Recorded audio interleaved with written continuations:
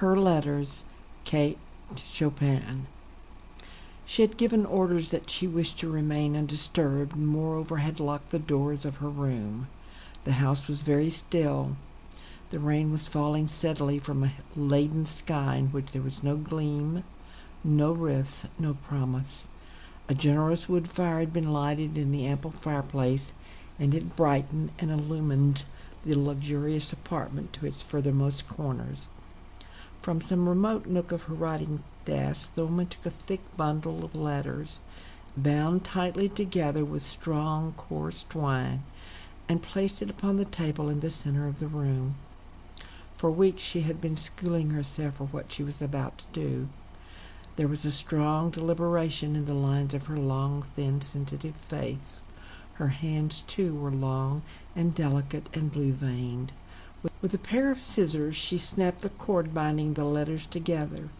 Thus released, the ones which were topmost slid down to the table, and she, with a quick movement, thrust her fingers among them, scattering and turning them over till they quite covered the broad surface of the table. Before her were envelopes of various sizes and shapes, all of them addressed in the handwriting of one man and one woman. He had sent her letters all back to her one day, when, sick with dread of possibilities, she had asked to have them returned. She had meant then to destroy them all, his and her own. That was 4 years ago, and she had been feeding upon them ever since. They had sustained her, she believed, and kept her spirit from perishing utterly. Now the day had come when the premonition of danger could no longer remain unheeded. She knew that before many months were past she would have to part from her treasure, leaving it unguarded. She shrank from inflicting the pain, the anguish which the discovery of these letters would bring to others, to one above all who was near to her, and whose tenderness and years of devotion had made him in a manner dear to her. She calmly selected a letter at random from the pile and cast it into the roaring fire. A second one followed almost as calmly. With the third, her hand began to tremble, when in a sudden paroxysm she cast a fourth, a fifth, and a sixth into the flames in breathless succession. Then she stopped and began to pant, for she was far from strong, and she stayed staring into the fire with pained and savage eyes. Oh, what had she done? What had she not done? With feverish apprehension she began to search among the letters before her. Which of them had she so ruthlessly, so cruelly put out of her existence? Heaven grant not the first, that very first one written before they had learned or dared to say to each other, "I love you." No, there it was, safe enough. She laughed with pleasure and held it to her lips. What if that other most precious and most imprudent one was missing, in which every word of untempered passion had long ago eaten its way into her brain, and which stirred her still today, as it had done 100 times before when she thought of it? She crushed it between her palms when she found it. She kissed it again and again. With her sharp white teeth she tore the far corner from the letter where the name was written. She bit the torn scrap and tasted it between her lips and upon her tongue like some God-given morsel. What unbounded thankfulness she felt at not having destroyed them all. How desolate and empty would have been her remaining days without them, with only her thoughts, elusive thoughts that she could not hold in her hands and press as she did these to her cheeks and her heart. This man had changed the water in her veins to wine, whose taste had brought delirium to both of them. It was all won and past now, save for these letters that she held encircled in her arms. She stayed breathing softly and contentedly, and with the hectic cheek resting upon them. She was thinking of a way to keep them without possible ultimate injury to that other one, whom they would stab more cruelly than keen knife blades. At last she felt the way. It was a way that frightened and bewildered her to think of at first, but she had reached it by deduction, too sure to admit of doubt. She meant, of course, to destroy them herself before the end came, But how does the end come, and when? Who can tell? She would guard again the possibility of accident by leaving them in charge of the very one who, above all, should be spared a knowledge of their contents. She roused herself from the stupor of thought and gathered the scattered letters once more together, binding them again with a tough twine. She wrapped the compact bundle in a tight sheet of white polished paper. Then she wrote in ink upon the back of it in large, firm characters, "I leave this package to the care of my husband. With perfect faith in his loyalty and his love, I ask him to destroy it unopened." It was not sealed. Only a bit of string held the wrapper, which she could remove and replace at will whenever the humor came to her to pass an hour in some intoxicating dream of the days when she felt she had lived. If he had come upon that bundle of letters in the first flush of his poignant sorrow, there would not have been an instant's hesitancy. To destroy it promptly and without question would have seemed a welcome expression of devotion, a way of reaching her, of crying out his love to her while the world was still filled with the illusion of her presence. But months had passed since that spring day when they had found her stretched upon the floor, clutching the key of her writing desk, which she appeared to have been attempting to reach when death overtook her. The day was much like that day a year ago when the leaves were falling and the rain pouring steadily from the leaden sky which held no gleam, no promise. He had happened accidentally upon the package in that remote nook of her desk. Just as she herself had done a year ago, he carried it to the table and laid it down there, staring with puzzled eyes at the message which confronted him. "I leave this package to the care of my husband. With perfect faith in his loyalty and his love, I ask him to destroy it unopened." She had made no mistake. Every line of his face, no longer young, spoke loyalty and honesty, and his eyes were as faithful as a dog's and as loving. He was a tall, powerful man, standing there in the firelight, with shoulders that stooped a little, and hair that was growing somewhat thin and gray, and a face that was distinguished, and must have been handsome when he smiled. But he was slow. "Destroy it unopened," he reread, half aloud. "But why unopened?" He took the package again in his hands, and turning it about and feeling it, discovered that it was composed of many letters tightly packed together. So here were her letters which she was asking him to destroy unopened. She had never seemed in her lifetime to have had a secret from him. He knew her to have been cold and passionless, but true, and watchful of his comfort and his happiness. Might he not be holding in his hands the secret of some other one which had been confided to her and which she had promised to guard? But no, she would have indicated the fact by some additional line or word. The secret was her own, something contained in these letters, and she wanted it to die with her.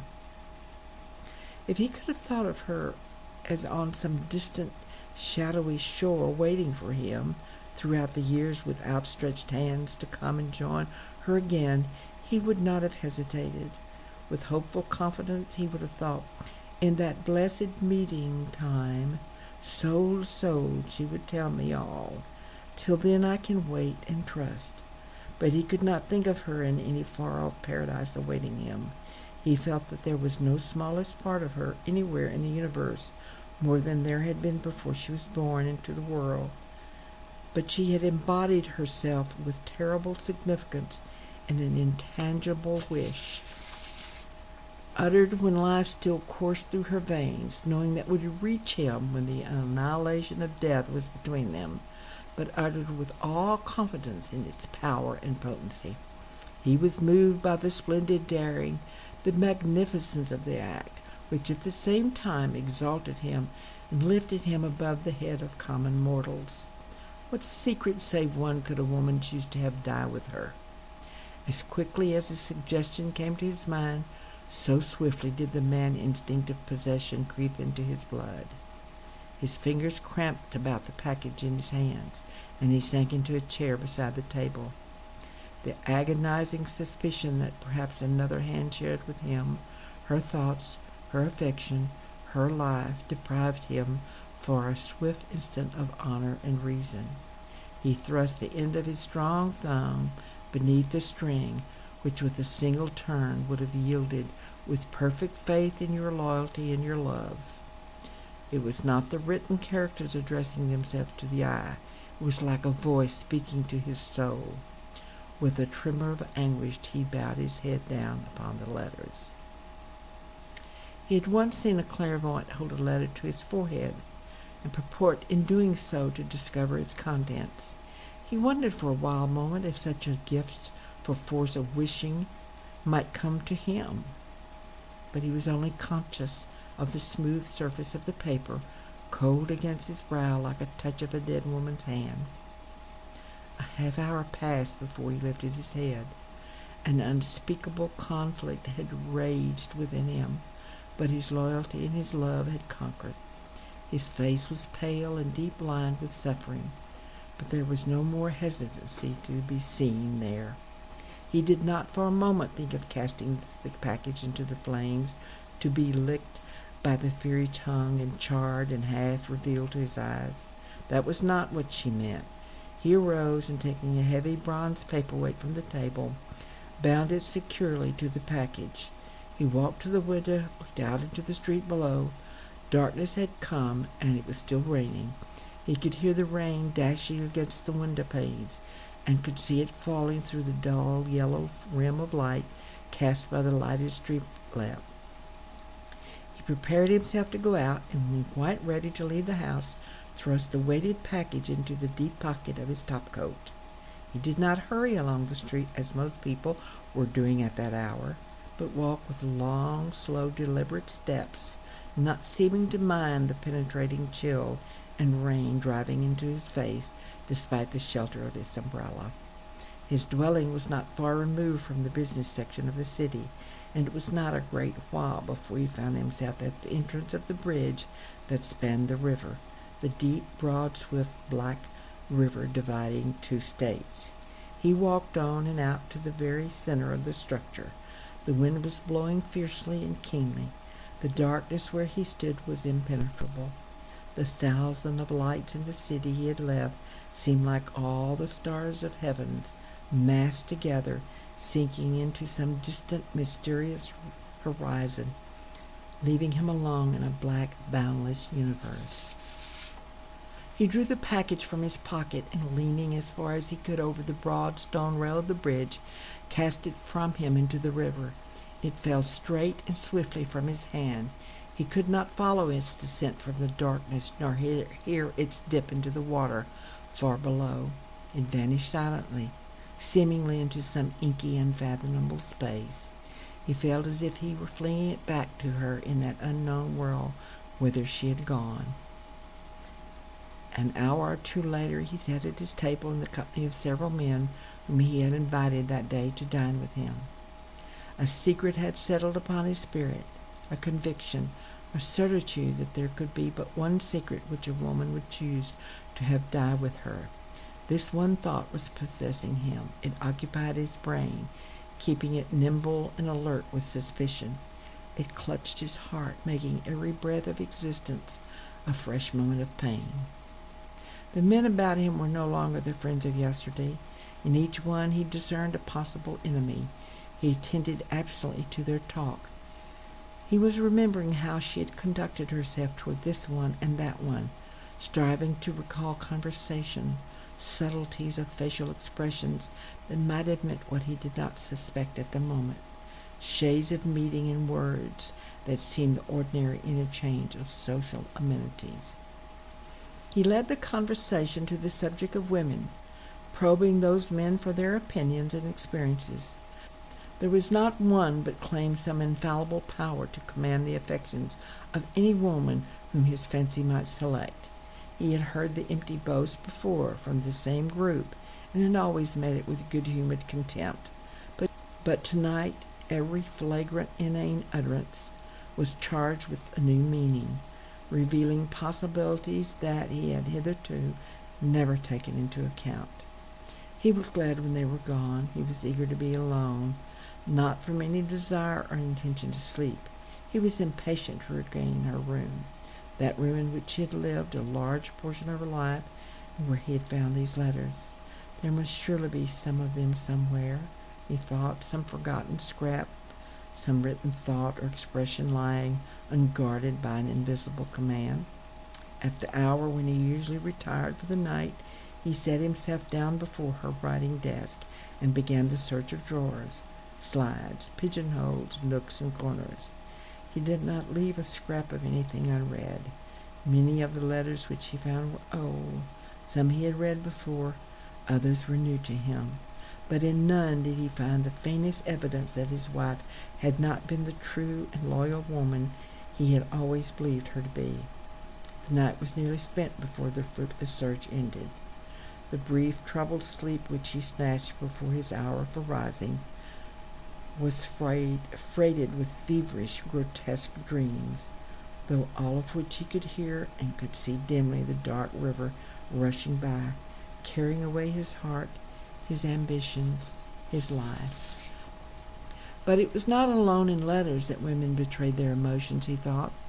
Often he had known them, especially when in love, to mark fugitive sentimental passages in books of verse or prose, thus expressing and revealing their own hidden thought. Might she not have done this? Then began a second and far more exhausting and arduous quest than the first, turning page by page the volumes that crowded her room. Books of fiction, poetry, philosophy. She had read them all, but nowhere by the shadow of a sign could he find that the author had echoed the secrets of her existence, the secret which he had held in his hands and had cast into the river. He began cautiously and gradually to question this one and that one, striving to learn by indirect ways which each had thought of her. For the most he learned she had been unsympathetic because of her coldness of manner. One had admired her intellect, another her accomplishments. A third had thought her beautiful before disease claimed her, regretting, however, that her beauty had lacked warmth of color and expression. She was praised by some for gentleness and kindness, and by others for cleverness and tact. Oh, it was useless to try to discover anything from men. He might have known. It was women who would talk of what they knew. They did talk unreservedly. Most of them had loved her. Those who had not had held her in respect and esteem. And yet, there is but one secret which a woman would choose to have die with her, was the thought which continued to haunt him and deprive him of rest. Days and nights of uncertainty began slowly to unnerve him and torture him. An assurance of the worst that he dreaded would have offered him peace most welcome, even at the price of happiness. It seemed no longer of any moment to him that men should come and go, and fall or rise in the world, and wed and die. It did not signify if money came to him by a turn of chance or eluded him. Empty and meaningless seemed to him all devices which the world offers for men's entertainment. The food and the drink set before him had lost their flavor. He did not longer know or care if the sun shone or the clouds lowered him. A cruel hazard had struck him there where he was weakest, shattering his whole being, leaving him with but one wish in his soul, one gnawing desire to know the mystery which he had held in his hands and cast into the river. One night, when there was no star shining, he wandered restlessly upon the streets. He no longer sought to know from men or women what they dared not or could not tell him. Only the river knew. He went and stood again upon the bridge where he had stood many an hour since that night when the darkness then had closed around him and engulfed his manhood. Only the river knew. It babbled, and he listened to it, and told him nothing, but it promised all. He could hear it promising him with caressing voice peace and sweet repose. He could hear the sweep, the song of the water inviting him. A moment more, and he had gone to seek her and to join her and her secret thought in the immeasurable rest.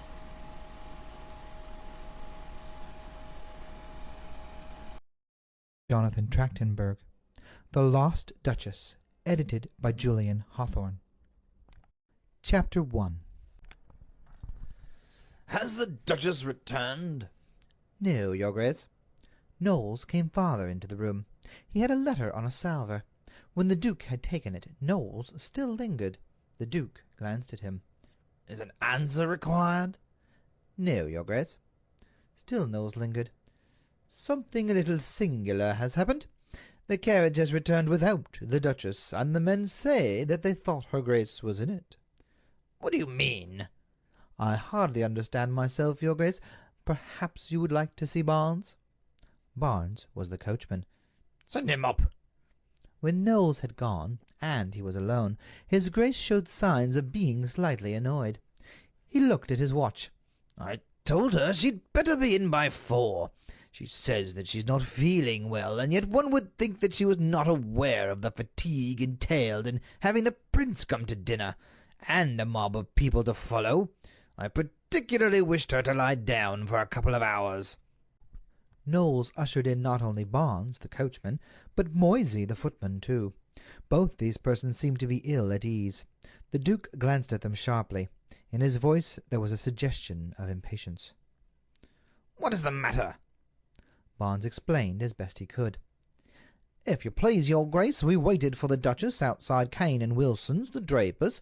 The Duchess came out, got into the carriage, and Moisey shut the door, and her Grace said home, and yet when we got home she wasn't there." "She wasn't where?" "Her Grace wasn't in the carriage, Your Grace." "What on earth do you mean? Her Grace did get into the carriage. You shut the door, didn't you?" Barnes turned to Moisey. Moisey brought his hand up to his brow in a sort of military salute. He had been a soldier in the regiment in which, once upon a time, the Duke had been a subaltern. "She did. The Duchess came out of the shop. She seemed rather in a hurry, I thought. She got into the carriage, and she said, 'Home, Moisey.' I shut the door, and Bairns drove straight home. We never stopped anywhere, and we never noticed nothing happen on the way, and yet when we got home the carriage was empty." The Duke started. "Do you mean to tell me that the Duchess got out of the carriage while you were driving full pelt through the streets without saying anything to you, and without you noticing it?" "The carriage was empty when we got home, Your Grace." "Was either of the doors open?" "No, Your Grace." "You fellows have been up to some infernal mischief. You've made a mess of it. You never picked up the Duchess, and you're trying to palm this tale off on me to save yourselves." Barnes was moved to adjuration. "I'll take my Bible oath, Your Grace, that the Duchess got into the carriage outside Kane and Wilson's." Moisey seconded his colleague. "I will swear to that, Your Grace. She got into that carriage, and I shut the door, and she said, 'Home, Moisey.'" The Duke looked as if he did not know what to make of the story and its tellers. "What carriage did you have?" "Her Grace's brougham, Your Grace." Knowles interposed. "The brougham was ordered because I understood the Duchess was not feeling very well, and there's rather a high wind, Your Grace." The Duke snapped at him. "What has that to do with it? Are you suggesting that the Duchess was more likely to jump out of a brougham while it was dashing through the streets than out of any other kind of vehicle?" The Duke's glance fell on the letter which Knowles had brought him when he first had entered. He had placed it on his writing-table. Now he took it up. It was addressed, "To His Grace the Duke of Datchet. Private, very pressing." The name was written in a fine, clear, almost feminine hand. The words in the left-hand corner of the envelope were written in a different hand. They were large and bold, almost as though they had been painted with the end of the penholder instead of being written with the pen. The envelope itself was of an unusual size, and bulged out as though it contained something else besides a letter. The Duke tore the envelope open. As he did so, something fell out of it onto the writing-table. It looked as though it was a lock of a woman's hair. As he glanced at it, the Duke seemed to be a trifle startled. The Duke read the letter. "Your Grace will be so good as to bring £500 in gold to the Piccadilly end of the Burlington Arcade within an hour of the receipt of this. The Duchess of Datchet has been kidnapped. An imitation duchess got into the carriage, which was waiting outside Cane and Wilson's, and she alighted on the road. Unless your grace does as you are requested, the Duchess of Datchet's left-hand little finger will be at once cut off, and sent home in time to receive the prince to dinner. Other portions of her grace will follow. A lock of her grace's hair is enclosed with this as an earnest of our good intentions. Before 5:30 p.m. your grace is requested to be at the Piccadilly end of the Burlington Arcade with £500 in gold. You will there be accosted by an individual in a white top hat, and with a gardenia in his buttonhole. You will be entirely at liberty to give him into custody, or to have him followed by the police, in which case the Duchess's left arm, cut off at the shoulder, will be sent home for dinner, not to mention other extremely possible contingencies. But you are advised to give the individual in question the £500 in gold, because in that case the Duchess herself will be home in time to receive the prince to dinner, and with one of the best stories with which to entertain your distinguished guests they ever heard. Remember, not later than 5:30, unless you wish to receive her grace's little finger. The Duke stared at this amazing epistle when he had read it, as though he found it difficult to believe the evidence of his eyes. He was not a demonstrative person, as a rule, but this little communication astonished even him. He read it again, then his hands dropped to his sides, and he swore. He took up the lock of hair which had fallen out of the envelope. Was it possible that it could be his wife's, the Duchess? Was it possible that a Duchess of Datchet could be kidnapped, in broad daylight, in the heart of London, and be sent home, as it were, in pieces? Had sacrilegious hands already been playing pranks with that great lady's hair? Certainly that hair was so like her hair that the mere resemblance made his grace's blood run cold. He turned on Messrs. Barnes and Moysey as though he would have liked to rend them. "You scoundrels!" He moved forward as though the intention had entered his ducal heart to knock his servants down. But if that were so, he did not act quite up to his intention. Instead, he stretched out his arm, pointing at them as if he were an accusing spirit. "Will you swear that it was the Duchess who got into the carriage outside Cane and Wilson's?" Barnes began to stammer. "I'll swear, your grace, that I thought—" The Duke stormed an interruption. "I don't ask what you thought. I ask you, will you swear it was?" The Duke's anger was more than Barnes could face. He was silent.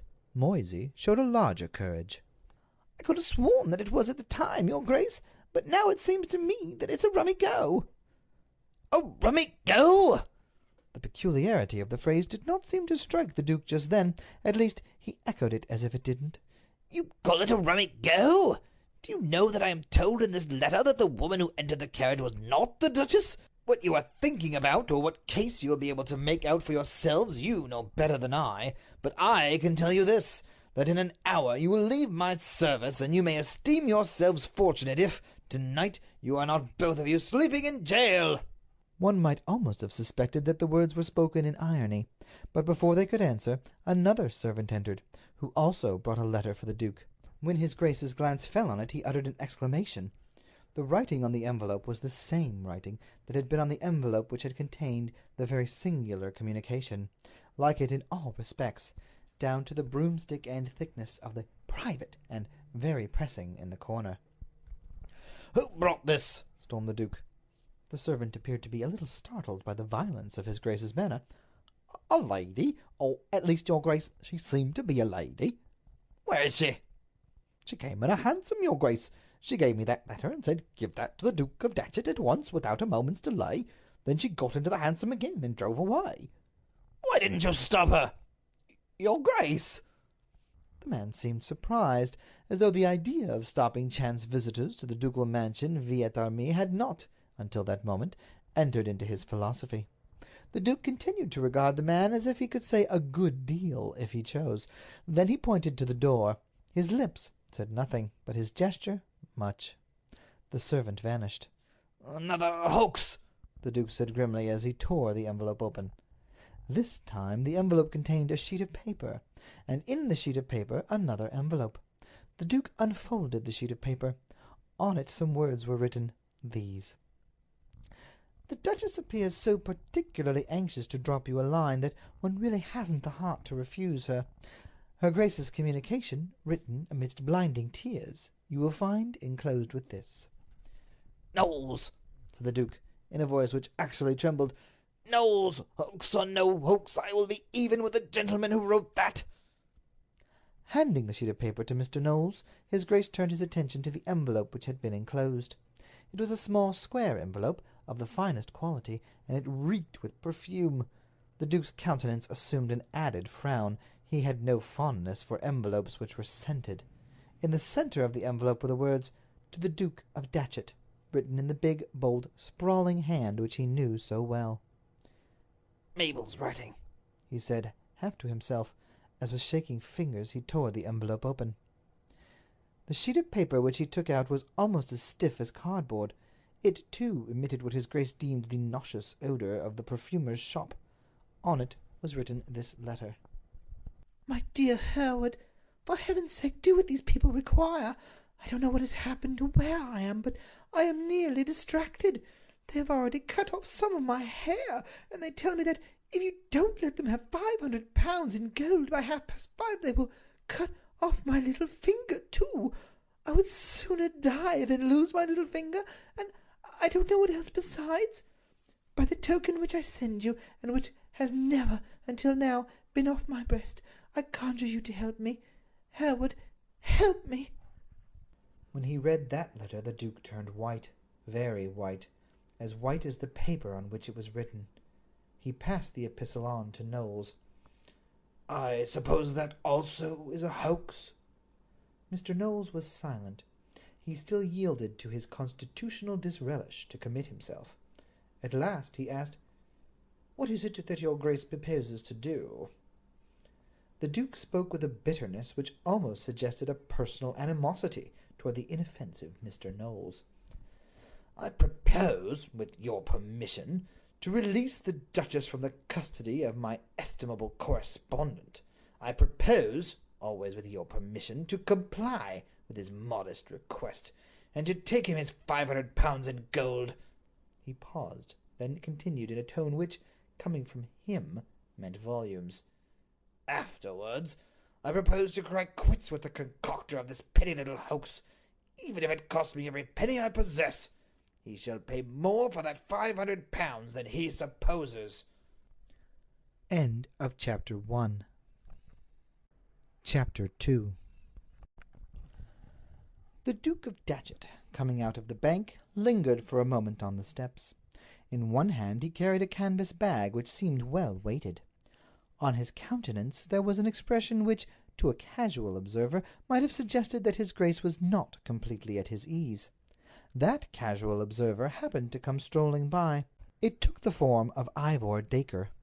Mr. Dacre looked at the Duke of Datchet up and down in that languid way he has. He perceived the canvas bag. Then he remarked, possibly intending to be facetious, "Been robbing the bank? Shall I call a cart?" Nobody minds what Ivor Dacre says. Besides, he is the Duke's own cousin, perhaps a little removed, still, there it is. So the Duke smiled a sickly smile, as if Mr. Dacre's delicate wit had given him a passing touch of indigestion. Mr. Dacre noticed that the Duke looked sallow, so he gave his pretty sense of humor another airing. "Kitchen boiler burst? When I saw the Duchess just now, I wondered if it had." His Grace distinctly started. He almost dropped the canvas bag. "You saw the Duchess just now, Ivor? When?" The Duke was evidently moved. Mr. Dacre was stirred to languid curiosity. "I can't say I clocked it. Perhaps half an hour ago, maybe a little more." "Half an hour ago, are you sure? Where did you see her?" Mr. Dacre wondered. The Duchess of Datchet could scarcely have been eloping in broad daylight. Moreover, she had not yet been married a year. Everyone knew that she and the Duke were still as fond of each other as if they were not man and wife. So, although the Duke, for some cause or other, was evidently in an odd state of agitation, Mr. Dacre saw no reason why he should not make a clean breast of all he knew. "She was going like blazes in a hansom cab." "In a hansom cab? Where?" "Down Waterloo Place." "Was she alone?" Mr. Dacre reflected. He glanced at the Duke out of the corners of his eyes. His languid utterance became a positive drawl. "I rather fancy that she wasn't. Who was with her?" "My dear fellow, if you were to offer me the bank, I couldn't tell you." "Was it a man?" Mr. Dacre's drawl became still more pronounced. "I rather fancy that it was." Mr. Dacre expected something. The Duke was so excited. But he by no means expected what actually came. "Ivor, she's been kidnapped." Mr. Dacre did what had never been known to do before within the memory of man. He dropped his eyeglasses. "Datchet! She has! Some scoundrel has decoyed her away and trapped her. He's already sent me a lock of her hair, and he tells me that if I don't let him have £500 in gold by 5:30, he'll let me have her little finger." Mr. Dacre did not know what to make of his Grace at all. He was a sober man. It couldn't be that. Mr. Dacre felt really concerned. "I'll call a cab, old man, and you'd better let me see you home." Mr. Dacre half raised his stick to hail a passing hansom. The Duke caught him by the arm. "You ass! What do you mean? I'm telling you the simple truth. My wife's been kidnapped." Mr. Dacre's countenance was a thing to be seen and remembered. "Oh, I hadn't heard that there was much of that sort of thing about just now. They talk of poodles being kidnapped, but as for duchesses, you'd really better let me call that cab." "Ivor, do you want me to kick you? Don't you see that to me it's a question of life and death? I've been in there to get the money." His Grace motioned toward the bank. "I'm going to take it to the scoundrel who has my darling at his mercy. Let me but have her hand in mine again, and he shall continue to pay for every sovereign with tears of blood until he dies." "Look here, Datchet, I don't know if you're having a joke with me, or if you're not well." The Duke stepped impatiently into the roadway. "Ivor, you're a fool! Can't you tell jest from earnest, health from disease? I'm off. Are you coming with me? It would be as well that I should have a witness." "Where are you off to?" "To the other end of the arcade." "Who is the gentleman you expect to have the pleasure of meeting there?" "How should I know?" The Duke took a letter from his pocket. It was the letter which had just arrived. "The fellow is to wear a white top hat and a gardenia in his buttonhole." "What is it you have there?" "It's the letter which brought the news. Look for yourself and see, but for God's sake make haste." His Grace glanced at his watch. "It's already 20 after 5. "And do you mean to say that on the strength of a letter such as this you are going to hand over £500 to—" The Duke cut Mr. Dacre short. "What are £500 to me? Besides, you don't know all. There is another letter, and I have heard from Mabel. But I will tell you all about that later. If you are coming, come." Folding up the letter, Mr. Dacre returned it to the Duke. "As you say, what are £500 to you? It's as well they are not as much to you as they are to me, or I'm afraid—" "Hang it, Ivor, do prose afterwards." The Duke hurried across the road. Mr. Dacre hastened after him. As they entered the arcade, they passed a constable. Mr. Dacre touched his companion's arm. "Don't you think we'd better ask our friend in blue to walk behind us? His neighborhood might be handy." "Nonsense!" The Duke stopped short. "Ivor, this is my affair, not yours. If you are not content to play the part of silent witness, be so good as to leave me." "My dear Datchet, I'm entirely at your service. I can be every whit as insane as you, I do assure you." Side by side they moved rapidly down the Burlington Arcade. The Duke was obviously in a state of the extremest nervous tension. Mr. Dacre was equally obviously in a state of the most supreme enjoyment. People stared as they rushed past. The Duke saw nothing. Mr. Dacre saw everything, and smiled. When they reached the Piccadilly end of the arcade, the Duke pulled up. He looked about him. Mr. Dacre also looked about him. "I see nothing of your white-hatted and gardenia buttonholed friend," said Ivor. The Duke referred to his watch. "It's not yet 5:30. I'm up to time." Mr. Dacre held his stick in front of him and leaned on it. He indulged himself with a beatific smile. "It strikes me, my dear old Datchet, that you've been the victim of one of the finest things in hoaxes. I hope I haven't kept you waiting." The voice which interrupted Mr. Dacre came from the rear. While they were looking in front of them, someone approached them from behind, apparently coming out of the shop, which was at their backs. The speaker looked a gentleman. He sounded like one, too. Costume, appearance, manner were beyond reproach, even beyond the criticism of two such keen critics as were these. The glorious attire of a London dandy was surmounted with a beautiful white top hat. In his buttonhole was a magnificent gardenia. In age the stranger was scarcely more than a boy, and a sunny-faced, handsome boy at that. His cheeks were hairless, his eyes were blue. His smile was not only innocent, it was bland. Never was there a more conspicuous illustration of that repose which stamps the caste of Vere de Vere. The Duke looked at him and glowered. Mr. Dacre looked at him and smiled. "Who are you?" asked the Duke. "Ah, that is the question." The newcomer's refined and musical voice breathed the very soul of affability. "I am an individual who is so unfortunate as to be in want of £500. "Are you the scoundrel who sent me that infamous letter?" The charming stranger never turned a hair. "I am the scoundrel mentioned in that infamous letter who wants to accost you at the Piccadilly end of the Burlington Arcade before 5:30, as witness my white hat and my gardenia." "Where's my wife?" The stranger gently swung his stick in front of him with his two hands. He regarded the Duke as a merry-hearted son might regard his father. The thing was beautiful. "Her Grace will be home almost as soon as you are, when you have given me the money which I perceive you have all ready for me in that scarcely elegant-looking canvas bag."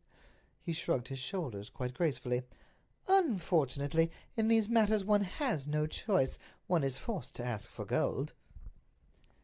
"And suppose, instead of giving you what is in this canvas bag, I take you by the throat and choke the life right out of you?" "Or suppose," amended Mr. Dacre, "that you do better, and commend this gentleman to the tender mercies of the first policeman we encounter." The stranger turned to Mr. Dacre. He condescended to become conscious of his presence. "Is this gentleman your Grace's friend? Ah, Mr. Dacre, I perceive. I have the honor of knowing Mr. Dacre, though possibly I am unknown to him." "You were, until this moment." With an airy little laugh, the stranger returned to the Duke. He brushed an invisible speck of dust off the sleeve of his coat.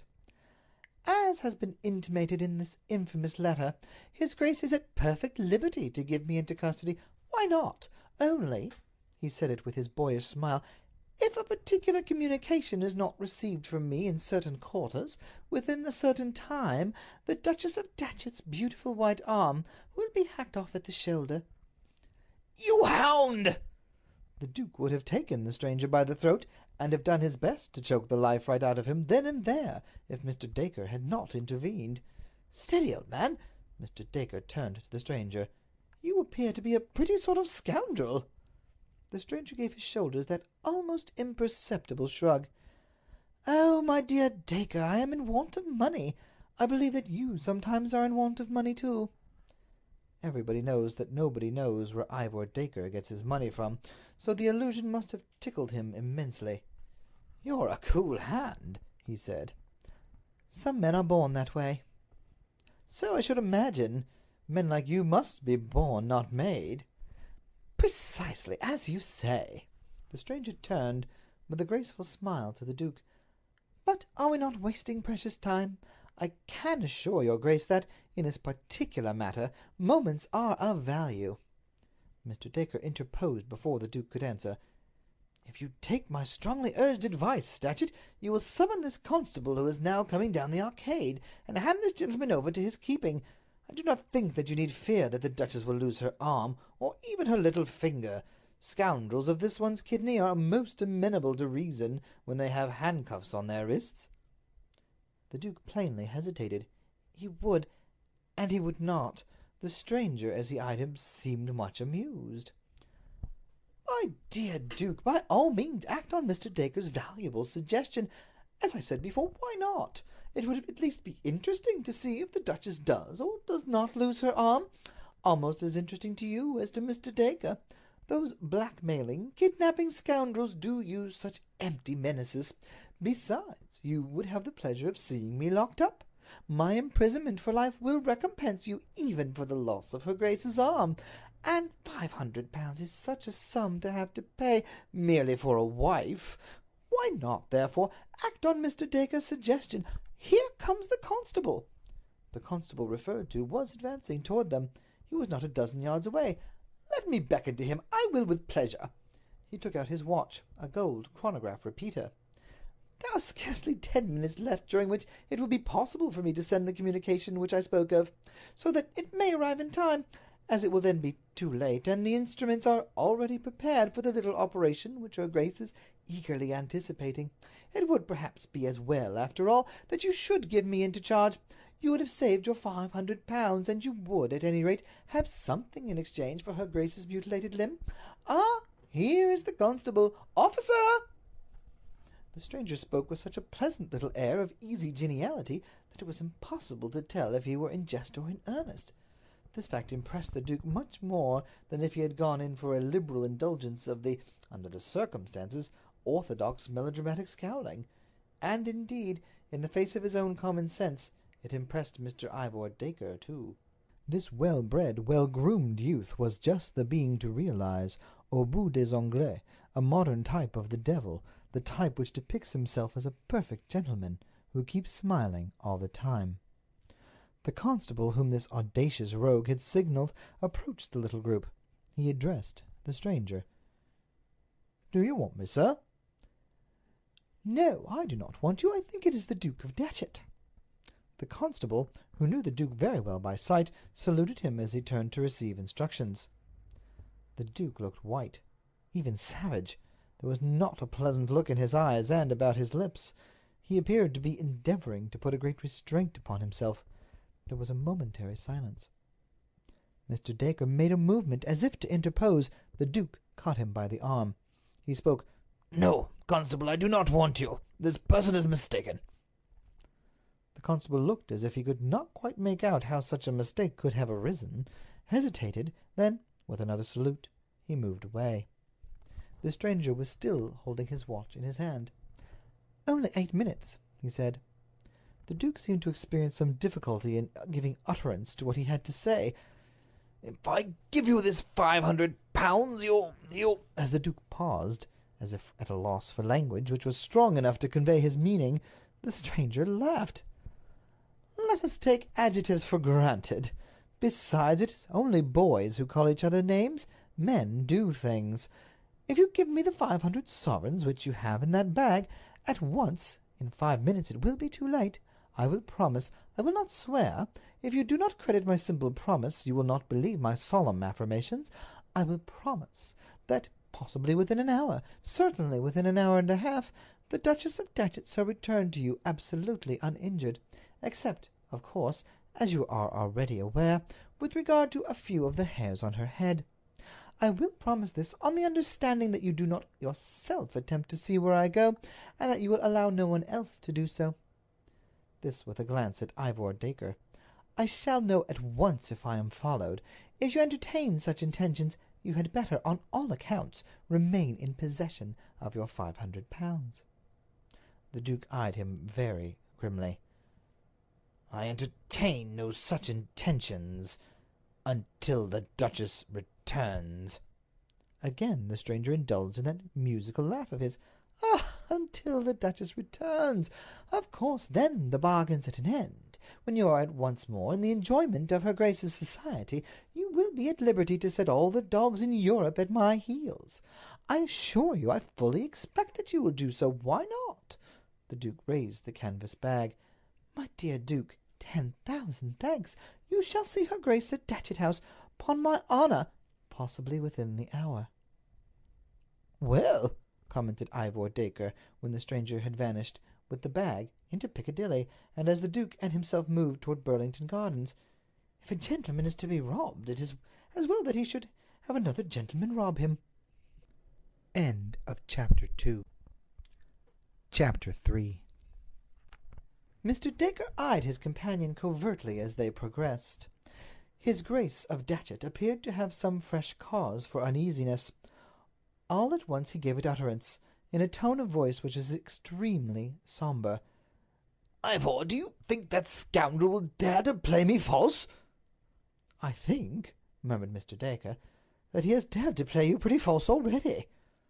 I don't mean that, but I mean how am I to know, now that he has his money, that he will not still keep Mabel in his clutches? There came an echo from Mr. Dacre. "Just so. How are you to know?" I believe that something of the sort has been done in the States.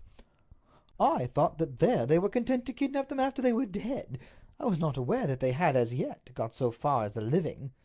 I believe I have heard of something just like this. "Possibly they are giants over there."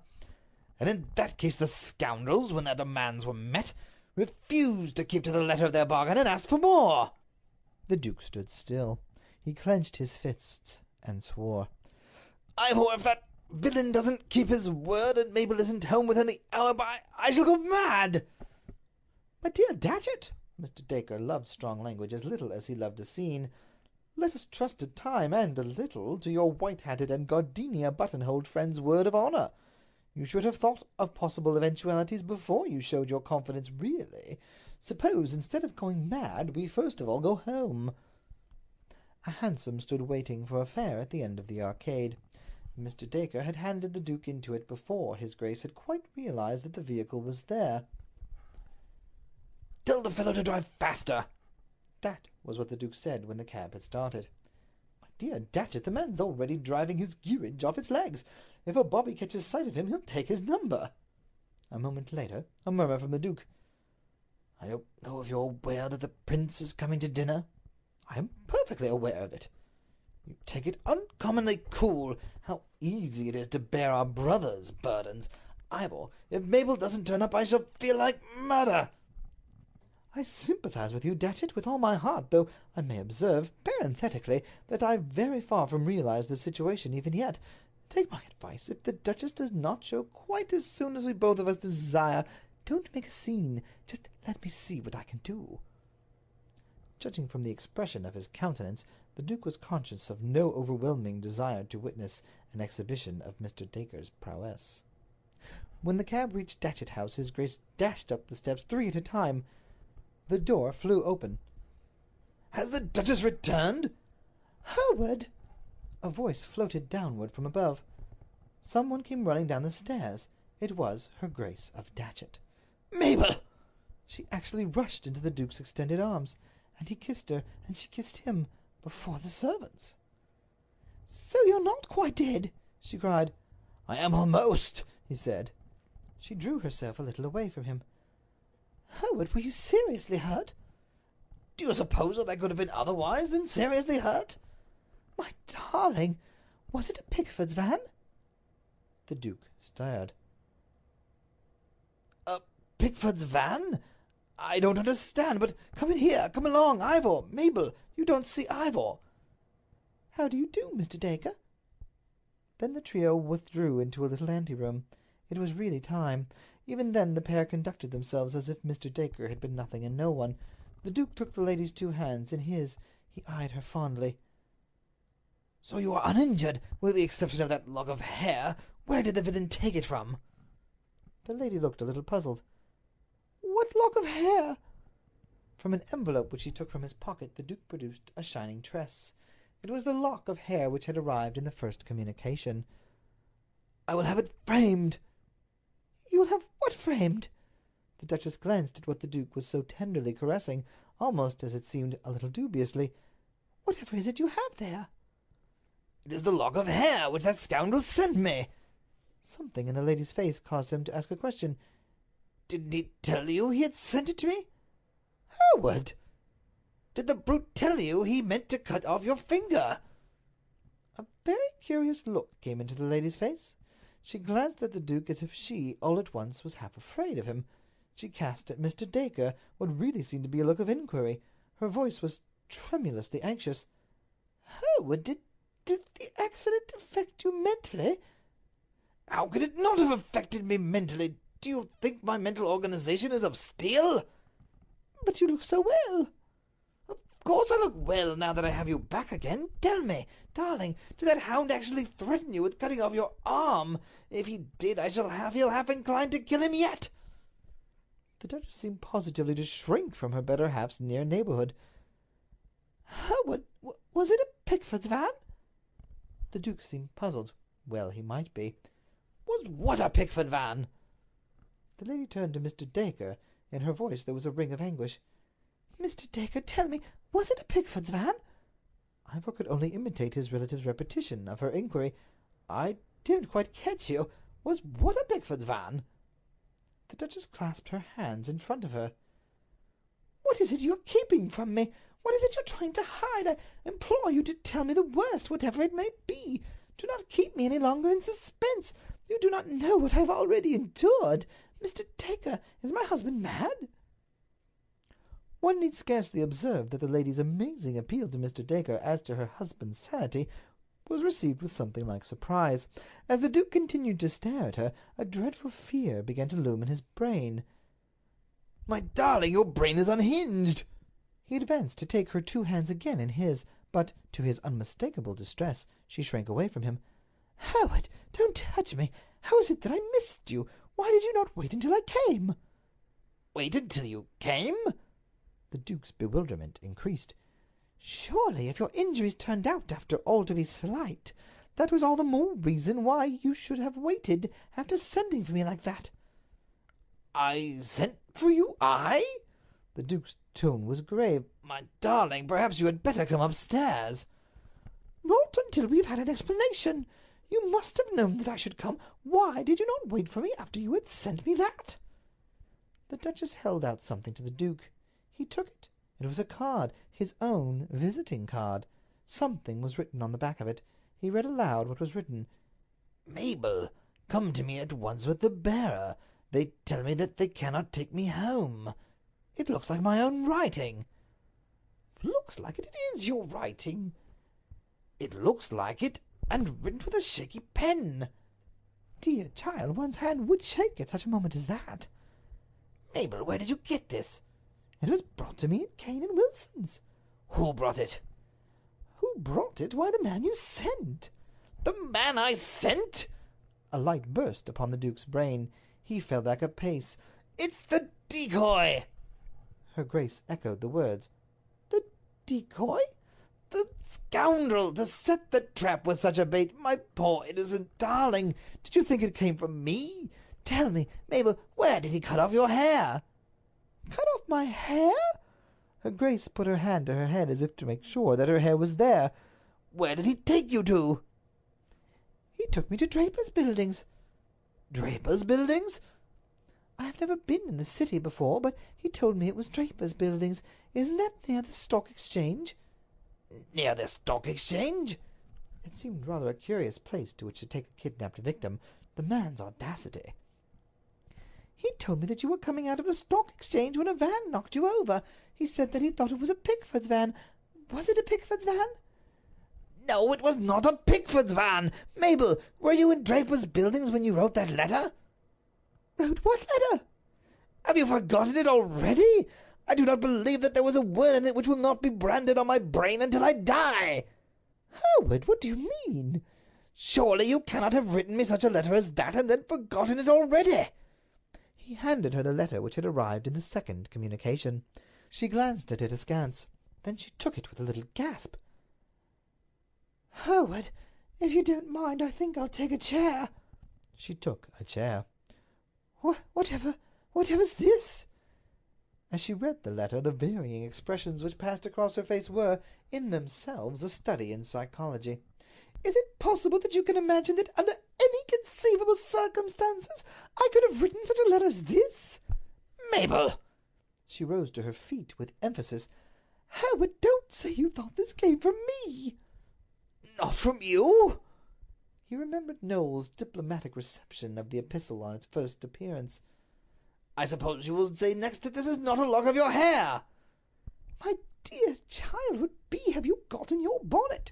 This a lock of my hair? Why, it's not the least bit like my hair." Which was certainly inaccurate. As far as color was concerned, it was an almost perfect match. The Duke turned to Mr. Dacre. Ivor, I've had to go through a good deal this afternoon. If I have to go through much more, something will crack." He touched his forehead. "I think it's my turn to take a chair." Not the one which the Duchess had vacated, but one which faced it. He stretched out his legs in front of him. He thrust his hands into his trouser pockets. He said, in a tone which was not gloomy, but absolutely gruesome, "Might I ask, Mabel, if you have been kidnapped?" "Kidnapped?" "The word I used was kidnapped, but I will spell it if you like, or I will get a dictionary, that you may see its meaning." The Duchess looked as if she was beginning to be not quite sure if she was awake or sleeping. She turned to Ivor. "Mr. Dacre, has the accident affected Hereward's brain?" The Duke took the words out of his cousin's mouth. "On that point, my dear, let me ease your mind. I don't know if you are under the impression that I should be in the same shape after a Pickford's van had run over me as I was before, but in any case I have not been run over by a Pickford's van. So far as I am concerned, there has been no accident.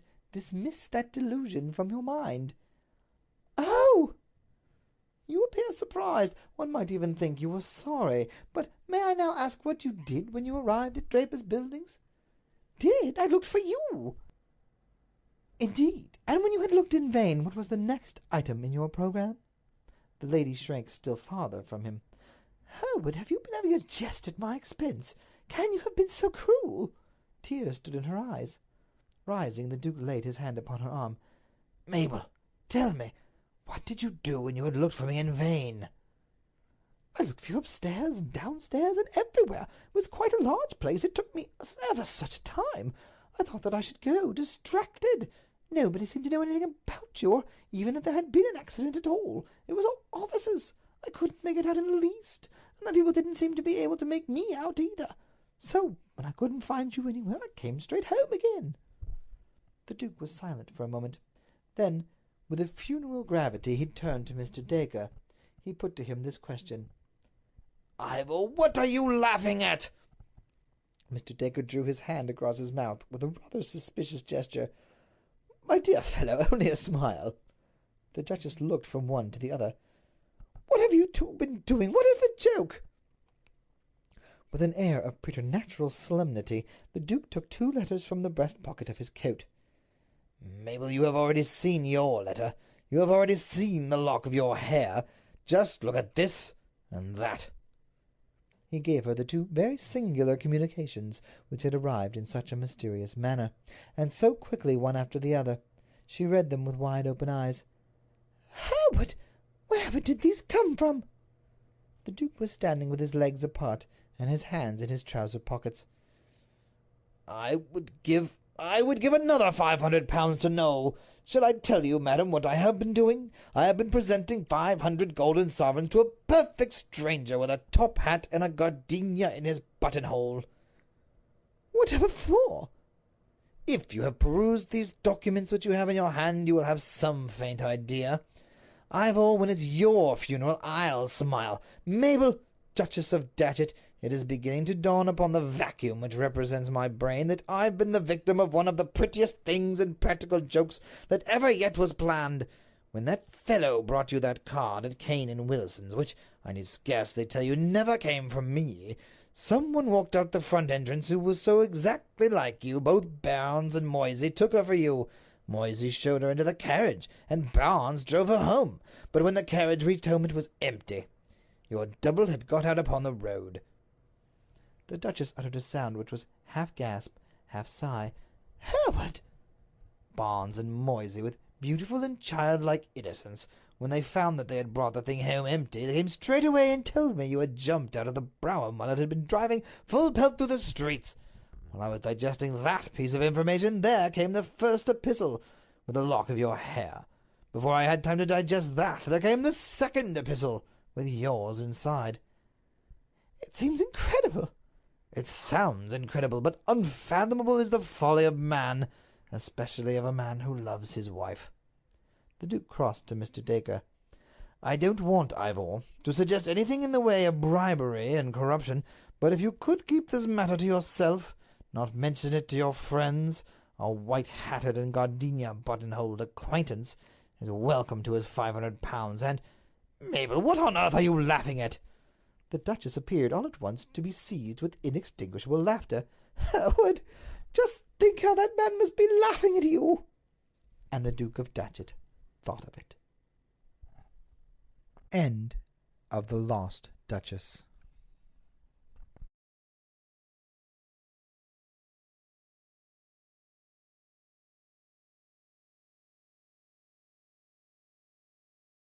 A man stood upon a railroad bridge in northern Alabama, looking down into the swift water 20 feet below. The man's hands were behind his back, the wrists bound with a rope. A rope closely encircled his neck. It was attached to a stout cross-timber above his head, and the slack fell to the level of his knees. Some loose boards laid upon the sleepers, supporting the metals of the railway, supplied a footing for him and his executioners, 2 private soldiers of the Federal Army, directed by a sergeant who in civil life may have been a deputy sheriff. At a short remove upon the same temporary platform was an officer in the uniform of his rank, armed. He was a captain. A sentinel at each end of the bridge stood with his rifle in the position known as support, that is to say, vertical in front of the left shoulder, the hammer resting on the forearm thrown straight across the chest, a formal and unnatural position, enforcing an erect carriage of the body. It did not appear to be the duty of these 2 men to know what was occurring at the center of the bridge. They merely blockaded the 2 ends of the foot planking that traversed it. Beyond one of the sentinels, nobody was in sight. The railroad ran straight away into a forest for 100 yards, then curving was lost to view. Doubtless there was an outpost farther along. The other bank of the stream was open ground, a gentle acclivity topped with a stockade of vertical tree trunks, loopholed for rifles, with a single embrasure through which protruded the muzzle of a brass cannon commanding the bridge. Midway of the slope between bridge and the fort were the spectators, a single company of infantry in line, at parade rest, the butts of the rifles on the ground, the barrels inclining slightly backward against the right shoulder, the hands crossed upon the stock. A lieutenant stood in the right of the lane, the point of his sword upon the ground, his left hand resting upon his right. Excepting the group of 4 at the center of the bridge, not a man moved. The company faced the bridge, staring stonily motionless. The sentinels facing the banks of the stream might have been statues to adorn the bridge. The captain stood with folded arms, silent, observing the work of his subordinates, but making no sign.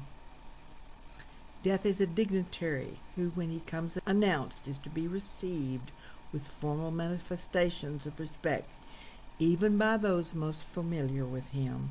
In the code of military etiquette, silence and fixity are forms of deference. The man who was engaged in being hanged was apparently about 35 years of age. He was a civilian, if one might judge from his habit, which was that of a planter. His features were good, a straight nose, firm mouth, broad forehead, from which his long dark hair was combed straight back, falling behind his ears to the collar of his well-fitting frock coat. He wore a mustache and a pointed beard, but no whiskers. His eyes were large and dark gray, and had a kindly expression which one would hardly have expected in one whose neck was in the hemp. The liberal military code makes provision for hanging many kinds of persons, and gentlemen were not excluded. The preparations being complete, the 2 private soldiers stepped aside, and each drew away the plank upon which he had been standing. The sergeant turned to the captain, saluted, and moved himself immediately behind that officer, who in turn moved apart one space. These movements left the condemned man and the sergeant standing on the 2 ends of the same plank, which spanned 3 of the cross ties of the bridge. The end upon which the civilian stood almost but not quite reached a 4th. This plank had been held in place by the weight of the captain. It was now held by that of the sergeant. At a signal from the former, the latter would step aside, the plank would tilt, and the condemned man go down between the 2 ties. The arrangement commended itself to his judgment as simple and effective. His face had not been covered, nor his eyes bandaged. He looked a moment at his unsteadfast footing, then let his gaze wander to the swirling waters of the stream racing madly beneath his feet. A piece of dancing driftwood caught his attention, and his eyes followed it down the stream. How slowly it appeared to move! What a sluggish stream! He closed his eyes in order to fix his last thoughts upon his wife and children. The water, touched to gold by the early sun, the brooding mist upon the banks at some distance down the stream, the fort, the soldiers, the piece of drift, all had distracted him, and now he became conscious of a new disturbance. Striking through the thought of his dear ones was a sharp sound which he could neither ignore nor understand, a distinct metallic percussion like the stroke of a blacksmith's hammer upon the anvil. It had the same ringing quality. He wondered what it was, and whether immeasurably distant or nearby. It seemed both. Its occurrence was regular, but as slow as the tolling of a death knell. He awaited each stroke with impatience, and he knew not why, apprehension. The interval of silence grew progressively longer. The delays became maddening. With their greatest infrequency, the sounds increased in strength and sharpness. They hurt his ears like the thrust of a knife. He feared he would shriek. What he heard was the ticking of his watch. He unclosed his eyes and saw again the water below him. If I could free my hands, he thought, I might throw off the noose and spring into the stream. By diving, I could evade the bullets, and swimming vigorously, reach the bank, take to the woods, and get away home. My home, thank God, is as yet outside their lines. My wife and little ones are still beyond the invaders' farthest advance. As these thoughts, which have heretofore set down in words, were flashed into the doomsman's brain, rather than evolved from it, the captain nodded to the sergeant, and the sergeant stepped aside. Peyton Farquhar was a well-to-do planter of an old and highly respected Alabama family. Being a slave owner, and like the other slave owners, a politician, he was naturally an original secessionist and ardently devoted to the Southern cause. Circumstances of an imperious nature, which it is unnecessary to relate here, had prevented him from taking service with the gallant army that had fought the disastrous campaigns ending with the fall of Corinth, and he chafed under the inglorious restraint, longing for the release of his energies, the larger life of the soldier, the opportunity for distinction. That opportunity, he felt, would come, as it comes to all in wartime. Meanwhile, he did what he could.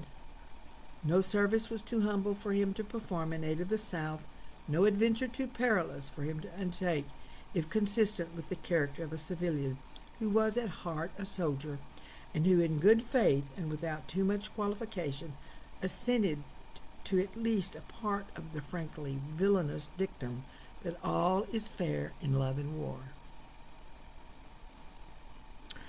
One evening, while Farquhar and his wife were sitting on a rustic bench near the entrance to his grounds, a gray-clad soldier rode up to the gate and asked for a drink of water. Miss Farquhar was only too happy to serve him with her own white hands. While she was fetching the water, her husband approached the dusty horseman and inquired eagerly for news from the front. "The Yanks are repairing the railroad," said the man, "and are getting ready for another advance. They have reached the Owl Creek Bridge, put it in order, and built a stockade on the north bank. The commandant has issued an order, which is posted everywhere, declaring that any civilian caught interfering with the railroad, its bridges, tunnels, or trains will be summarily hanged." I saw the order. "How far is it to the Owl Creek Bridge?" Farquhar asked. "Oh, about 30 miles. Is there no force on this side of the creek?" "Only a picket post half a mile out on the railroad and a single sentinel in this end of the bridge." "Suppose a man, a civilian and a student of hanging, should elude the picket post and perhaps get the better of the sentinel," said Farquhar, smiling. "What would he accomplish?" The soldier reflected. "I was there a month ago," he replied. "I observed that the flood of last winter had lodged a great quantity of driftwood against the wooden pier at this end of the bridge. It is now dry and would burn like tow. The lady had now brought the water, which the soldier drank. He thanked her ceremoniously, bowed to her husband, and rode away. An hour later, after nightfall, he repassed the plantation, going northward in the direction from which he had come. He was a Federal scout. As Peyton Farquhar fell straight downward through the bridge, he lost consciousness and was as one already dead. From this date he was awakened, ages later it seemed to him, by the pain of a sharp pressure upon his throat, followed by a sense of suffocation. Keen, poignant agony seemed to shoot from his neck downward through every fiber of his body and limbs. These pains appeared to flash along well-defined lines of ramification and to beat with an inconceivably rapid periodicity. They seemed like streams of pulsating fire, heating him to an intolerable temperature. As to his head, he was conscious of nothing but a feeling of fullness, of congestion. These sensations were unaccompanied by thought. The intellectual part of his nature was already effaced. He had power only to feel, and feeling was torment. He was conscious of motion, unencompassed in a luminous cloud from which he was now merely the fiery heart, without material substance. He swung through unthinkable arcs of oscillation like a vast pendulum. Then all at once, with terrible suddenness, the light about him shot upward with the noise of a loud splash. A frightful roaring was in his ears, and all was cold and dark. The power of thought was restored. He knew that the rope had broken, and he had fallen into the stream. There was no additional strangulation. The noose about his neck was already suffocating him, and kept the water from his lungs. To die of hanging at the bottom of a river? The idea seemed to him ludicrous. He opened his eyes in the darkness, and saw above him a gleam of light, but how distant, how inaccessible. He was still sinking, for the light became fainter and fainter until it was a mere glimmer. Then it began to grow and brighten, and he knew that he was rising toward the surface, knew it with reluctance, for he was now very comfortable. To be hanged and drowned, he thought, that is not so bad, but I do not wish to be shot. No, I will not be shot. That is not fair. He was not conscious of an effort, but a sharp pain in his wrist apprised him that he was trying to free his hands. He gave the struggle his attention, as an idler might observe the feat of a juggler, without interest in the outcome. What splendid effort! What magnificent, what superhuman strength! Ah, that was a fine endeavor. Bravo! The card fell away, his arms parted and floated upward, the hands dimly seen on each side in the growing light. He watched them with a new interest as first one and then the other pounced upon the noose at his neck. They tore it away and thrust it fiercely aside, its undulations resembling those of a water snake. "Put it back! Put it back!" He thought he shouted these words to his hands, for the undoing of the noose had been succeeded by the direst pang that he had yet experienced. His neck ached horribly, his brain was on fire, his heart, which had been fluttering faintly, gave a great leap, trying to force itself out at his mouth. His whole body was racked and wretched with an insupportable anguish. But his disobedient hands gave no heed to the command. They beat the water vigorously with quick downward strokes, forcing him to the surface. He felt his head emerge. His eyes were blinded by the sunlight. His chest expanded convulsively, and with a supreme and crowning agony, his lungs engulfed a great draught of air, which instantly he expelled in a shriek. He was now in full possession of his physical senses. They were indeed preternaturally keen and alert. Something in the awful disturbance of his organic system had so exalted and refined them that they made record of things never before perceived. He felt the ripples upon his face and heard their separate sounds as they struck. He looked at the forest on the bank of the stream, saw the individual trees, the leaves and the veining of each leaf, saw the very insects upon them, the locusts, the brilliant-bodied flies, the gray spiders stretching their webs from twig to twig. He noted the prismatic colors in all the dewdrops upon a million blades of grass, the humming of the gnats that danced above the eddies of the stream, the beating of the dragonfly wings, the strokes of the water spider's legs, like oars which had lifted their boat. All these made audible music. A fish slid along beneath his eyes, and he heard the rush of his body parting the water. He had come to the surface, facing down the stream. In a moment the visible world seemed to wheel slowly round himself, the pivotal point, and he saw the bridge, the fort, the two soldiers upon the bridge, the captain, the sergeant, the two privates, his executioners. They were in silhouette against the blue sky. They shouted and gesticulated, pointing at him. The captain has drawn his pistol, but did not fire. The others were unarmed. Their movements were grotesque and horrible, their forms gigantic. Suddenly he heard a sharp report, and something struck the water smartly within a few inches of his head, splattering his face with spray. He heard a second report and saw one of the sentinels with his rifle at his shoulder, a light cloud of blue smoke rising from the muzzle. The man in the water saw the eye of the man on the bridge, gazing into his own through the sights of the rifle. He observed that it was a gray eye, and remembered having read that gray eyes were keenest, and that all famous marksmen had them. Nevertheless, this one had missed. A counter swirl had caught Farquhar and turned him half around. He was again looking into the forest on the bank opposite the fort.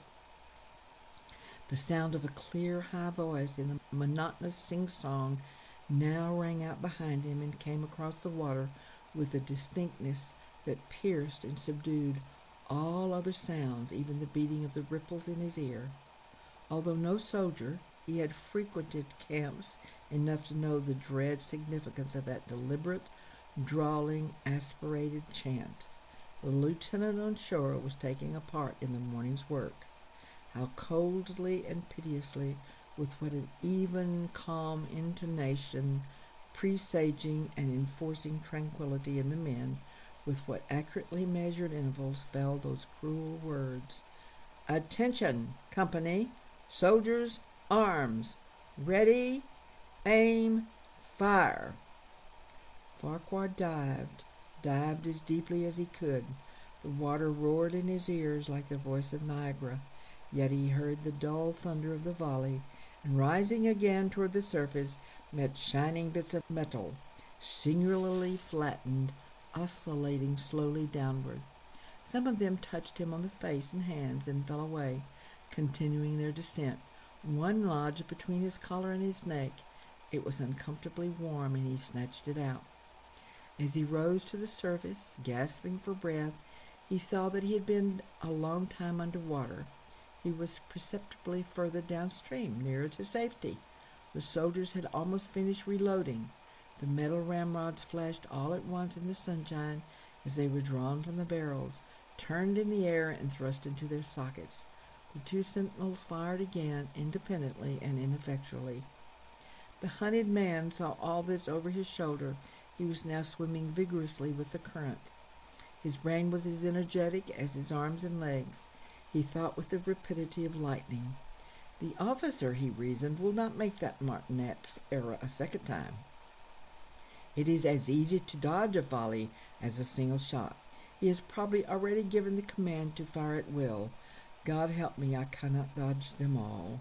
An appalling splash within 2 yards of him was followed by a loud rushing sound, which seemed to travel back through the air to the fort, and died in an explosion which stirred the very river to its depths. A rising sheet of water curved over him, fell down upon him, blinded him, and strangled him. The cannon had taken a hand in the game. As he shook his head free from the commotion of the smitten water, he heard the deflected shot humming through the air ahead, and in an instant it was cracking and smashing the branches in the forest beyond. They will not do that again, he thought. The next time they will use a charge of grape. I must keep my eye upon the gun.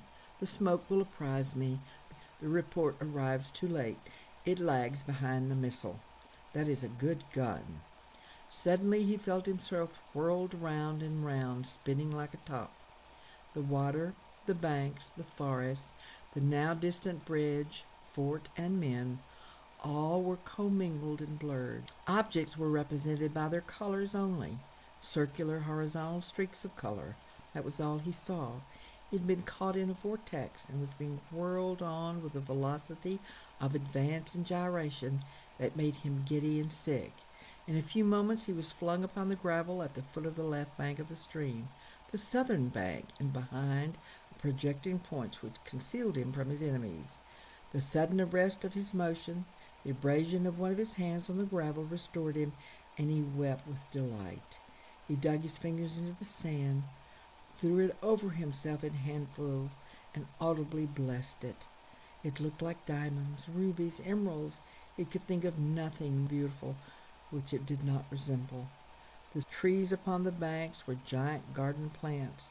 He noted a definite order in their arrangement, inhaled the fragrance of their blooms. A strange roseate light shone through the branches among their trunks, and the wind made in their branches the music of harps. He had no wish to perfect his escape, was content to remain in that enchanting spot until retaken. A whist and a rattle of grape shot among the branches high above his head roused him from his dream. The baffled cannoneer had fired him a random farewell. He sprang to his feet, rushed up the sloping bank, and plunged into the forest. All that day he traveled, laying his course by the rounding sun. The forest seemed interminable. Nowhere did he discover a break in it, not even a woodsman's road. He had not known that he lived in so wild a region. There was something uncanny in the revelation. By nightfall he was fatigued, footsore, and famished. The thought of his wife and children urged him on. At last he found a road which led him to what he knew to be the right direction. It was as wide and straight as a city street, yet it seemed untraveled. No fields bordered it, no dwelling anywhere. Not so much as the barking of a dog suggested human habitation. The black bodies of the trees formed a straight wall on both sides, terminating on the horizon in a point, like a diagram in a lesson in perspectives. Overhead, as he looked up through this rift in the woods, shone great golden stars, looking unfamiliar and grouped in strange constellations. He was sure they were arranged in some order which had a secret and malign significance. The wood on either side was full of singular noises, among which once, twice again, he distinctly heard whispers in an unknown tongue. His neck was in pain, and lifting his hand to it, he found it horribly swollen. He knew that it had a circle of black where the rope had bruised it. Eli's eyes felt congested. He could no longer close them. His tongue was swollen with thirst. He relieved his fever by thrusting it forward from between his teeth into the cold air. How softly the turf had carpeted the untraveled avenue. He could no longer feel the roadway beneath his feet. Doubtless, despite his suffering, he had fallen asleep while walking, for now he sees another scene. Perhaps he had merely recovered from a delirium. He stands at the gate of his own home. All is as he left it, all bright and beautiful in the morning sunshine. He must have traveled the entire night. As he pushes open the gate and passes up the wide white walk, he sees a flutter of female garments. His wife, looking fresh and cool and sweet, steps down from the veranda to meet him. At the bottom of the steps she stands waiting with a smile of ineffable joy, an attitude of matchless grace and dignity. And how beautiful she is! He springs forward with extended arms. As he is about to clasp her, he feels a stunning blow upon the back of his neck. A blinding white light blazes all about him with a sound like the shock of a cannon. Then all is darkness and silence. Peyton Farquhar was dead. His body, with a broken neck, swung gently from side to side beneath the timbers of the Owl Creek Bridge. End of story.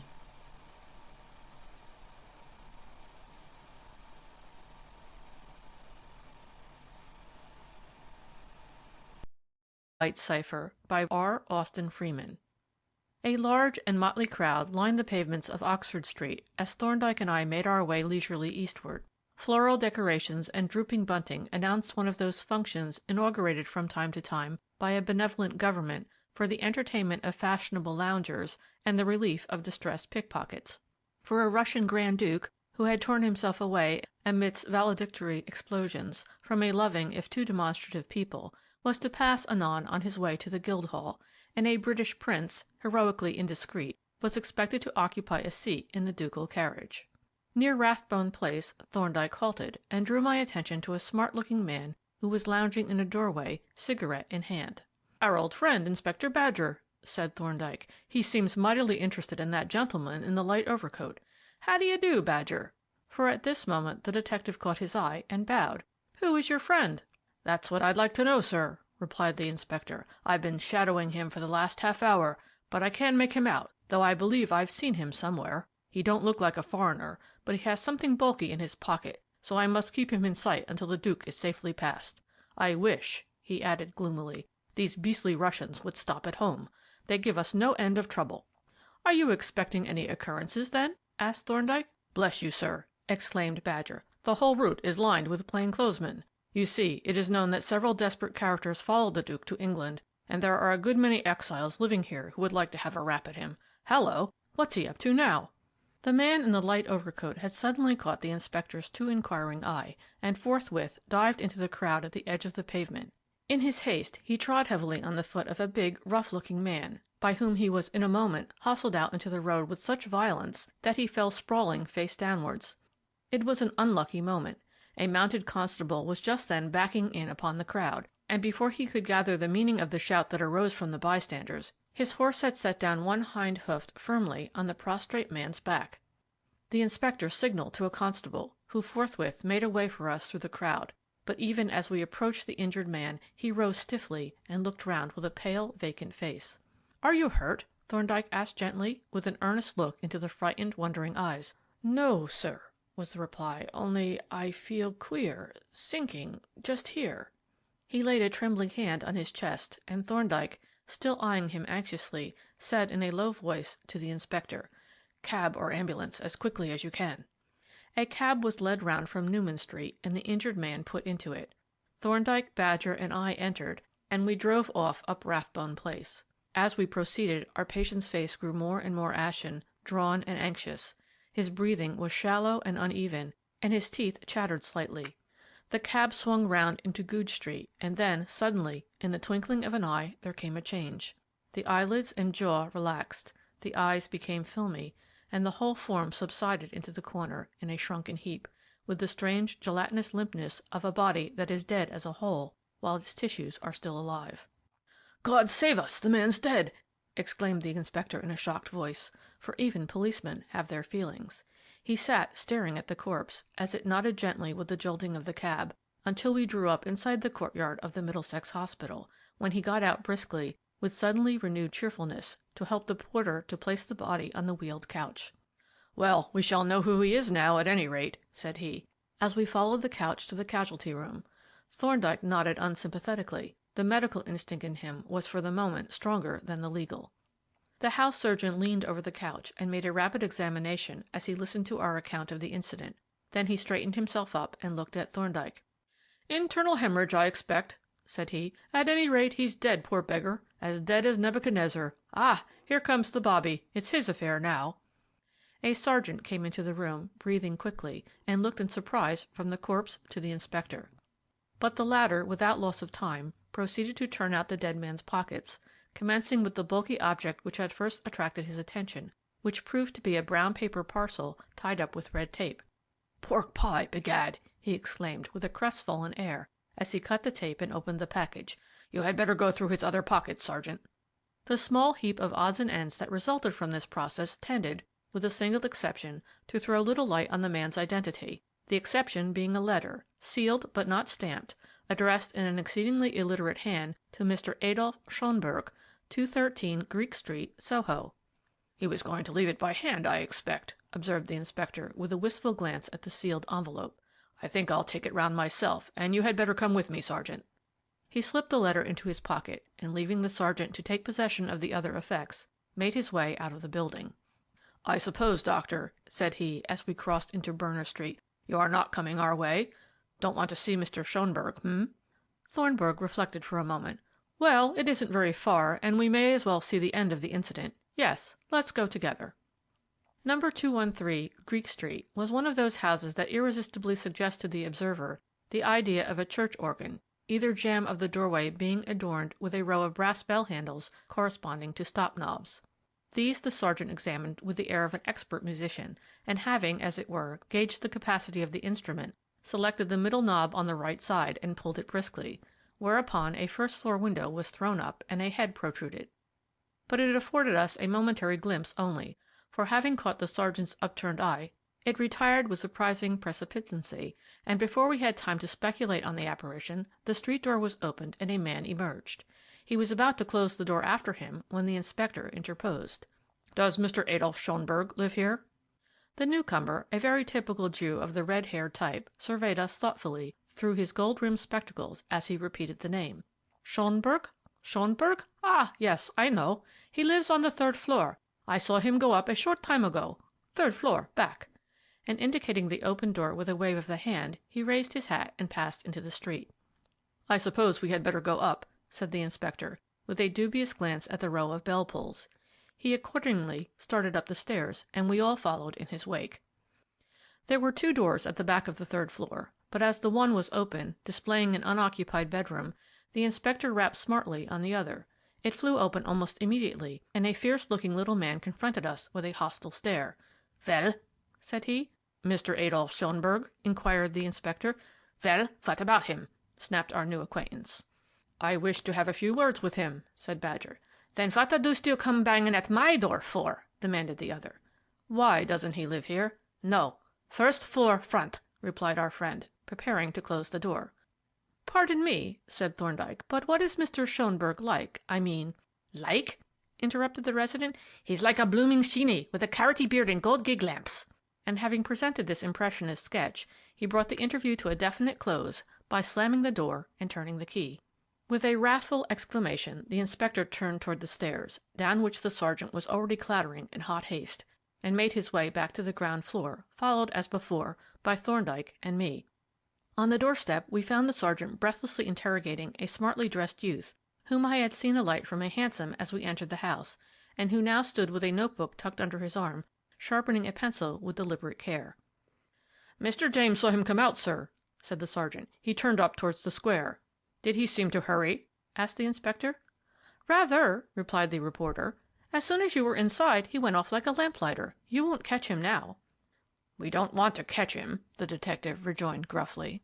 Then, backing out of earshot of the eager pressman, he said in a lower tone, "That was Mr. Schonberg, beyond a doubt, and it is clear that he has some reason for making himself scarce, so I shall consider myself justified in opening that note." He suited the action to the word, and having cut the envelope open with official neatness, drew out the enclosure. "My hat!" he exclaimed, as his eye fell upon the contents. "What in creation is this? It isn't shorthand, but what the deuce is it?" He handed the document to Thorndyke, who, having held it up to the light and felt the paper critically, proceeded to examine it with keen interest. It consisted of a single half-sheet of thin note-paper, both sides of which were covered with strange crabbed characters, written with a brownish-black ink in continuous lines, without any spaces to indicate the divisions into words, and, but for the modern material which bore the writing, it might have been a portion of some ancient manuscript or forgotten codex. "What do you make of it, Doctor?" inquired the inspector anxiously, after a pause, during which Thorndyke had scrutinized the strange writing with knitted brows. "Not a great deal," replied Thorndyke. "The character is the Moabite or Phoenician primitive Semitic, in fact, and reads from right to left. The language I take to be Hebrew. At any rate, I can find no Greek words, and I see here a group of letters which may form one of the few Hebrew words that I know, the word badim, lies. But you had better get it deciphered by an expert." "If it is Hebrew," said Badger, "we can manage it all right. There are plenty of Jews at our disposal."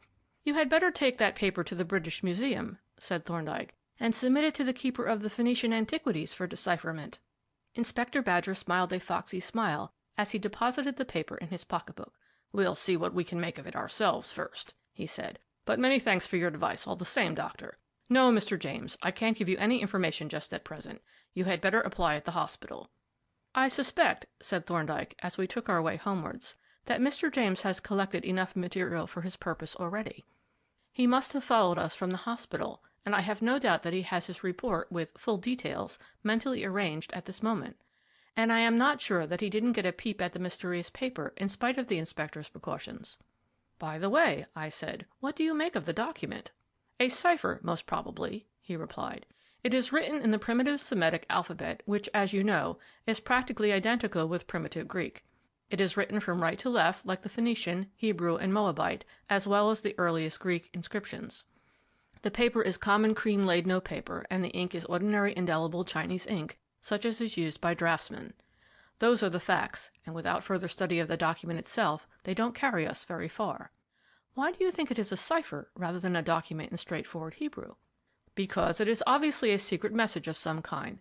Now, every educated Jew knows more or less Hebrew, and although he is able to read and write only the modern square Hebrew character, it is so easy to transpose one alphabet into another that the mere language would afford no security. Therefore, I expect that, when the experts translate this document, the translation or transliteration will be a mere farrago of unintelligible nonsense. But we shall see. And meanwhile, the facts that we have offer several interesting suggestions which are well worth consideration. As for instance? Now, my dear Jervis, said Thorndyke, shaking an admonitory forefinger at me, don't, I pray you, give way to mental indolence. You have these few facts that I have mentioned. Consider them separately and collectively, and in their relation to the circumstances. Don't attempt to suck my brain when you have an excellent brain of your own to suck. On the following morning the papers fully justified my colleague's opinion of Mr. James. All the events which had occurred, as well as a number that had not, were given in the fullest and most vivid detail, a lengthy reference being made to the paper found on the person of the dead anarchist and written in a private shorthand or cryptogram.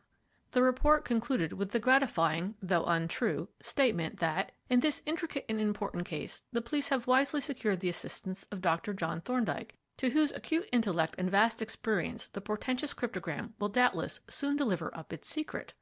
Very flattering, laughed Thorndyke, to whom I read the extract on his return from the hospital, but a little awkward if it should induce our friends to deposit a few trifling mementos in the form of nitro compounds on our main staircase or in the cellars. By the way, I met Superintendent Miller on London Bridge. The cryptogram, as Mr. James calls it, has set Scotland Yard in a mighty ferment. Naturally. What have they done in the matter?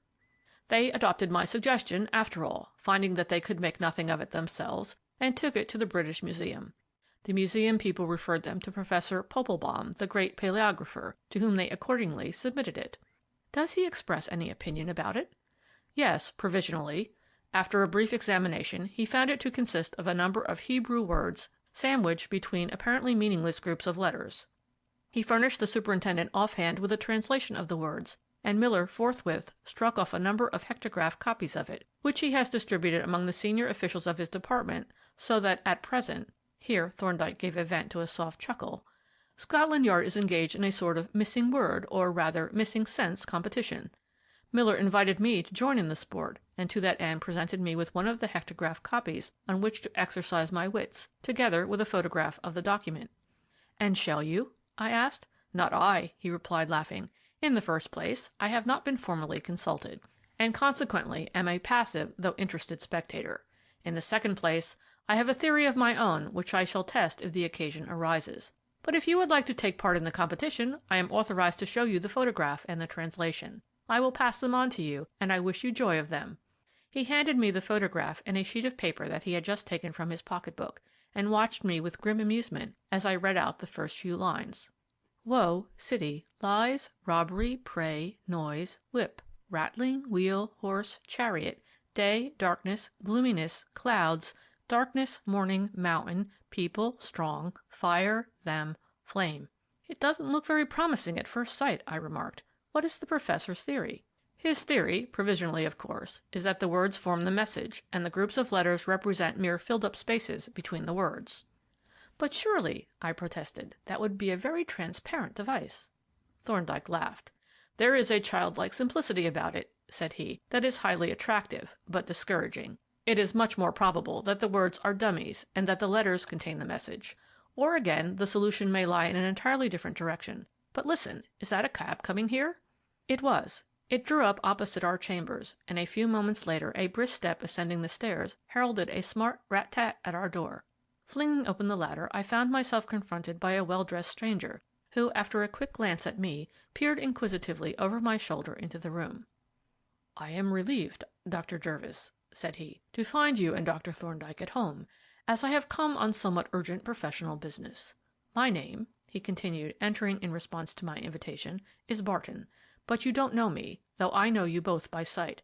I have come to ask you if one of you, or better still, both, could come tonight and see my brother." "That," said Thorndyke, "depends on the circumstances and on the whereabouts of your brother." "The circumstances," said Mr. Barton, "are, in my opinion, highly suspicious, and I will place them before you, of course in strict confidence." Thorndyke nodded and indicated a chair. "My brother," continued Mr. Barton, taking the proffered seat, "has recently married for the second time. His age is 55, and that of his wife 26, and I may say that the marriage has been, well, by no means a success. Now, within the last fortnight, my brother has been attacked by a mysterious and extremely painful affection of the stomach, to which his doctor seems unable to give a name. It has resisted all treatment hitherto. Day by day the pain and distress increase, and I feel that, unless something decisive is done, the end cannot be far off." "Is the pain worse after taking food?" inquired Thorndyke. "That's just it," exclaimed our visitor. "I see what is in your mind, and it has been in mine, too. So much so that I have tried repeatedly to obtain samples of the food that he is taking, and this morning I succeeded." Here he took from his pocket a wide-mouthed bottle, which, disengaging from its paper wrappings, he laid on the table. "When I called, he was taking his breakfast of arrowroot, which he complained had a gritty taste, supposed by his wife to be due to the sugar. Now I had provided myself with this bottle, and during the absence of his wife I managed unobserved to convey a portion of the arrowroot that he had left into it, and I should be greatly obliged if you would examine it and tell me if this arrowroot contains anything that it should not." He pushed the bottle across to Thorndyke, who carried it to the window, and extracting a small quantity of the contents with a glass rod, examined the pasty mass with the aid of a lens, then, lifting the bell glass cover from the microscope, which stood on its table by the window, he smeared a small quantity of the suspected matter onto a glass slip and placed it on the stage of the instrument. "I observe a number of crystalline particles in this," he said after a brief inspection, "which have the appearance of arsenious acid." "Ah!" ejaculated Mr. Barton, "just as I feared. But are you certain?" "No," replied Thorndyke, "but the matter is easily tested." He pressed the button of the bell that communicated with the laboratory, a summons that brought the laboratory assistants from his lair with characteristic promptitude. "Will you please prepare a Marsh's apparatus, Polton?" said Thorndyke. "I have a couple ready, sir," replied Polton. "Then pour the acid into one and bring it to me with a tile." As his familiar vanished silently, Thorndyke turned to Mr. Barton. "Supposing we find arsenic in this arrowroot, as we probably shall, what do you want us to do?" "I want you to come and see my brother," replied our client. "Why not take a note from me to his doctor?" "No, no, I want you to come. I should like you both to come, and put a stop at once to this dreadful business. Consider, it is a matter of life and death. You won't refuse. I beg you not to refuse me your help in these terrible circumstances." "Well," said Thorndyke, as his assistant reappeared, "let us first see what the test has to tell us." Polton advanced to the table, on which he deposited a small flask, the contents of which were in a state of brisk effervescence, a bottle labelled calcium hypochlorite, and a white porcelain tile. The flask was fitted with a safety funnel and a glass tube drawn out to a fine jet, to which Polton cautiously applied a lighted match. Instantly there sprang from the jet a tiny, pale violet flame. Thorndyke now took the tile and held it in the flame for several seconds, when the appearance of the surface remained unchanged, save for the small circle of condensed moisture. His next proceeding was to thin the arrowroot with distilled water until it was quite fluid, and then pour a small quantity into the funnel. It ran slowly down the tube into the flask, with the bubbling contents of which it became speedily mixed. Almost immediately a change began to appear in the character of the flame, which from a pale violet turned gradually to a sickly blue, while above it hung a faint cloud of white smoke. Once more Thorndyke held the tile above the jet, but this time no sooner had the pallid flame touched the cold surface of the porcelain than there appeared on the latter a glistening black stain.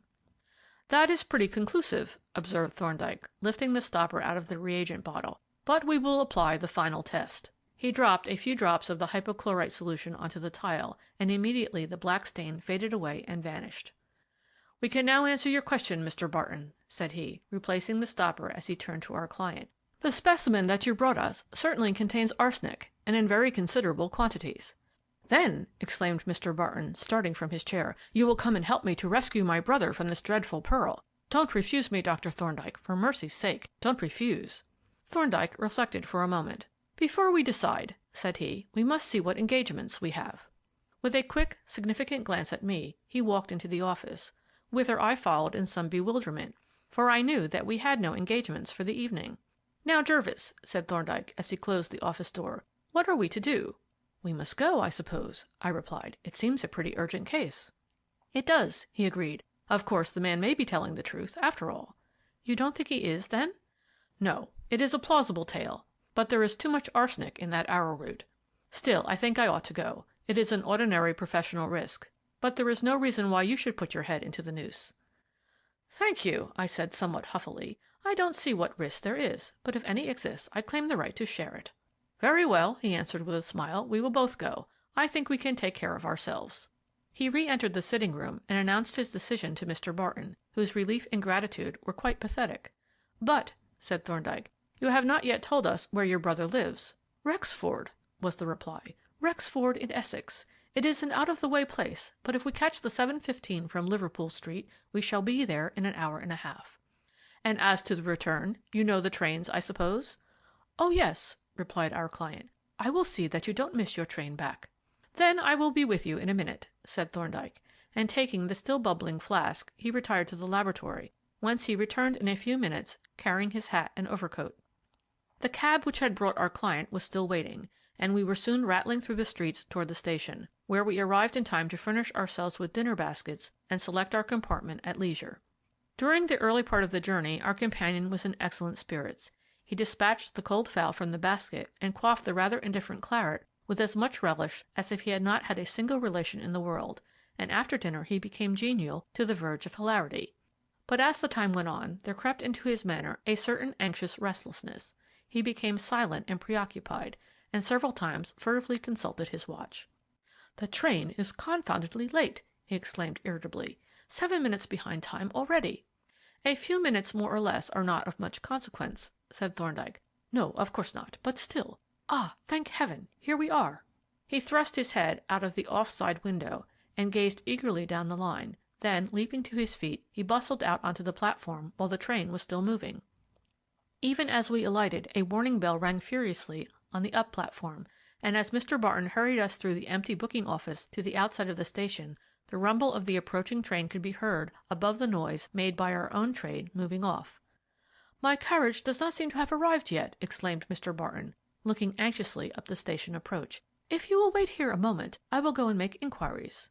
He darted back into the booking office, and through it onto the platform, just as the up train roared into the station. Thorndyke followed him with quick but stealthy steps, and peering out of the booking office door, watched his proceedings. Then he turned and beckoned to me. "There he goes," said he, pointing to an iron footbridge that spanned the line, and as I looked I saw, clearly defined against the dim night sky, a flying figure racing toward the up side. It was hardly 2/3 across when the guard's whistle sang out its shrill warning. "Quick, Jervis!" exclaimed Thorndyke. "She's off!" He leaped down onto the line, whither I followed instantly, and crossing the rails we clambered up together onto the footboard opposite an empty first-class compartment.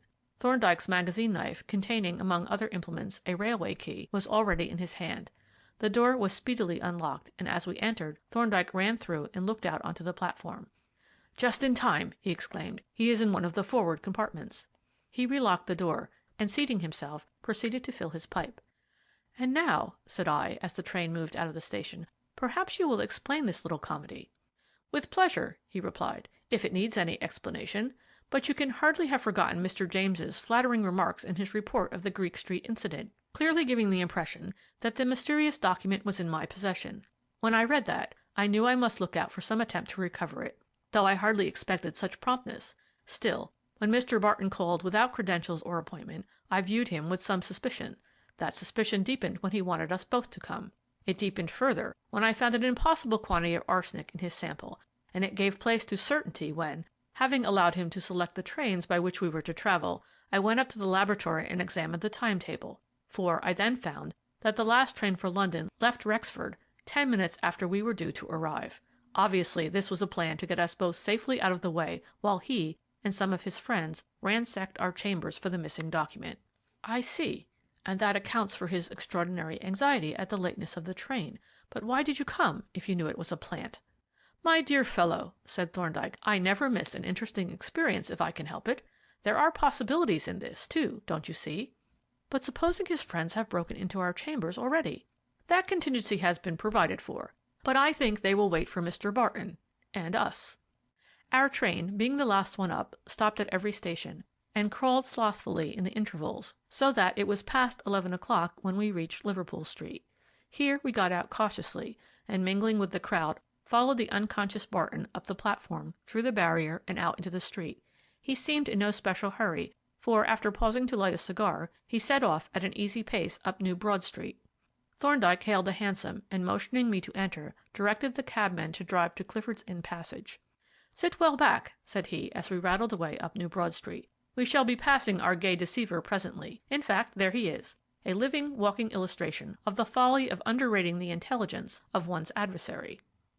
At Clifford's Inn Passage we dismissed the cab, and retiring into the shadow of the dark, narrow alley, kept an eye on the gate of Inner Temple Lane. In about 20 minutes we observed our friend approaching on the south side of Fleet Street. He halted at the gate, plied the knocker, and after a brief parley with the night porter, vanished through the wicket. We waited yet 5 minutes more, and then, having given him time to get clear of the entrance, we crossed the road. The porter looked at us with some surprise. "There's a gentleman just gone down to your chambers, sir," said he. "He told me you were expecting him." "Quite right," said Thorndyke with a dry smile. "I was. Good night."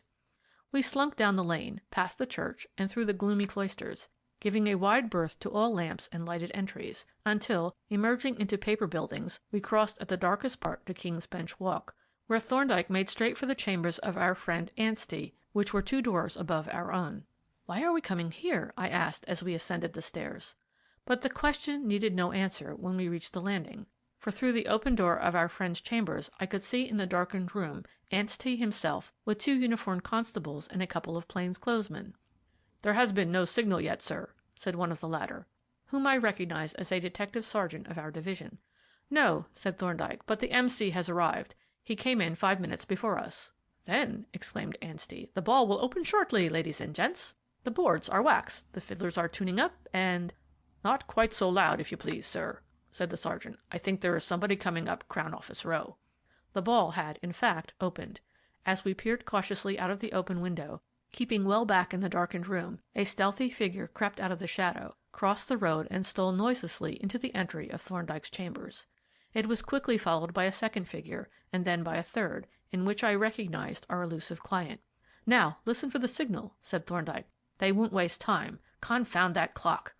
The soft-voiced bell of the Inner Temple clock, mingling with the harsher tones of St. Dunstan's and the Law Courts, slowly tolled out the hour of midnight, and as the last reverberations were dying away, some metallic object, apparently a coin, dropped with a sharp clink onto the pavement under our window. At the sound, the watchers simultaneously sprang to their feet. "You 2 go first," said the sergeant, addressing the uniformed men, who thereupon stole noiselessly, in their rubber-soled boots, down the stone stairs and along the pavement. The rest of us followed, with less attention to silence, and as we ran up to Thorndyke's chambers we were aware of quick but stealthy footsteps on the stairs above. "They've been at work, you see," whispered one of the constables, flashing his lantern onto the iron-bound outer door of our sitting-room, on which the marks of a large jemmy were plainly visible.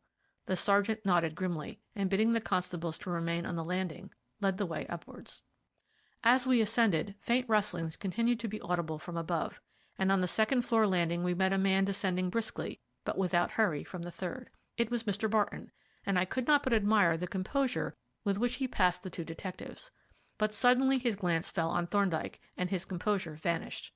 With a wild stare of incredulous horror, he halted as if petrified, then he broke away and raced furiously down the stairs, and after a moment a muffled shout and the sound of a scuffle told us that he had received a check.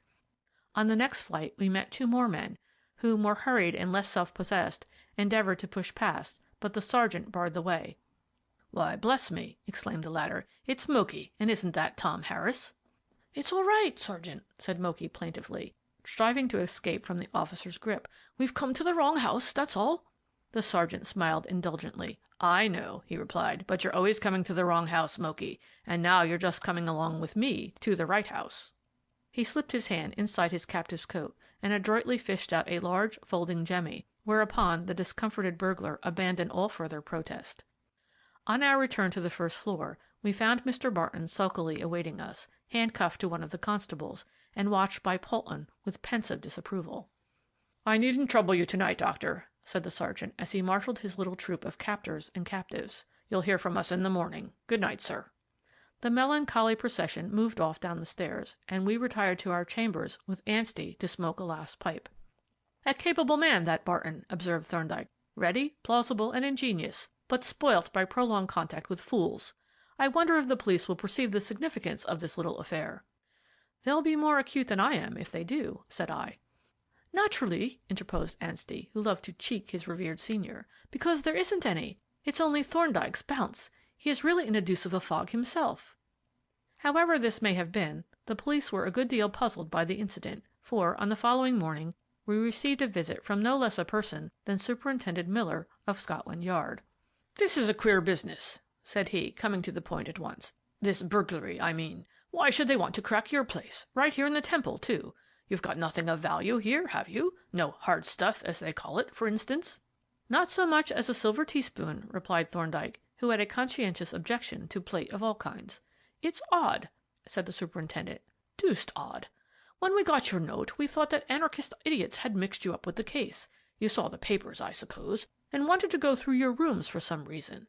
We thought we had our hands on the gang, instead of which we find a party of common crooks that we're sick of the sight of. I tell you, sir, it's annoying, when you think you've hooked a salmon, to bring up a blooming eel." "It must be a great disappointment," Thorndyke agreed, suppressing a smile. "It is," said the detective. "Not but what we're glad enough to get these beggars, especially Halkett, or Barton as he calls himself. A mighty slippery customer is Halkett, and mischievous, too. But we're not wanting any disappointments just now. There was that big jewel job in Piccadilly, Taplin and Horns.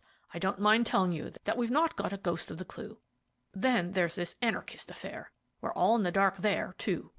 "But what about the cipher?" asked Thorndyke. "Oh, hang the cipher!" exclaimed the detective irritably. "This Professor Poppelbaum may be a very learned man, but he doesn't help us much. He says the document is in Hebrew, and he has translated it into Double Dutch. Just listen to this."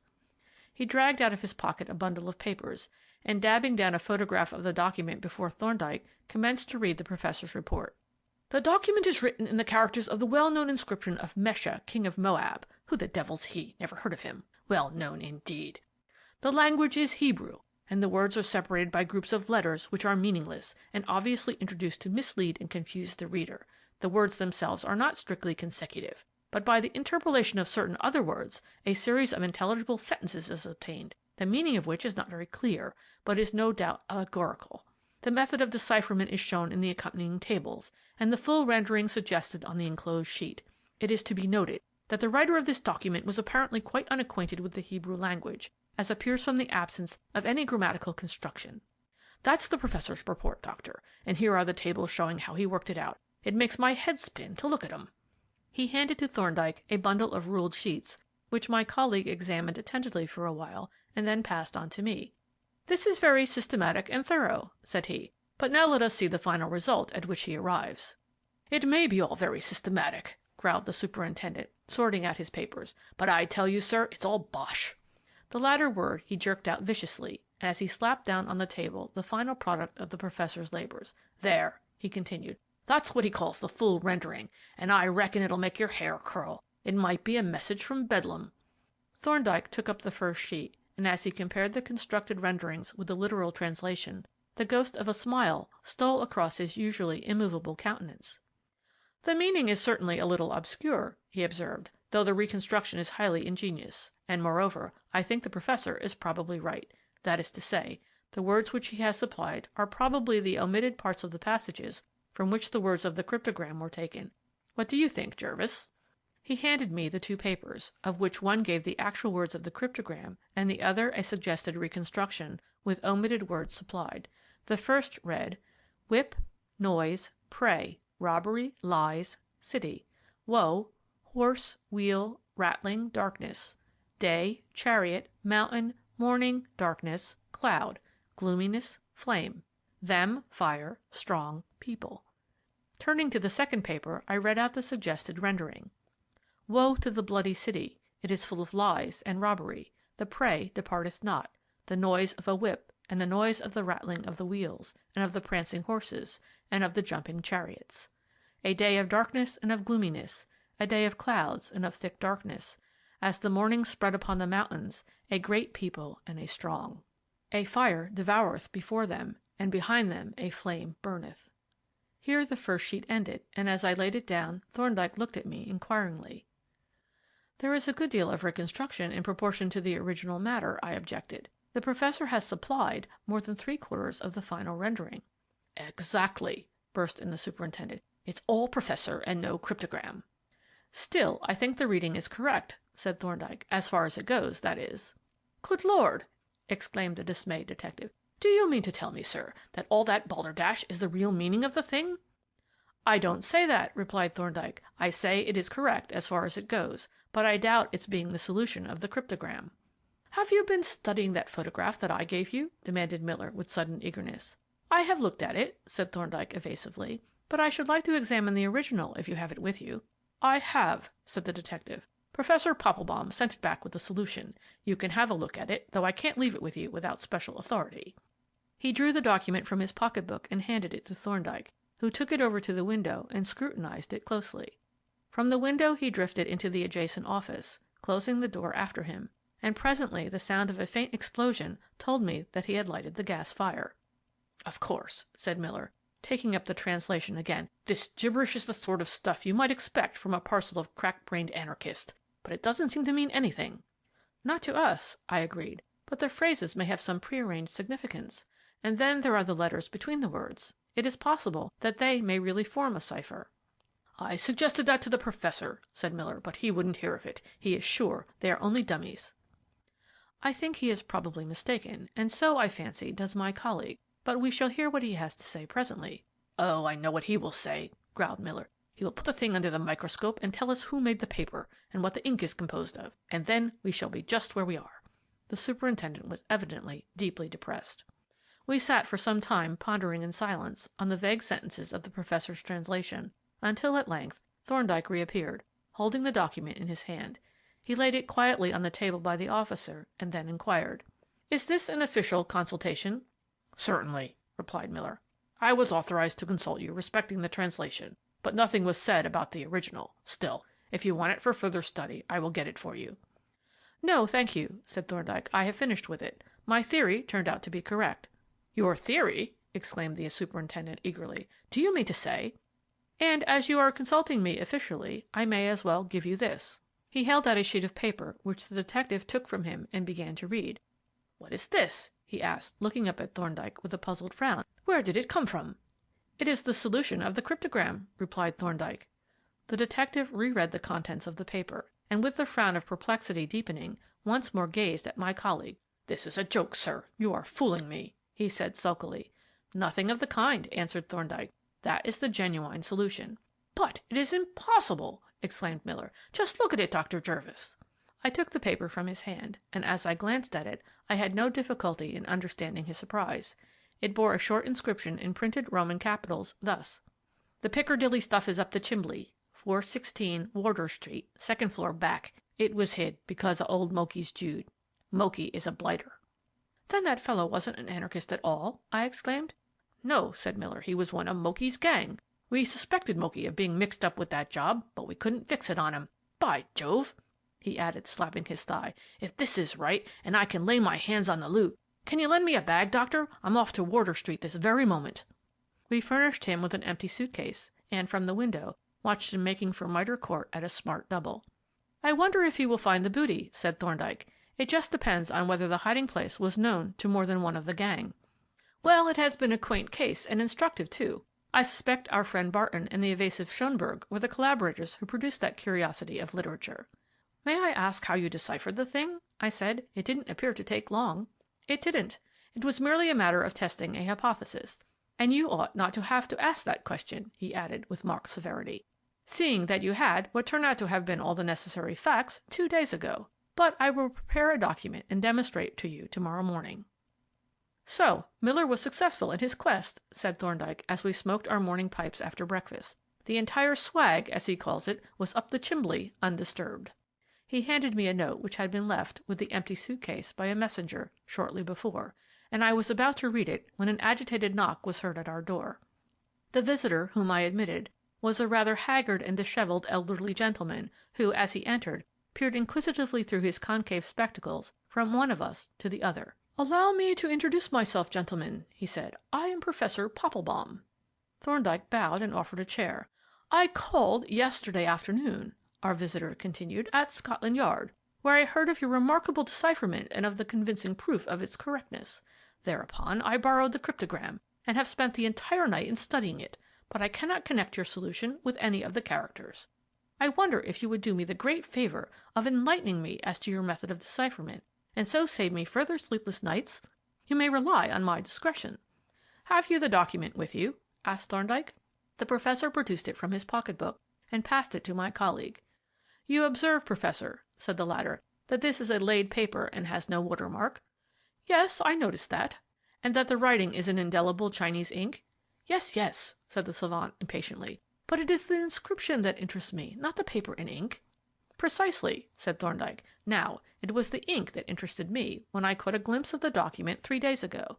Why, I asked myself, should anyone use this troublesome medium, for this appears to be stick ink, when good writing ink is to be had? What advantages has Chinese ink over writing ink? It has several advantages as a drawing ink, but for writing purposes it has only one: it is quite unaffected by wet. The obvious inference, then, was that this document was, for some reason, likely to be exposed to wet. But this inference instantly suggested another, which I was yesterday able to test, thus." He filled a tumbler with water, and rolling up the document, dropped it in. Immediately there began to appear on it a new set of characters of a curious grey colour. In a few seconds Thorndyke lifted out the wet paper and held it up to the light. Now there was plainly visible an inscription in transparent lettering, like a very distinct watermark. It was printed in Roman capitals, written across the other writing, and read: "The Piccadilly stuff is up the chimbley, 416 Wardour Street, second floor back. It was hid because of old Moki's Jude. Moki is a blighter." The Professor regarded the inscription with profound disfavour. "How do you suppose this was done?" he asked gloomily. "I will show you," said Thorndyke. "I have prepared a piece of paper to demonstrate the process to Dr. Jervis. It is exceedingly simple." He fetched from the office a small plate of glass, and a photographic dish in which a piece of thin note paper was soaking in water. "This paper," said Thorndyke, lifting it out and laying it on the glass, "has been soaking all night and is now quite pulpy." He spread a dry sheet of paper over the wet one, and on the former wrote heavily with a hard pencil, "Moki is a blighter." On lifting the upper sheet, the writing was seen to be transferred in a deep grey to the wet paper, and when the latter was held up to the light, the inscription stood out clear and transparent as if written with oil. "When this dries," said Thorndyke, "the writing will completely disappear, but it will reappear whenever the paper is again wetted." The Professor nodded. "Very ingenious," said he. "A sort of artificial palimpsest, in fact. But I do not understand how that illiterate man could have written in the difficult Moabite script." "He did not," said Thorndyke. "The cryptogram was probably written by one of the leaders of the gang, who, no doubt, supplied copies to the other members to use instead of blank paper for secret communications. The object of the Moabite writing was evidently to divert attention from the paper itself, in case the communication fell into the wrong hands, and I must say it seems to have answered its purpose very well." The Professor started, stung by the sudden recollection of his labours. "Yes," he snorted, "but I am a scholar, sir, not a policeman. Every man to his trade." He snatched up his hat, and with a curt "Good morning," flung out of the room in dudgeon. Thorndyke laughed softly. "Poor Professor," he murmured. "Our playful friend Barton has much to answer for." End of The Moabite Cipher by R. Austin Freeman. The Safety Match by Anton Chekhov. Part 1. On the morning of October 6, 1885, in the office of Inspector of Police of the 2nd Division of S District, there appeared a respectably dressed young man who announced that his master, Marcus Ivanovich Klausow, a retired officer of the Horse Guards, separated from his wife, had been murdered. While making this announcement, the young man was white and terribly agitated. His hands trembled and his eyes were full of terror. "Whom have I the honor of addressing?" asked the inspector. "Psychov, Lieutenant Klausov's agent, agriculturist and mechanician." The inspector and his deputy, on visiting the scene of the occurrence in company with Psychov, found the following. Near the wing in which Klausow had lived was gathered a dense crowd. The news of the murder had sped swift as lightning through the neighborhood, and the peasantry, thanks to the fact that the day was a holiday, had hurried together from all the neighboring villages. There was much commotion and talk. Here and there pale, tear-stained faces were seen. The door of Klausov's bedroom was found locked. The key was inside. "It is quite clear that the scoundrels got in by the window," said Psychov, as they examined the door. They went to the garden, into which the bedroom window opened. The window looked dark and ominous. It was covered by a faded green curtain. One corner of the curtain was slightly turned up, which made it possible to look into the bedroom. "Did any of you look into the window?" asked the inspector. "Certainly not, your worship," answered Ephraim, the gardener, a little grey-haired old man who looked like a retired sergeant. "Who's going to look in, if all their bones are shaking?" "Ah, Marcus Ivanovich, Marcus Ivanovich," sighed the inspector, looking at the window. "I told you would come to a bad end. I told the dear man, but he wouldn't listen. Dissipation doesn't bring any good." "Thanks to Ephraim," said Psychov. "But for him we would never have guessed. He was the first to guess that something was wrong. He comes to me this morning and says, 'Why is the master so long getting up? He hasn't left his bedroom for a whole week.' The moment he said that, it was just as if someone had hit me with an axe. The thought flashed through my mind, 'We haven't had a sight of him since last Saturday, and today is Sunday. 7 whole days, not a doubt of it.'" "Aye, poor fellow," again sighed the inspector. "He was a clever fellow, finely educated, and kind-hearted at that. And in society nobody could touch him. But he was a waster, God rest his soul. I was prepared for anything since he refused to live with Olga Petrovna. Poor thing, a good wife, but a sharp tongue. Stephen," the inspector called to one of his deputies, "go over to my house this minute, and send Andrew to the captain to lodge an information with him. Tell him that Marcus Ivanovich has been murdered. And run over to the orderly. Why should he sit there, kicking his heels? Let him come here. And go as fast as you can to the examining magistrate, Nicholas Yermolaevich. Tell him to come over here. Wait, I'll write him a note." The inspector posted sentinels around the wing, wrote a letter to the examining magistrate, and then went over to the director's for a glass of tea. 10 minutes later he was sitting on a stool, carefully nibbling a lump of sugar and swallowing the scalding tea. "There you are," he was saying to Psychov. "There you are, a noble by birth, a rich man, a favorite of the gods, you may say, as Pushkin has it. And what did he come to?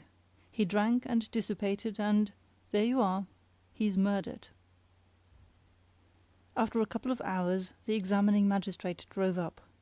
Nicholas Yermolaevich Chubikov, for that was the magistrate's name, was a tall, fleshy old man of 60, who had been wrestling with the duties of his office for a quarter of a century.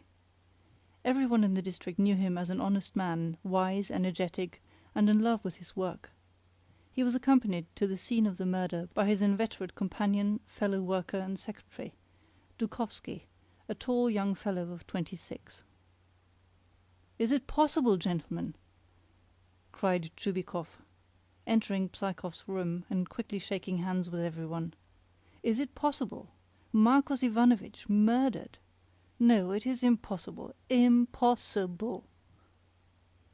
"Go in there," sighed the inspector. "Lord have mercy on us! Only last Friday I saw him at the fair in Farabankov. I had a drink of vodka with him, save the mark." "Go in there," again sighed the inspector. They sighed, uttered exclamations of horror, drank a glass of tea each, and went to the wing. "Get back!" the orderly cried to the peasants. Going to the wing, the examining magistrate began his work by examining the bedroom door. The door proved to be of pine, painted yellow, and was uninjured. Nothing was found which could serve as a clue. They had to break in the door. "Everyone not here on business is requested to keep away," said the magistrate, when, after much hammering and shaking, the door yielded to axe and chisel. "I request this in the interest of the investigation. Orderly, don't let anyone in." Chubikov, his assistant, and the inspector opened the door and, hesitatingly, one after the other, entered the room. Their eyes met the following sight. Beside the single window stood the big wooden bed with a huge feather mattress. On the crumpled feather bed lay a tumbled, crumpled quilt. The pillow, in a cotton pillow case, also much crumpled, was dragging on the floor.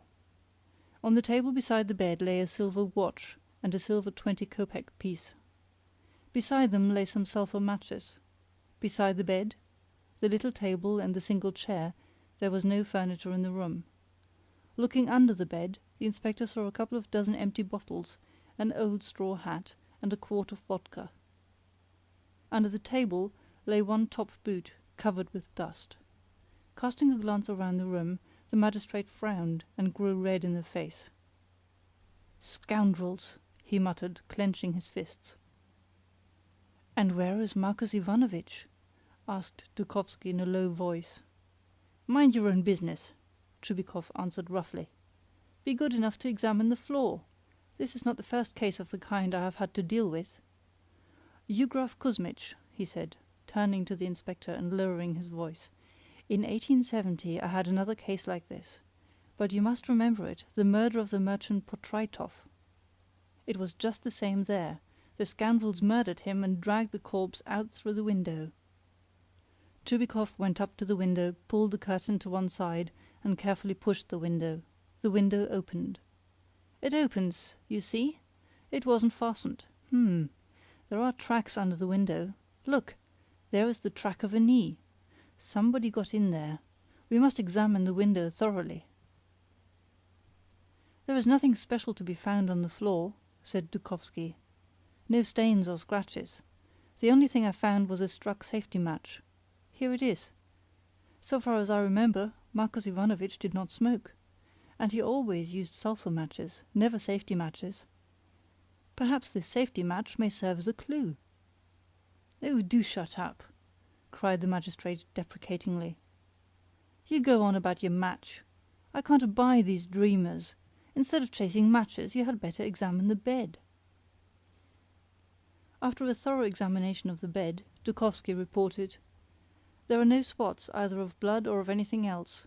There are likewise no new torn places. On the pillow there are signs of teeth. The quilt is stained with something which looks like beer and smells like beer. The general aspect of the bed gives grounds for thinking that a struggle took place on it." "I know there was a struggle without your telling me." "You are not being asked about a struggle. Instead of looking for struggles, you had better— Here is one top boot, but there is no sign of the other."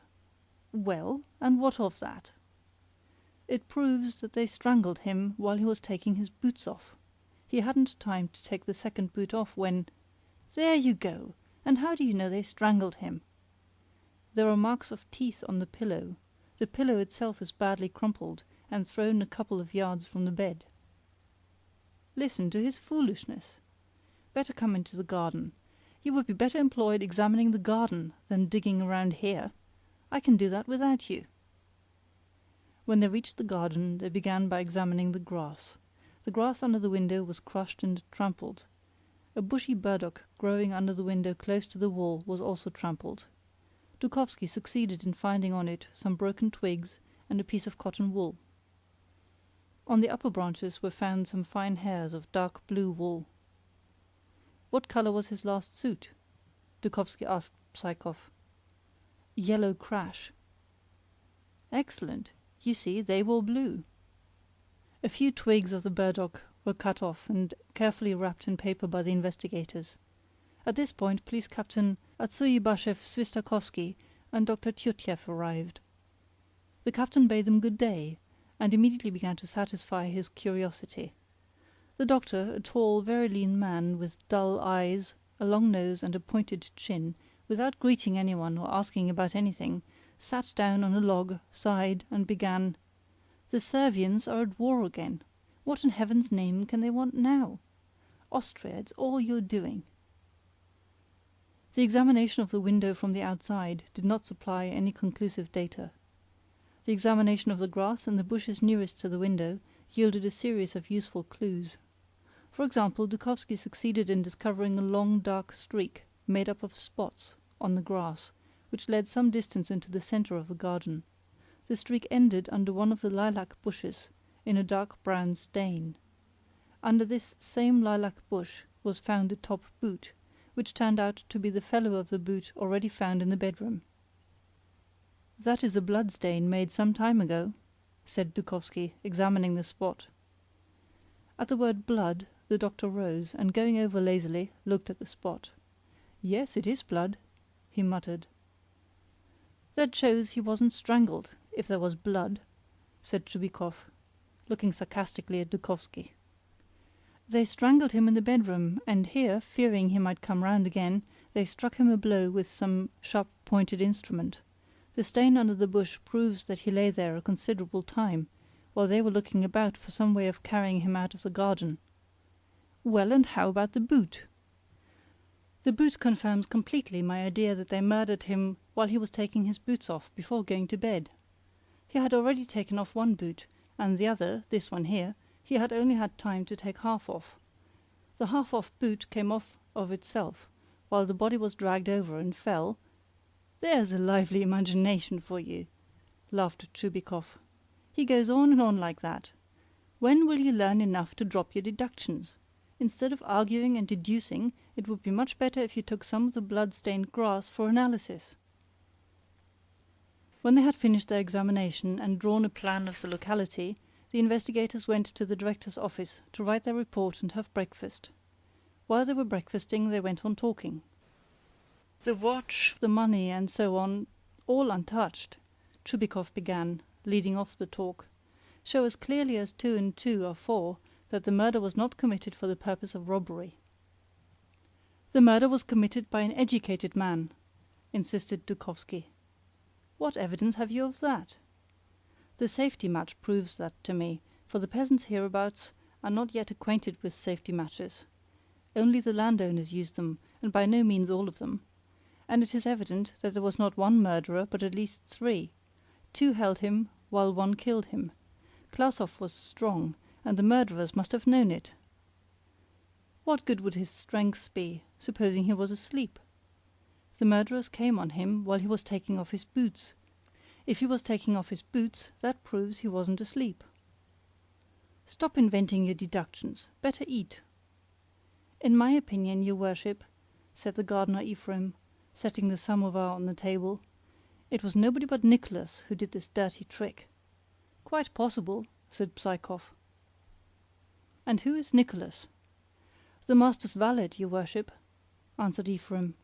"Who else could it be? He is a rascal, your worship. He is a drunkard and a blackguard, the like of which heaven should not permit. He always took the master his vodka, and put the master to bed. Who else could it be? And I also venture to point out to your worship, he once boasted at the public house that he would kill the master. It happened on account of Aquilina, the woman, you know. He was making up to a soldier's widow. She pleased the master. The master made friends with her himself, and Nicholas, naturally, he was mad. He is rolling about drunk in the kitchen now. He is crying and telling lies, saying he is sorry for the master." The examining magistrate ordered Nicholas to be brought. Nicholas, a lanky young fellow, with a long freckled nose, narrow-chested, and wearing an old jacket of his master's, entered Psychov's room and bowed low before the magistrate. His face was sleepy and tear-stained. He was tipsy and could hardly keep his feet. "Where is your master?" Chubikov asked him. Murdered, your worship." As he said this, Nicholas blinked and began to weep. "We know he was murdered. But where is he now? Where is his body?" "They say he was dragged out of the window and buried in the garden." "Hum! The results of the investigation are known in the kitchen already. That's bad. Where were you, my good fellow, the night the master was murdered? Saturday night, that is." Nicholas raised his head, stretched his neck, and began to think. "I don't know, your worship," he said. "I was drunk and don't remember." "An alibi," whispered Dukovsky, smiling and rubbing his hands. "So. And why is there blood under the master's window?" Nicholas jerked his head up and considered. "Hurry up," said the captain of police. "Right away. That blood doesn't amount to anything, your worship. I was cutting a chicken's throat. I was doing it quite simply, in the usual way, when all of a sudden it broke away and started to run. That is where the blood came from." Ephraim declared that Nicholas did kill a chicken every evening, and always in some new place, but that nobody ever heard of a half-killed chicken running about the garden, though of course it wasn't impossible. "An alibi," sneered Dukovsky, "and what an asinine alibi." "Did you know Aquilina?" "Yes, your worship, I know her." "And the master cut you out with her?" "Not at all. He cut me out, Mr. Psychov here, Ivan Mikhailovich. And the master cut Ivan Mikhailovich out. That is how it was." Psychov grew confused and began to scratch his left eye. Dukovsky looked at him attentively, noted his confusion, and started. He noticed that the director had dark blue trousers, which he had not observed before. The trousers reminded him of the dark blue threads found on the burdock. Trubikov, in his turn, glanced suspiciously at Psychov. "Go," he said to Nicholas. "And now permit me to put a question to you, Mr. Psychov. Of course you were here last Saturday evening?" "Yes, I had supper with Marcos Ivanovitch about 10 o'clock." "And afterwards?" Afterwards, really, I do not remember," stammered Psychov. "I had a good deal to drink at supper. I don't remember when or where I went to sleep. Why are you all looking at me like that, as if I was the murderer?" "Where were you when you woke up?" "I was in the servants' kitchen, lying behind the stove. They can all confirm it. How I got behind the stove I don't know. Do not get agitated. Do you know Aquilina?" "There's nothing extraordinary about that." "She first liked you and then preferred Klausoff?" "Yes." "Ephraim, give us some more mushrooms. Do you want some more tea, Yugraf Kuzmich?" A heavy oppressive silence began and lasted fully 5 minutes. Dukovsky silently kept his piercing eyes fixed on Psychov's pale face. The silence was finally broken by the examining magistrate. "We must go to the house and talk with Maria Ivanovna, the sister of the deceased. Perhaps she may be able to supply some clues." Trubikov and his assistant expressed their thanks for the breakfast and went toward the house. They found Klausoff's sister, Maria Ivanovna, an old maid of 45, at prayer before the big case of family icons. When she saw the portfolios in her guests' hands and their official caps, she grew pale. "Let me begin by apologizing for disturbing, so to speak, your devotions," began the gallant Trubikov, bowing and scraping. "We have come to you with a request. Of course, you have heard already. There is a suspicion that your dear brother, in some way or other, has been murdered. The will of God, you know. No one can escape death, neither Tsar nor ploughman. Could you not help us with some clue, some explanation?" "Oh, don't ask me," said Maria Ivanovna, growing still paler and covering her face with her hands. "I can tell you nothing. Nothing, I beg you, I know nothing. What can I do? Oh, no, no! Not a word about my brother. If I die, I won't say anything." Maria Ivanovna began to weep and left the room. The investigators looked at each other, shrugged their shoulders, and beat a retreat. "Confound the woman!" scolded Dukovsky, going out of the house. "It is clear she knows something, and is concealing it. And the chambermaid has a queer expression, too. Wait, you wretches, we'll ferret it all out." In the evening Chubikoff and his deputy, lit on their road by the pale moon, wended their way homeward. They sat in their carriage and thought over the results of the day. Both were tired and kept silent. Chubikoff was always unwilling to talk while travelling, and the talkative Dukovsky remained silent to fall in with the elder man's humour. But at the end of their journey the deputy could hold in no longer, and said, "It is quite certain," he said, "that Nicholas had something to do with the matter. Non dubitandum est. You can see by his face what sort of a case he is. His alibi betrays him, body and bones. But it is also certain that he did not see the thing going. He was only the stupid hired tool. You agree?" And the humble Psychoff was not without some slight share in the matter. His dark blue breeches, his agitation, his lying behind the stove in terror after the murder, his alibi, and Aquilina. Grind away, Emilian, it's your week. So, according to you, whoever knew Aquilina is the murderer? Hothead! You ought to be sucking a bottle and not handling affairs. You were one of Aquilina's admirers yourself. Does it follow that you are implicated too? Aquilina was cook in your house for a month. I am saying nothing about that. The night before that Saturday I was playing cards with you, and saw you, otherwise I should be after you too. It isn't the woman that matters, old chap. It is the mean, nasty, low spirit of jealousy that matters. The retiring young man was not pleased when they got the better of him, you see. His vanity, don't you see? He wanted revenge. Then those thick lips of his suggest passion. So there you have it. Wounded self-love and passion. That is quite enough motive for a murder. We have two of them in our hands, but who is the third? Nicholas and Psychoff held him, but who smothered him? Psychoff is shy, timid, an all-round coward. And Nicholas would not know how to smother with a pillow. His sort use an axe or a club. Some third person did the smothering, but who was it? Dukovsky crammed his hand down over his eyes and pondered. He remained silent until the carriage rolled up to the magistrate's door. "Eureka!" he said, entering the little house and throwing off his overcoat. "Eureka, Nicholas Yermolaevich! The only thing I can't understand is how it did not occur to me sooner. Do you know who the third person was?" "Oh, for goodness' sake, shut up! There is supper. Sit down to your evening meal." The magistrate and Dukovsky sat down to supper. Dukovsky poured himself out a glass of vodka, rose, drew himself up, and said with sparkling eyes, "Well, learn that the third person, who acted in concert with that scoundrel Psychoff and did the smothering, was a woman. Yes, I mean the murdered man's sister, Maria Ivanovna." Chubikoff choked over his vodka and fixed his eyes on Dukovsky. "You aren't what's-its-name? Your head isn't what-do-you-call-it? You haven't a pain in it?" "I am perfectly well." "Very well, let us say I am crazy. But how do you explain her confusion when we appeared? How do you explain her unwillingness to give us any information? Let us admit that these are trifles. Very well, all right. But remember their relations. She detested her brother. She never forgave him for living apart from his wife.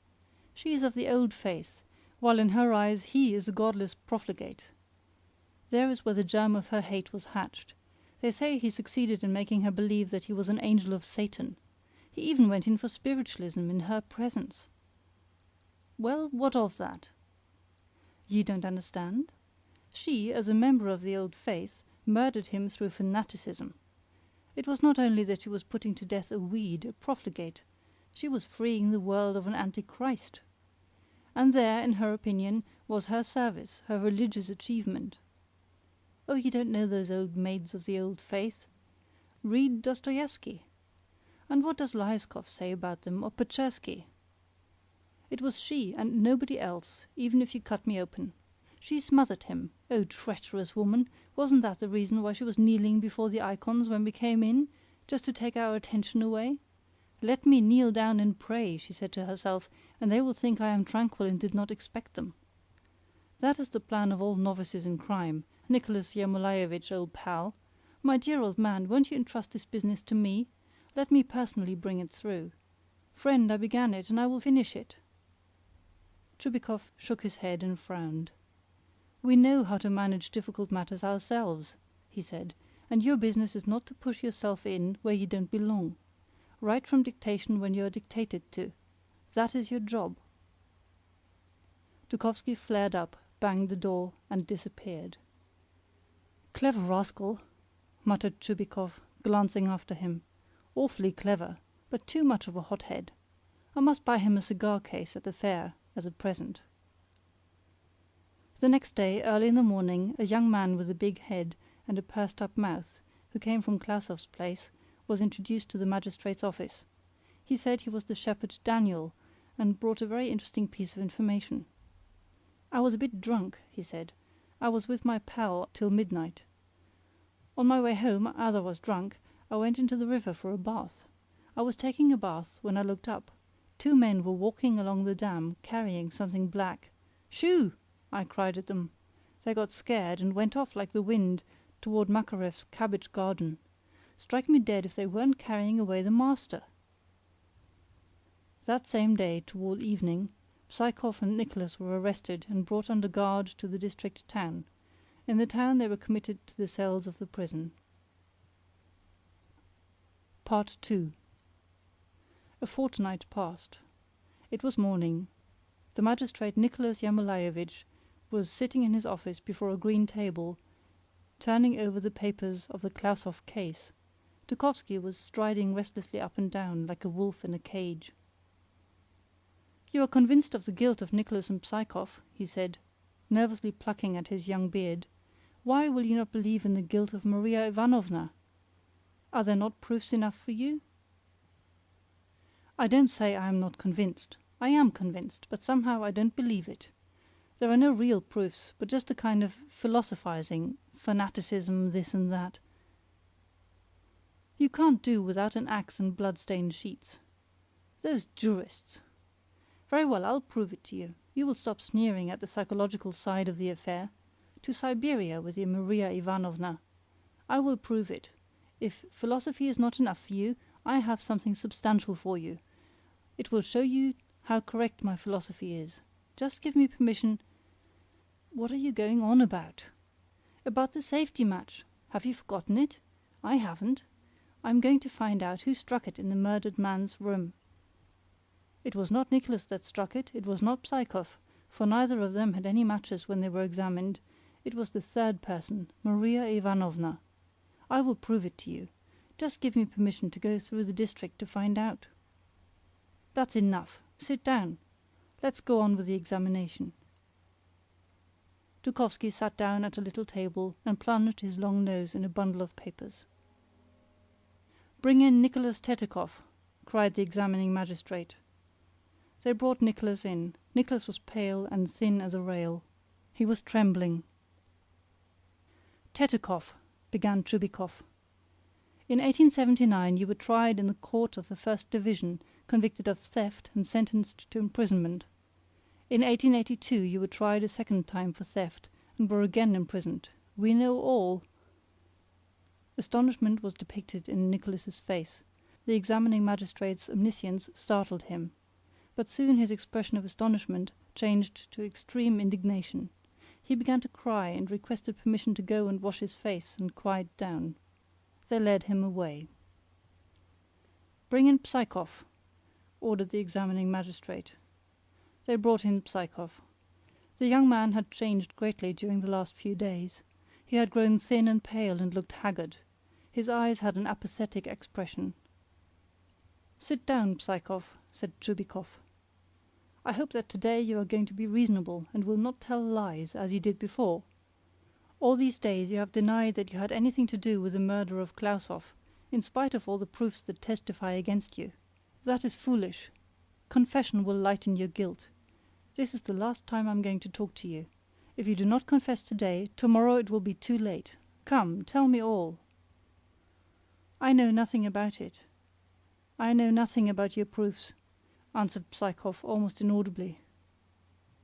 "It's no use. Well, let me relate to you how the matter took place. On Saturday evening you were sitting in Klausov's sleeping room and drinking vodka and beer with him." Dukovsky fixed his eyes on Psychov's face and kept them there all through the examination. Nicholas was waiting on you. At 1 o'clock, Marcos Ivanovitch announced his intention of going to bed. He always went to bed at 1 o'clock. When he was taking off his boots and was giving you directions about details of management, you and Nicholas, at a given signal, seized your drunken master and threw him on the bed. One of you sat on his legs, the other on his head. Then a third person came in from the passage, a woman in a black dress whom you know well, and who had previously arranged with you as to her share in your criminal deed. She seized a pillow and began to smother him. While the struggle was going on, the candle went out. The woman took a box of safety matches from her pocket and lit the candle. Was it not so? I see by your face that I am speaking the truth. But to go on. After you had smothered him and saw that he had ceased breathing, you and Nicholas pulled him through the window and laid him down near the burdock. Fearing that he might come round again, you struck him with something sharp. Then you carried him away and laid him down under a lilac bush for a short time. After resting a while and considering, you carried him across the fence. Then you entered the road. After that comes the dam. Near the dam, a peasant frightened you. Well, what is the matter with you? I am suffocating, replied Psychov. Very well, have it so. Only let me go out, please. They led Psychov away. At last he has confessed, cried Chubikov, stretching himself luxuriously. He has betrayed himself. And didn't I get round him cleverly? Regularly caught him napping. And he doesn't deny the woman in the black dress, exulted Dukovsky. But all the same, that safety match is tormenting me frightfully. I can't stand it any longer. Goodbye. I am off. Dukovsky put on his cap and drove off. Chubikov began to examine Aquilina. Aquilina declared that she knew nothing whatever about it. At 6 that evening Dukovsky returned. He was more agitated than he had ever been before. His hands trembled so that he could not even unbutton his greatcoat. His cheeks glowed. It was clear that he did not come empty-handed. "Veni vidi vici!" he cried, rushing into Chubikov's room and falling into an armchair. "I swear to you on my honor I begin to believe that I am a genius. Listen, devil take us all! It is funny and it is sad. We have caught 3 already, isn't that so? Well, I have found the 4th, and a woman at that. You will never believe who it is. But listen. I went to Klausov's village and began to make a spiral round it. I visited all the little shops, public houses, dram shops on the road, everywhere asking for safety matches. Everywhere they said they hadn't any. I made a wide round. 20 times I lost faith, and 20 times I got back again.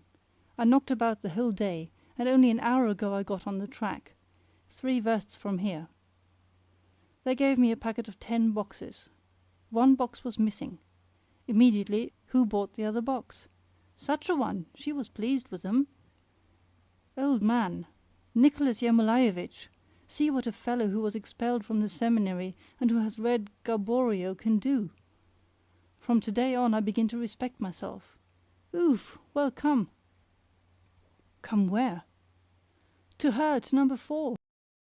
A Jury of Her Peers by Susan Glaspell. When Martha Hale opened the storm door and got a cut of the north wind, she ran back for her big woolen scarf.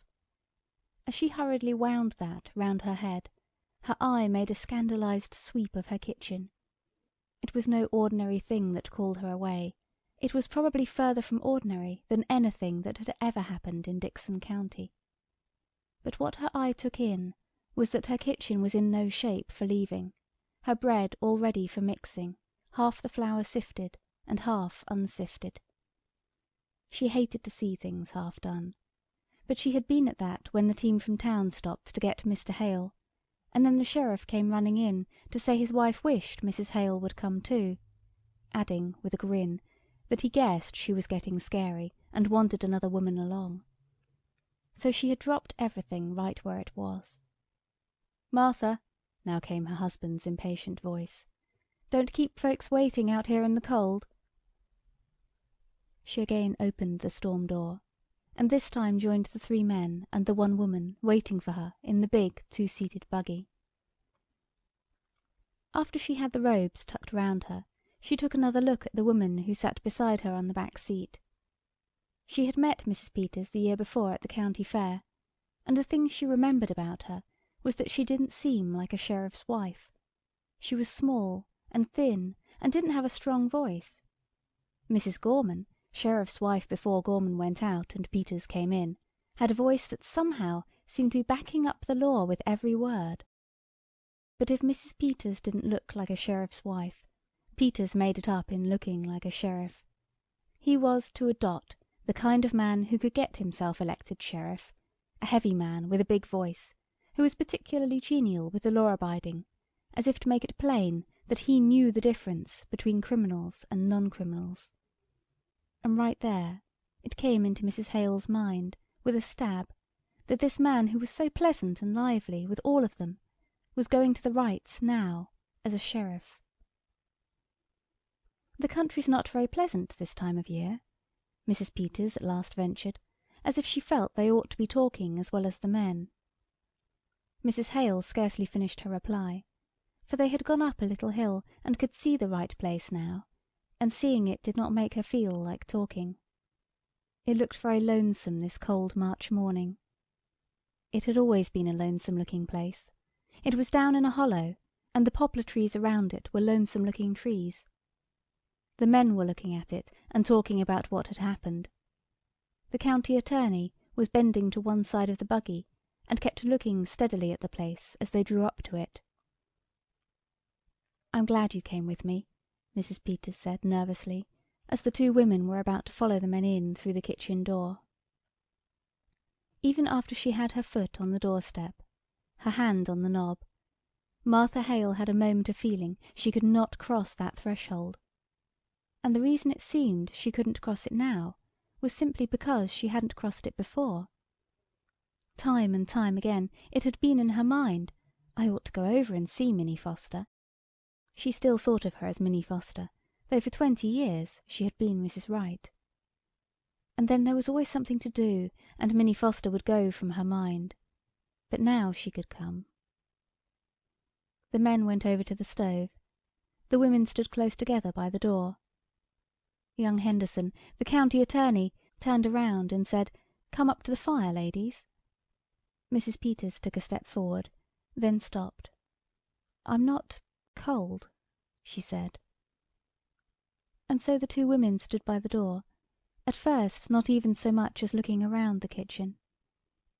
The men talked for a minute about what a good thing it was the sheriff had sent his deputy out that morning to make a fire for them, and then Sheriff Peters stepped back from the stove, unbuttoned his outer coat, and leaned his hands on the kitchen table in a way that seemed to mark the beginning of official business.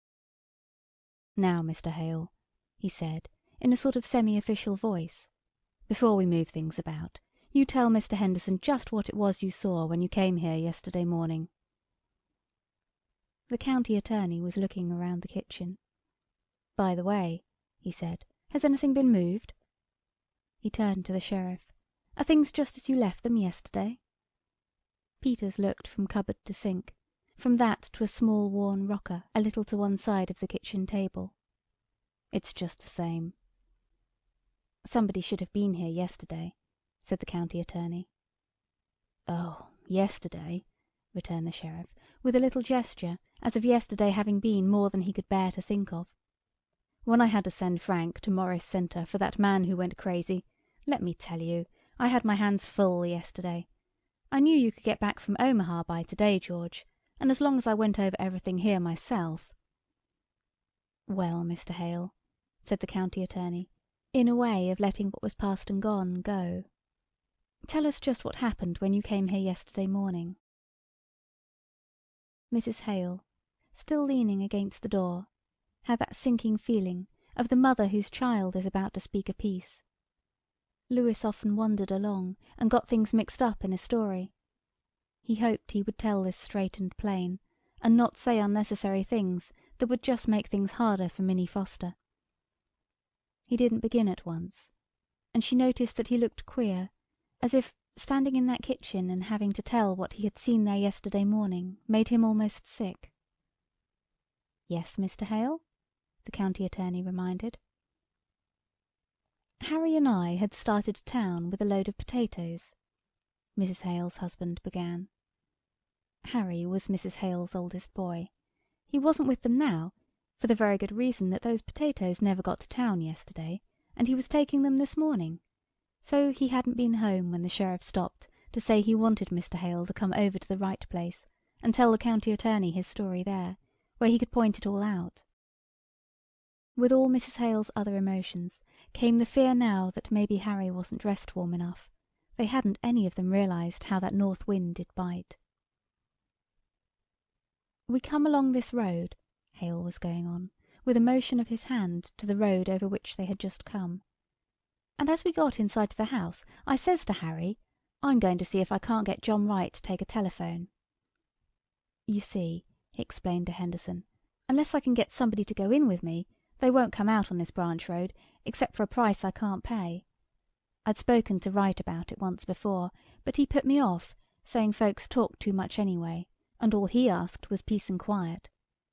Guess you know about how much he talked himself. But I thought maybe if I went to the house and talked about it before his wife, and said all the women folks like the telephones, and that in this lonesome stretch of road it would be a good thing, well, I said to Harry that that was what I was going to say.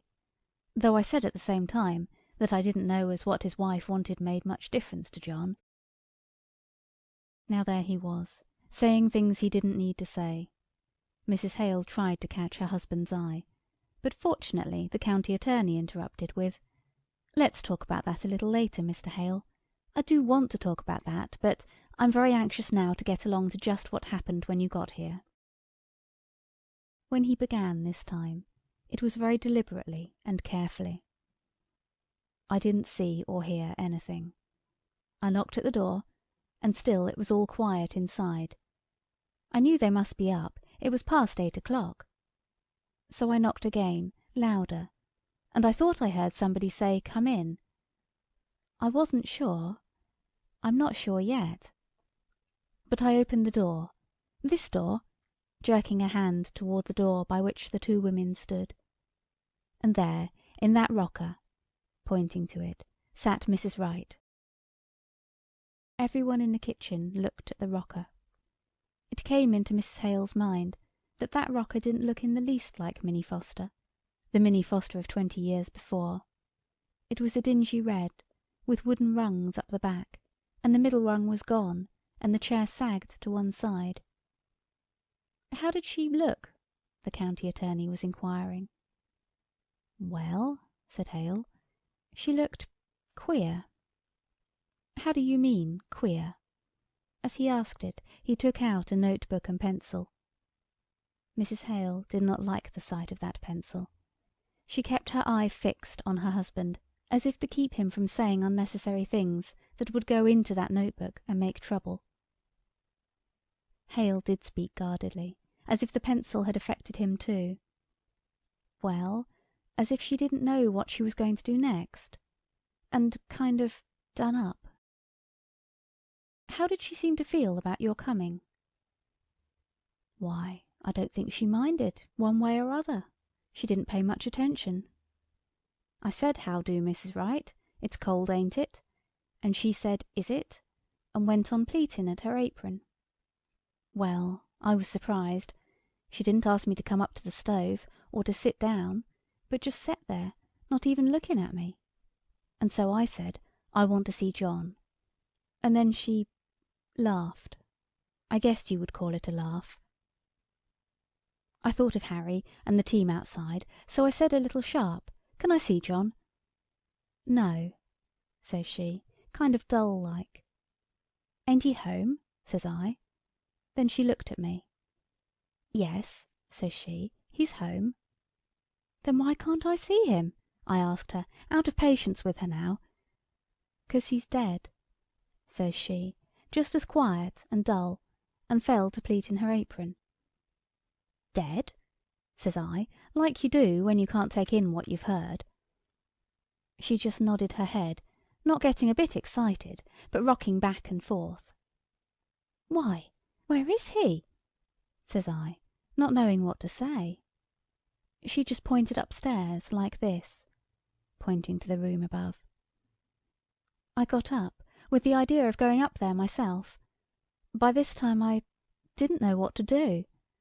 I walked from there to here, then I says, 'Why, what did he die of?' 'He died of a rope around his neck,' says she, and just went on pleating at her apron." Hale stopped speaking, and stood staring at the rocker, as if he were still seeing the woman who had sat there the morning before. Nobody spoke. It was as if everyone was seeing the woman who had sat there the morning before. "And what did you do then?" The county attorney at last broke the silence. "I went out and called Harry. I thought I might need help. I got Harry in and we went upstairs." His voice fell almost to a whisper. There he was, lying over the... "I think I'd rather have you go into that upstairs," the county attorney interrupted, "where you can point it all out. Just go on now with the rest of the story." "Well, my first thought was to get that rope off. It looked..." He stopped, his face twitching. "But Harry, he went up to him, and he said, 'No, he's dead all right, and we better not touch anything.' So we went downstairs." She was still sitting that same way. "Has anybody been notified?" I asked. "No," says she, unconcerned. "Who did this, Mrs. Wright?" said Harry. He said it businesslike, and she stopped pleating at her apron. "I don't know," she says. "You don't know?" says Harry. "Weren't you sleeping in the bed with him?" "Yes," says she, "but I was on the inside." "Somebody slipped a rope round his neck and strangled him, and you didn't wake up?" says Harry. "I didn't wake up," she said after him. We may have looked as if we didn't see how that could be, for after a minute she said, "I sleep sound." Harry was going to ask her more questions, but I said maybe that weren't our business, maybe we ought to let her tell her story first to the coroner or the sheriff. So Harry went as fast as he could over to High Road, the Rivers place, where there's a telephone. "And what did she do when she knew you had gone for the coroner?" The attorney got his pencil in his hand, all ready for writing. "She moved from that chair to this one over here," Hale pointed to a small chair in the corner, "and just sat there with her hands held together and looking down. I got a feeling that I ought to make some conversation, so I said I had come in to see if John wanted to put in a telephone. And at that she started to laugh, and then she stopped and looked at me, scared." At the sound of a moving pencil, the man who was telling the story looked up. "I dunno, maybe it wasn't scared," he hastened. "I wouldn't like to say it was." Soon Harry got back, and then Dr. Lloyd came, and you, Mr. Peters, and so I guess that's all I know that you don't. He said that last with relief, and moved a little, as if relaxing. Everyone moved a little. The county attorney walked toward the stair door. "I guess we go upstairs first, then out to the barn and around there." He paused and looked around the kitchen. "You're convinced there was nothing important here?" he asked the sheriff. "Nothing that would point to any motive?" The sheriff, too, looked all around, as if to reconvince himself. "Nothing here but kitchen things," he said, with a little laugh for the insignificance of kitchen things.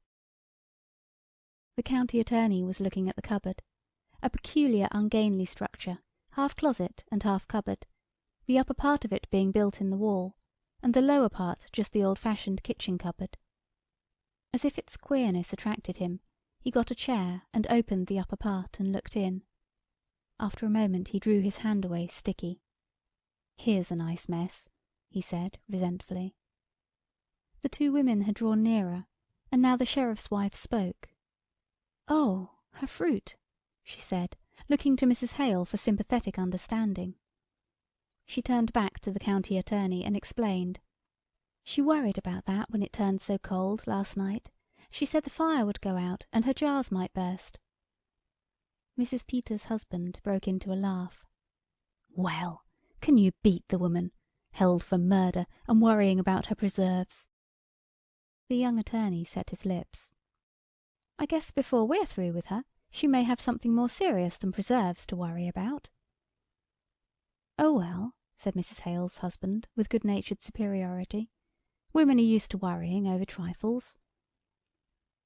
The two women moved a little closer together. Neither of them spoke. The county attorney seemed suddenly to remember his manners, and think of his future. "And yet," said he, with the gallantry of a young politician, "for all their worries, what would we do without the ladies?" The women did not speak, did not unbend. He went to the sink and began washing his hands. He turned to wipe them on the roller towel, whirled it for a cleaner place. "Dirty towels! Not much for a housekeeper, would you say, ladies?" He kicked his foot against some dirty pans under the sink. "There's a great deal of work to be done on a farm," said Mrs. Hale stiffly. "To be sure.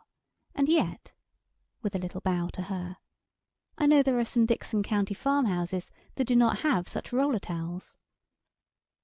He gave it a pull to expose its full length again. "Those towels get dirty awful quick. Men's hands aren't always as clean as they might be."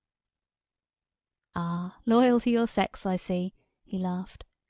He stopped and gave her a keen look. "But you and Mrs. Wright were neighbours. I suppose you were friends, too?" Martha Hale shook her head. "I've seen little enough of her of late years. I've not been in this house. It's more than a year." "And why was that? You didn't like her?" "I liked her well enough," she replied with spirit. "Farmers' wives have their hands full, Mr. Henderson. And then—" She looked around the kitchen. "Yes?" he encouraged. "It never seemed a very cheerful place," said she, more to herself than to him. "No," he agreed. "I don't think anyone would call it cheerful. I shouldn't say she had the home-making instinct." "Well, I don't know as Wright had either," she muttered. "You mean they didn't get on very well?" he was quick to ask. "No, I don't mean anything," she answered with decision. As she turned a little away from him, she added, "But I don't think a place would be any the cheerfuller for John Wright's being in it." "I'd like to talk to you about that a little later, Mrs. Hale," he said. "I'm anxious to get the lay of things upstairs now."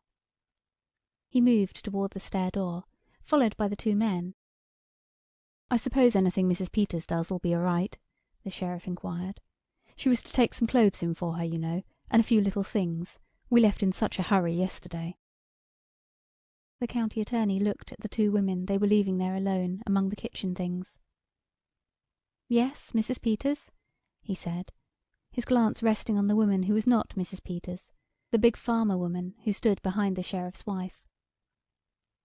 "Of course Mrs. Peters is one of us," he said, in a manner of entrusting responsibility. "And keep your eye out, Mrs. Peters, for anything that might be of use. No telling, you women might come upon a clue to the motive, and that's the thing we need." Mr. Hale rubbed his face, after the fashion of a showman getting ready for a pleasantry. "But would the women know a clue if they did come upon it?" he said. And having delivered himself of this, he followed the others through the stair door.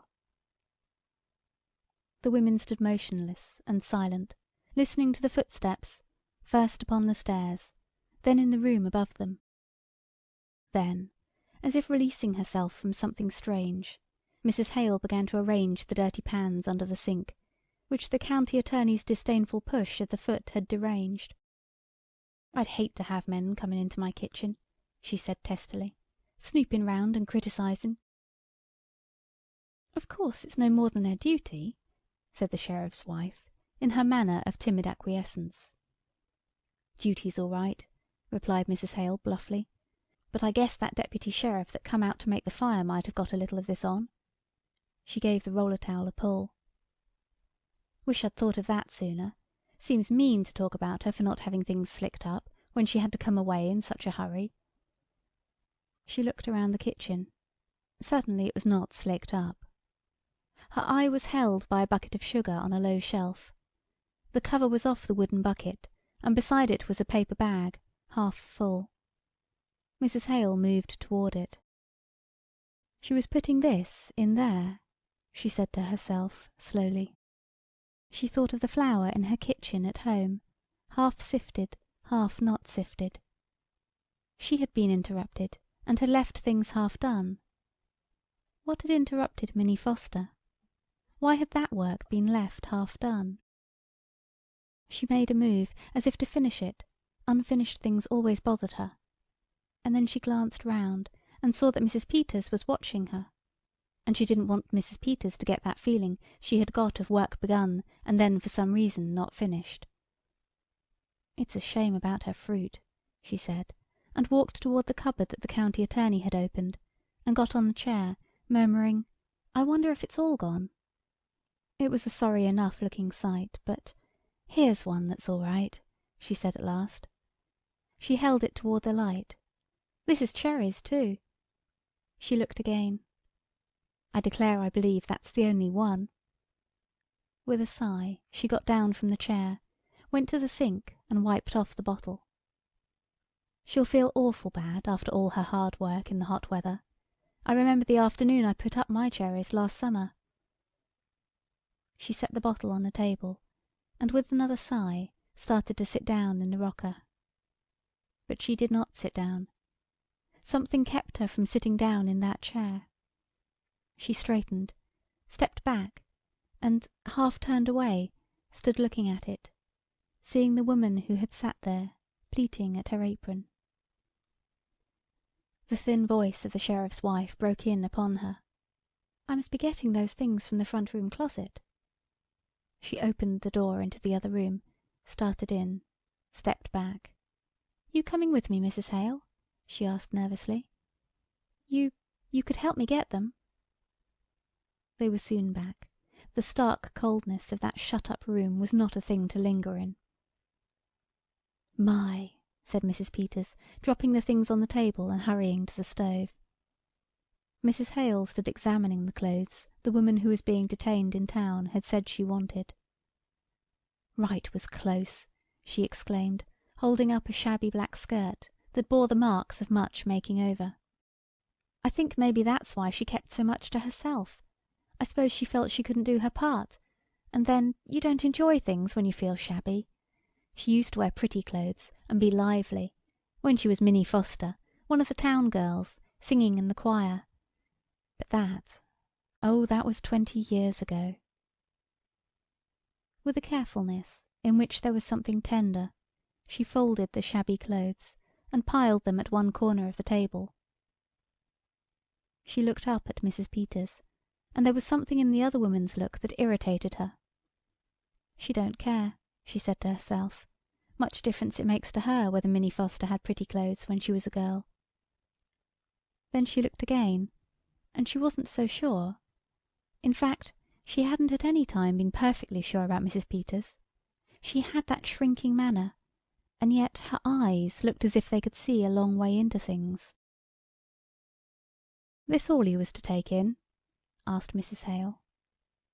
"No," said the sheriff's wife. "She said she wanted an apron. Funny thing to want," she ventured in her nervous little way, "for there's not much to get you dirty in jail, goodness knows. But I suppose just to make her feel more natural. If you're used to wearing an apron." She said they were in the bottom drawer of this cupboard. "Yes, here they are," and then her little shawl that always hung on the stair door. She took the small grey shawl from behind the door leading upstairs, and stood a minute looking at it. Suddenly Mrs. Hale took a quick step toward the other woman. "Mrs. Peters." "Yes, Mrs. Hale?" "Do you think she did it?" A frightened look blurred the other thing in Mrs. Peters' eyes. "Oh, I don't know," she said in a voice that seemed to shrink away from the subject. "Well, I don't think she did," affirmed Mrs. Hale stoutly, "asking for an apron and her little shawl, worrying about her fruit.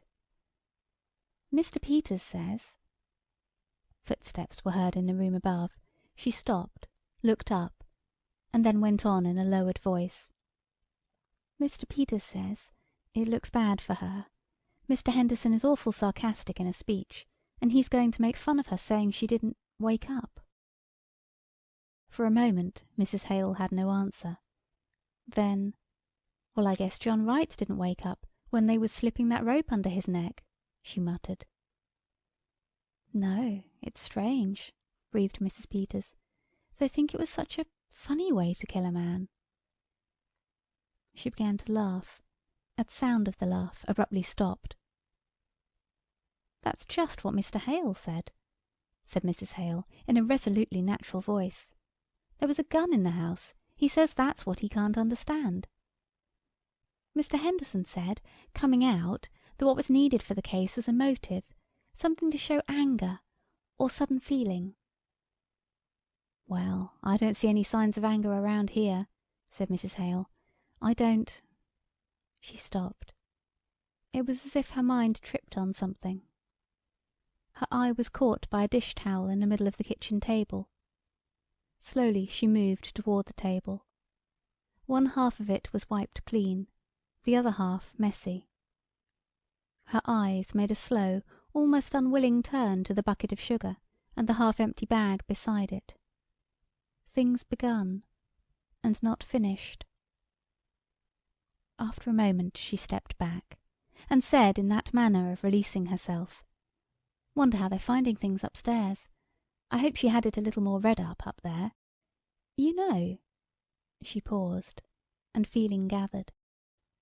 "It seems kind of sneaking, locking her up in town, and coming out here to get her own house to turn against her."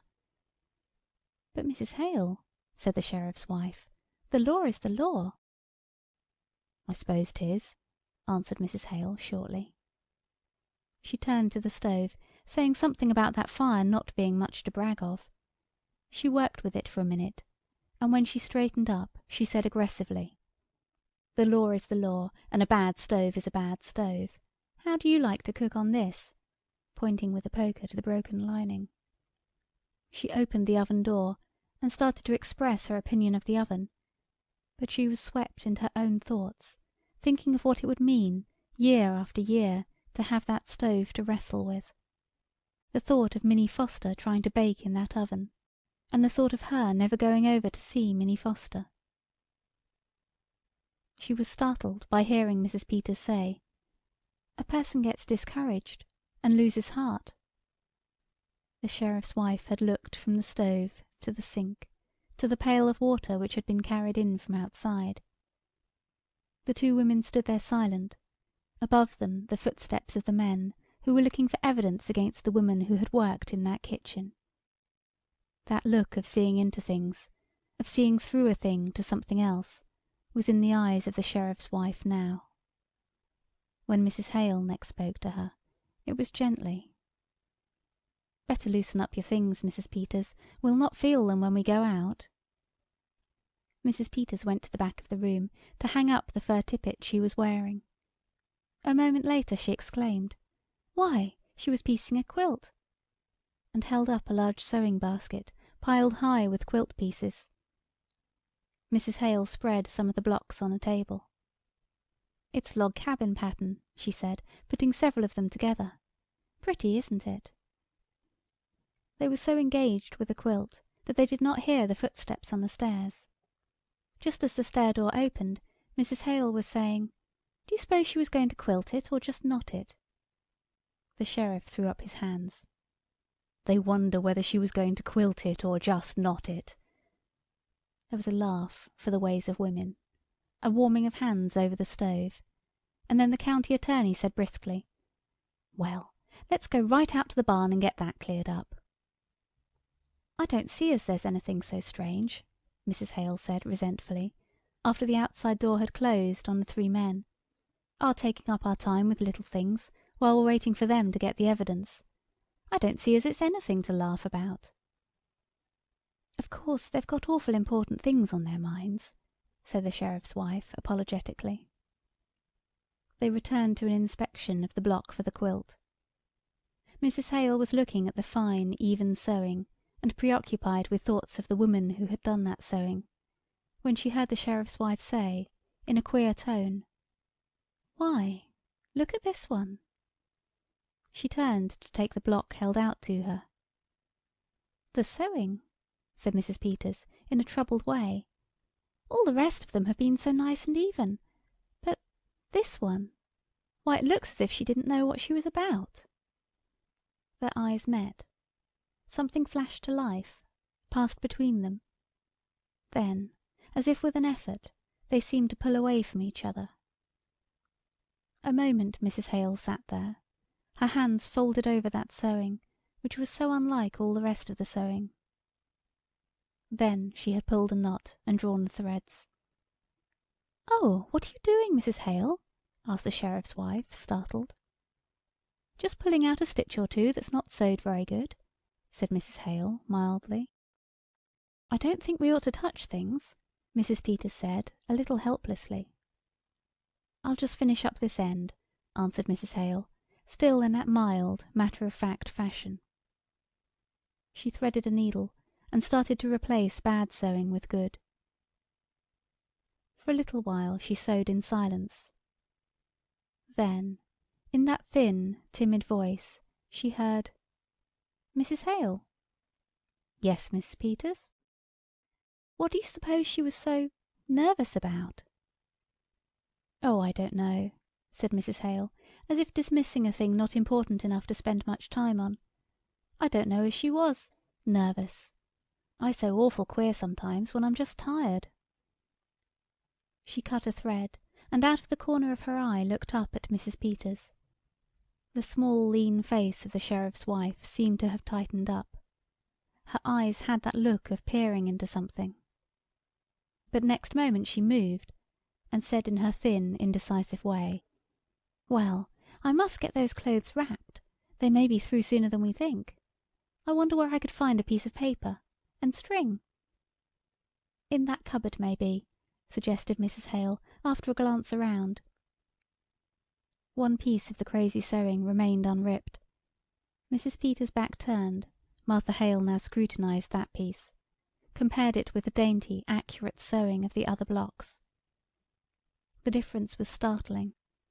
Holding this block made her feel queer, as if the distracted thoughts of the woman who had perhaps turned to it to try and quiet herself were communicating themselves to her. Mrs. Peters' voice roused her. "Here's a bird cage," she said. "Did she have a bird, Mrs. Hale?" "Why, I don't know whether she did or not." She turned to look at the cage Mrs. Peters was holding up. "I've not been here in so long." She sighed. "There was a man round last year selling canaries cheap, but I don't know as she took one. Maybe she did. She used to sing real pretty herself." Mrs. Peters looked around the kitchen. "Seems kind of funny to think of a bird here." She half laughed, an attempt to put up a barrier. "But she must have had one, or why would she have a cage? I wonder what happened to it." "I suppose maybe the cat got it," suggested Mrs. Hale, resuming her sewing. "No, she didn't have a cat. She's got that feeling some people have about cats, being afraid of them. When they brought her to our house yesterday, my cat got in the room, and she was real upset and asked me to take it out." "My sister Bessie was like that," laughed Mrs. Hale. The sheriff's wife did not reply. The silence made Mrs. Hale turn round.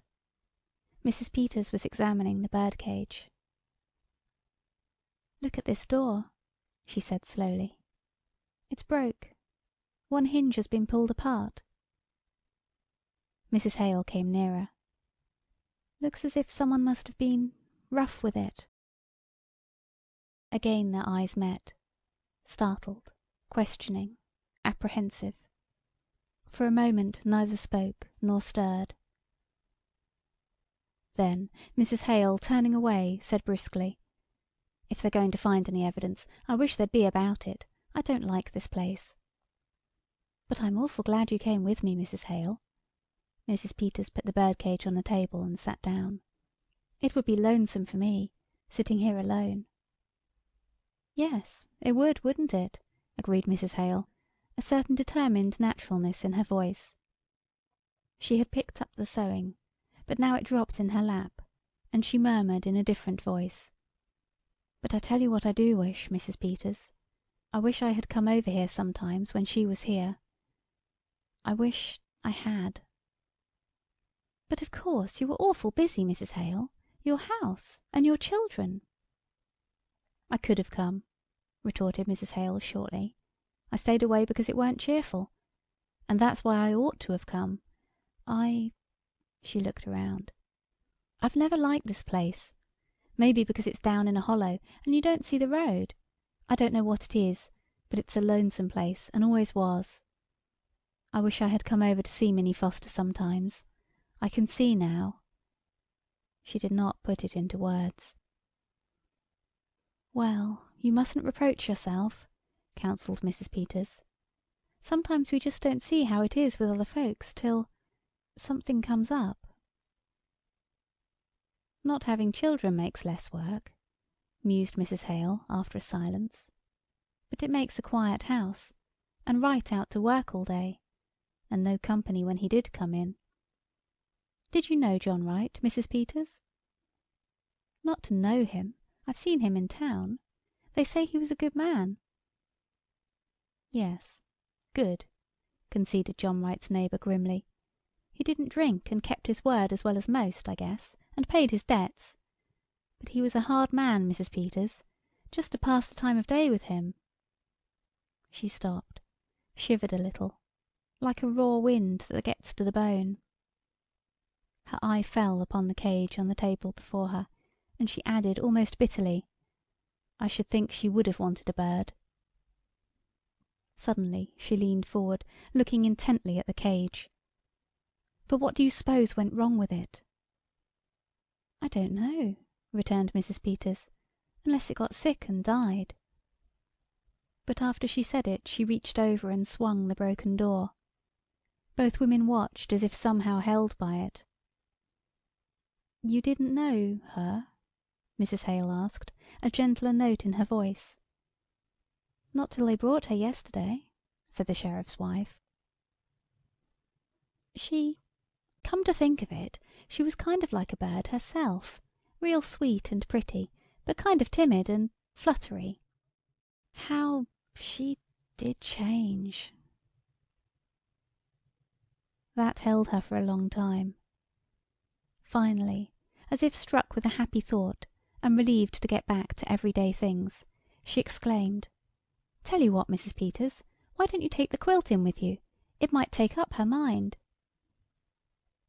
Why, I think that's a real nice idea, Mrs. Hale, agreed the sheriff's wife, as if she too were glad to come into the atmosphere of a simple kindness. There couldn't possibly be any objection to that, could there? Now, just what will I take? I wonder if her patches are in here, and her other things. They turned to the sewing basket.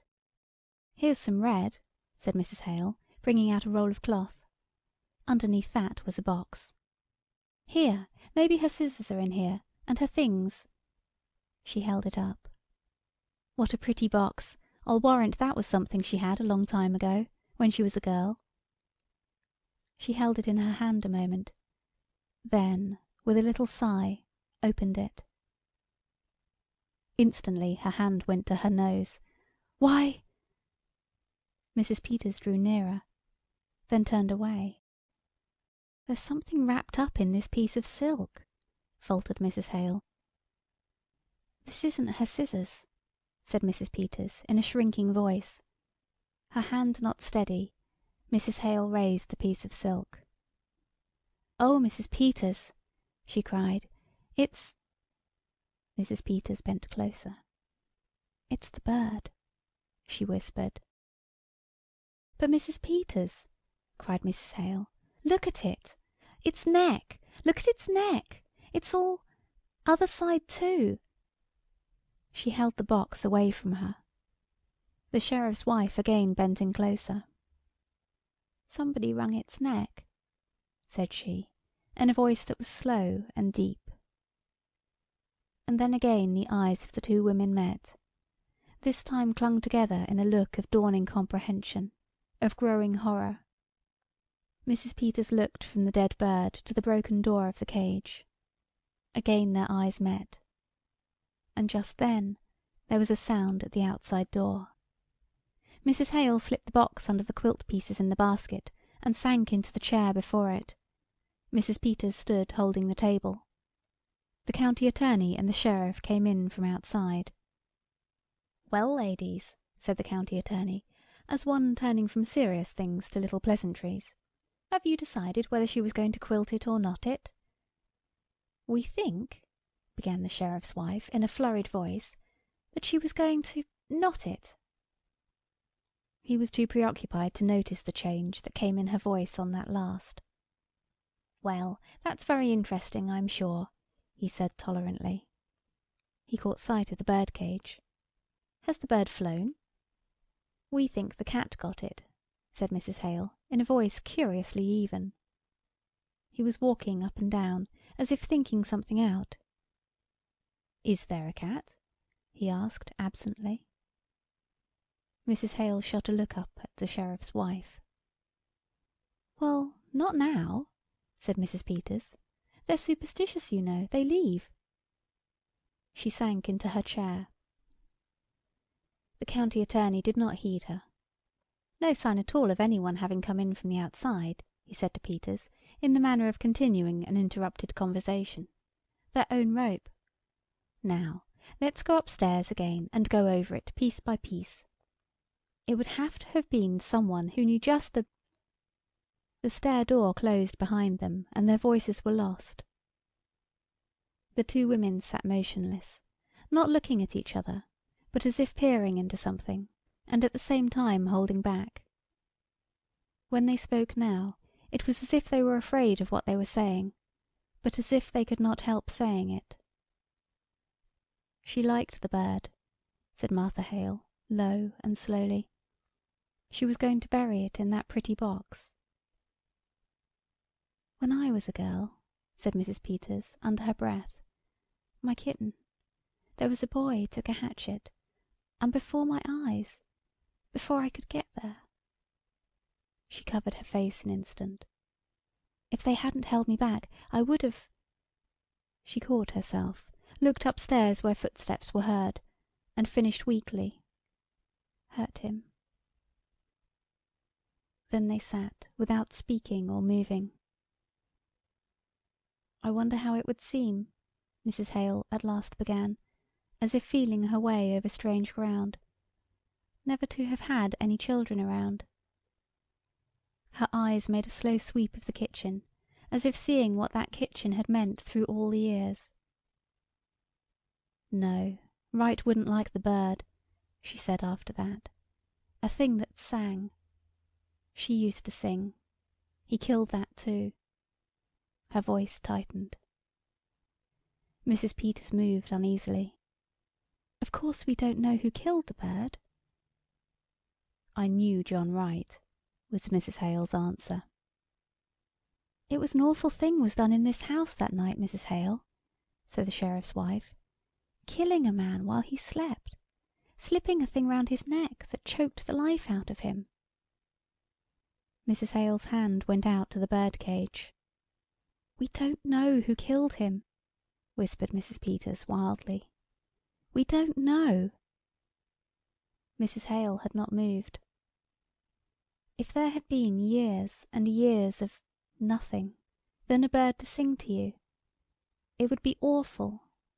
Still, after the bird was still." It was as if something within her, not herself, had spoken, and it found in Mrs. Peters something she did not know as herself. "I know what stillness is," she said in a queer monotonous voice. "When we homesteaded in Dakota, and my first baby died, after he was 2 years old, and me with no other then." Mrs. Hale stirred.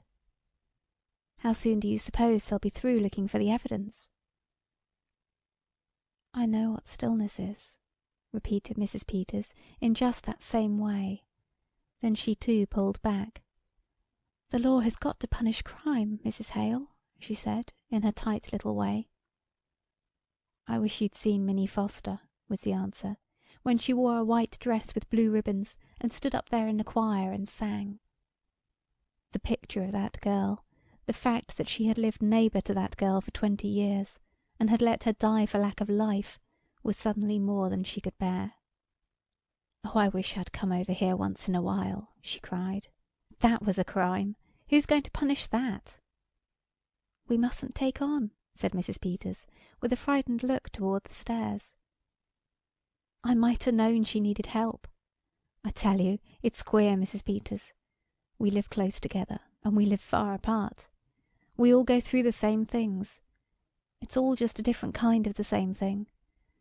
If it weren't, why do you and I understand? Why do we know what we know this minute?" She dashed her hand across her eyes. Then, seeing the jar of fruit on the table, she reached for it and choked out. "If I was you, I wouldn't tell her fruit was gone.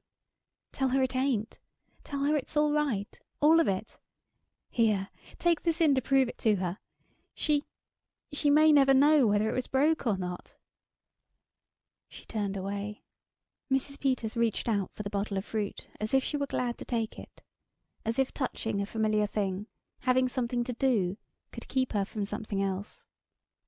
She got up, looked about for something to wrap the fruit in, took a petticoat from the pile of clothes she had brought from the front room, and nervously started winding that round the bottle. "My," she began, in a high, false voice, "it's a good thing the men couldn't hear us, getting all stirred up over a little thing like a dead canary." She hurried over that. "As if that could have anything to do with... My, wouldn't they laugh?" Footsteps were heard on the stairs. "Maybe they would," muttered Mrs. Hale. "Maybe they wouldn't." "No, Peters," said the county attorney incisively. "It's all perfectly clear, except the reason for doing it. But you know juries when it comes to women. If there was some definite thing, something to show, something to make a story about, something that would connect up with this clumsy way of doing it." In a covert way, Mrs. Hale looked at Mrs. Peters. Mrs. Peters was looking at her. Quickly they looked away from each other. The outer door opened and Mr. Hale came in. "I've got the team round now," he said. "Pretty cold out there." "I'm going to stay here a while by myself," the county attorney suddenly announced. "You can send Frank out for me, can't you?" he asked the sheriff. "I want to go over everything. I'm not satisfied we can't do better."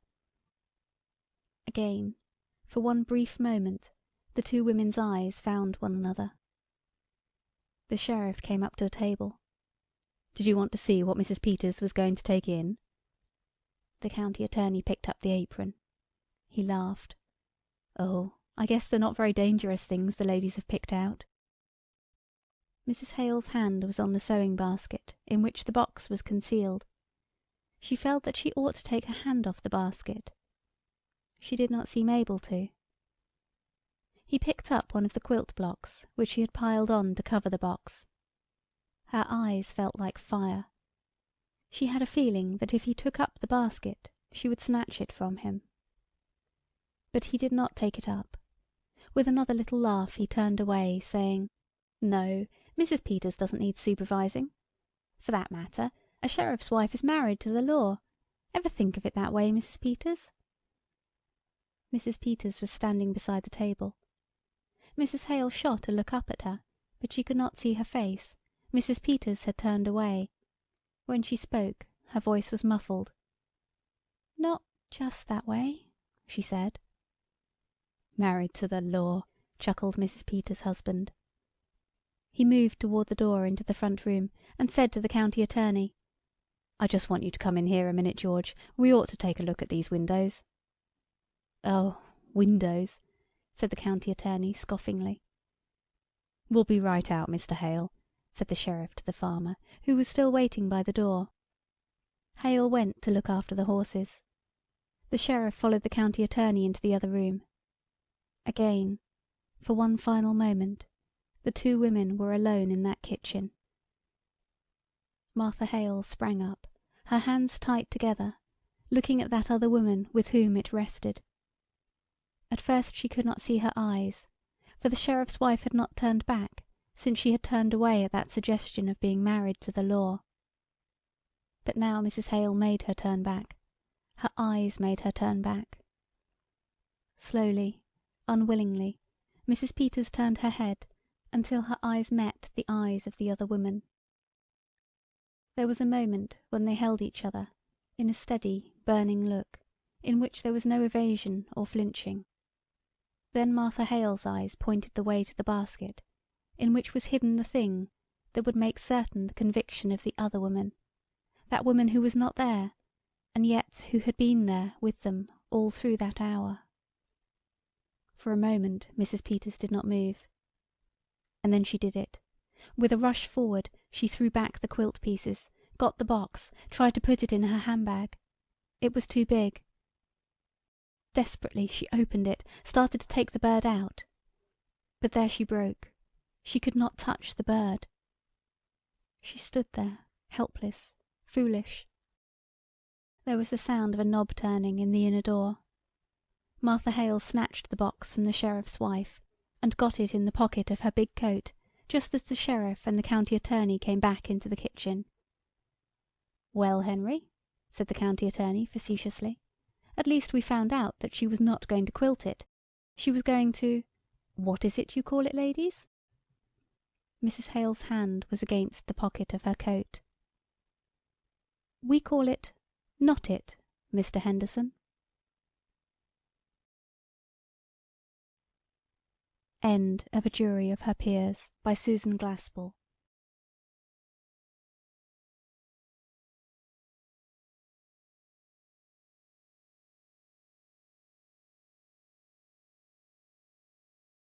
Snelson. A Scandal in Bohemia by Sir Arthur Conan Doyle, from The Adventures of Sherlock Holmes. To Sherlock Holmes she is always the woman. I have seldom heard him mention her under any other name. In his eyes she eclipses and predominates the whole of her sex. It was not that he felt any emotion akin to love for Irene Adler. All emotions, and that one particularly, were abhorrent to his cold, precise, but admirably balanced mind. He was, I take it, the most perfect reasoning and observing machine that the world has seen. But as a lover he would have placed himself in a false position. He never spoke of the softer passions, save with a jibe and a sneer. They were admirable things for the observer, excellent for drawing the veil from men's motives and actions, but for the trained reasoner to admit such intrusions into his own delicate and finely adjusted temperament was to introduce a distracting factor which might throw a doubt upon all his mental results. Grit in a sensitive instrument, or a crack in one of his own high-power lenses, would not be more disturbing than a strong emotion in a nature such as his. And yet there was but one woman to him, and that woman was the late Irene Adler, of dubious and questionable memory. I had seen little of Holmes lately. My marriage had drifted us away from each other. My own complete happiness and the home-centered interests which rise up around the man who first finds himself master of his own establishment were sufficient to absorb all my attention, while Holmes, who loathed every form of society with his whole Bohemian soul, remained in our lodgings in Baker Street, buried among his old books, and alternating from week to week between cocaine and ambition, the drowsiness of the drug and the fierce energy of his own keen nature. He was still, as ever, deeply attracted by the study of crime, and occupied his immense faculties and extraordinary powers of observation in following out those clues and clearing up those mysteries which had been abandoned as hopeless by the official police. From time to time I heard some vague account of his doings, of his summons to Odessa in the case of the Trepoff murder, of his clearing up of the singular tragedy of the Atkinson brothers at Trincomalee, and finally of the mission which he had accomplished so delicately and successfully for the reigning family of Holland. Beyond these signs of his activity, however, which I merely share with all the readers of the daily press, I knew little of my former friend and companion. One night, it was on the 20th of March, 1888, I was returning from a journey to a patient, for I had now returned to civil practice, when my way led me through Baker Street. As I passed the well-remembered door, which must always be associated in my mind with my wooing and with the dark incidents of the Study in Scarlet, I was seized with a keen desire to see Holmes again, and to know how he was employing his extraordinary powers. His rooms were brilliantly lit, and even as I looked up I saw his tall, spare figure pass twice in a dark silhouette against the blind. He was pacing the room swiftly, eagerly, with his head sunk upon his breast and his hands clasped behind him. To me, who knew his every mood and habit, his attitude and manner told their own story. He was at work again. He had risen out of his drug-created dreams and was hot upon the scent of some new problem. I rang the bell and was shown up to the chamber which had formerly been in part my own. His manner was not effusive, it seldom was, but he was glad, I think, to see me. With hardly a word spoken, but with a kindly eye, he waved me to an armchair, threw across his case of cigars, and indicated a spirit case and a gasogene in the corner. Then he stood before the fire and looked me over in his singular introspective fashion. "Wedlock suits you," he remarked. "I think, Watson, that you have put on 7½ pounds since I saw you." "7," I answered. "Indeed, I should have thought a little more. Just a trifle more, I fancy, Watson. And in practice again, I observe. You did not tell me that you intended to go into harness." "Then how do you know?" "I see it. I deduce it. How do I know that you have been getting yourself very wet lately, and that you have a most clumsy and careless servant girl?" "My dear Holmes," said I, "this is too much. You would certainly have been burned had you lived a few centuries ago. It is true that I had a country walk on Thursday, and came home in a dreadful mess. But as I have changed my clothes, I can't imagine how you deduce it. As to Mary Jane, she is incorrigible, and my wife has given her notice. But there again I fail to see how you work it out." He chuckled to himself and rubbed his long, nervous hands together. "It is simplicity itself," said he. "My eyes tell me that on the inside of your left shoe, just where the firelight strikes it, the leather is scored by 6 almost parallel cuts. Obviously they have been caused by someone who has very carelessly scraped round the edges of the sole in order to remove crusted mud from it. Hence you see my double deduction that you had been out in vile weather, and that you had a particularly malignant boot-slitting specimen of the London slavey. As to your practice, if a gentleman walks into my room smelling of idioform, with a black mark of nitrate of silver upon his right forefinger, and a bulge on the right side of his top hat, to show where he has secreted his stethoscope, I must be dull indeed if I do not pronounce him to be an active member of the medical profession." I could not help laughing at the ease with which he explained his process of deduction. "When I hear you give your reasons," I remarked, "the thing always appears to me to be so ridiculously simple that I could easily do it myself, though at each successive instance of your reasoning I am baffled until you explain your process. And yet I believe that my eyes are quite as good as yours." "Quite so," he answered, lighting a cigarette, and throwing himself down into an armchair. "You see, but you do not observe. The distinction is clear. For example, you have frequently seen the steps which lead up from the hall to this room?" "Frequently." "How often?" "Well, some hundreds of times." "Then how many are there?" "How many? I don't know." "Quite so. You have not observed, and yet you have seen. That is just my point. Now I know that there are 17 steps, because I have both seen and observed. By the way, since you are interested in these little problems, and since you are good enough to chronicle one or two of my trifling experiences, you may be interested in this." He threw over a sheet of thick, pink-tinted note-paper, which had been lying open upon the table. "It came by the last post," said he. "Read it aloud." The note was undated, and without either signature or address. "There will call upon you tonight at 7:45 o'clock," it said, "a gentleman who desires to consult you upon a matter of the very deepest moment. Your recent services to one of the royal houses of Europe have shown that you are one who may safely be trusted with matters which are of an importance which can hardly be exaggerated. This account of you we have from all quarters received. Be in your chamber then at that hour, and do not take it amiss if your visitor wear a mask." "This is indeed a mystery," I remarked. "What do you imagine that it means?" "I have no data yet. It is a capital mistake to theorize before one has data. Insensibly one begins to twist facts to suit theories, instead of theories to suit facts. But the note itself, what do you deduce from it? I carefully examined the writing, and the paper upon which it was written. The man who wrote it was presumably well-to-do, I remarked, endeavoring to imitate my companion's processes. Such paper could not be bought under half-a-crown a packet. It is peculiarly strong and stiff. Peculiar, that is the very word, said Holmes. It is not an English paper at all. Hold it up to the light. I did so, and saw a large E with a small g, a P and a large G with a small t woven into the texture of the paper. What do you make of that? Asked Holmes. The name of the maker, no doubt, or his monogram, rather. Not at all. The G with the small t stands for Gesellschaft, which is the German for company. It is a customary contraction, like our CO. P, of course, stands for papier. Now for the EG. Let us glance at our Continental Gazetteer. He took down a heavy brown volume from his shelves.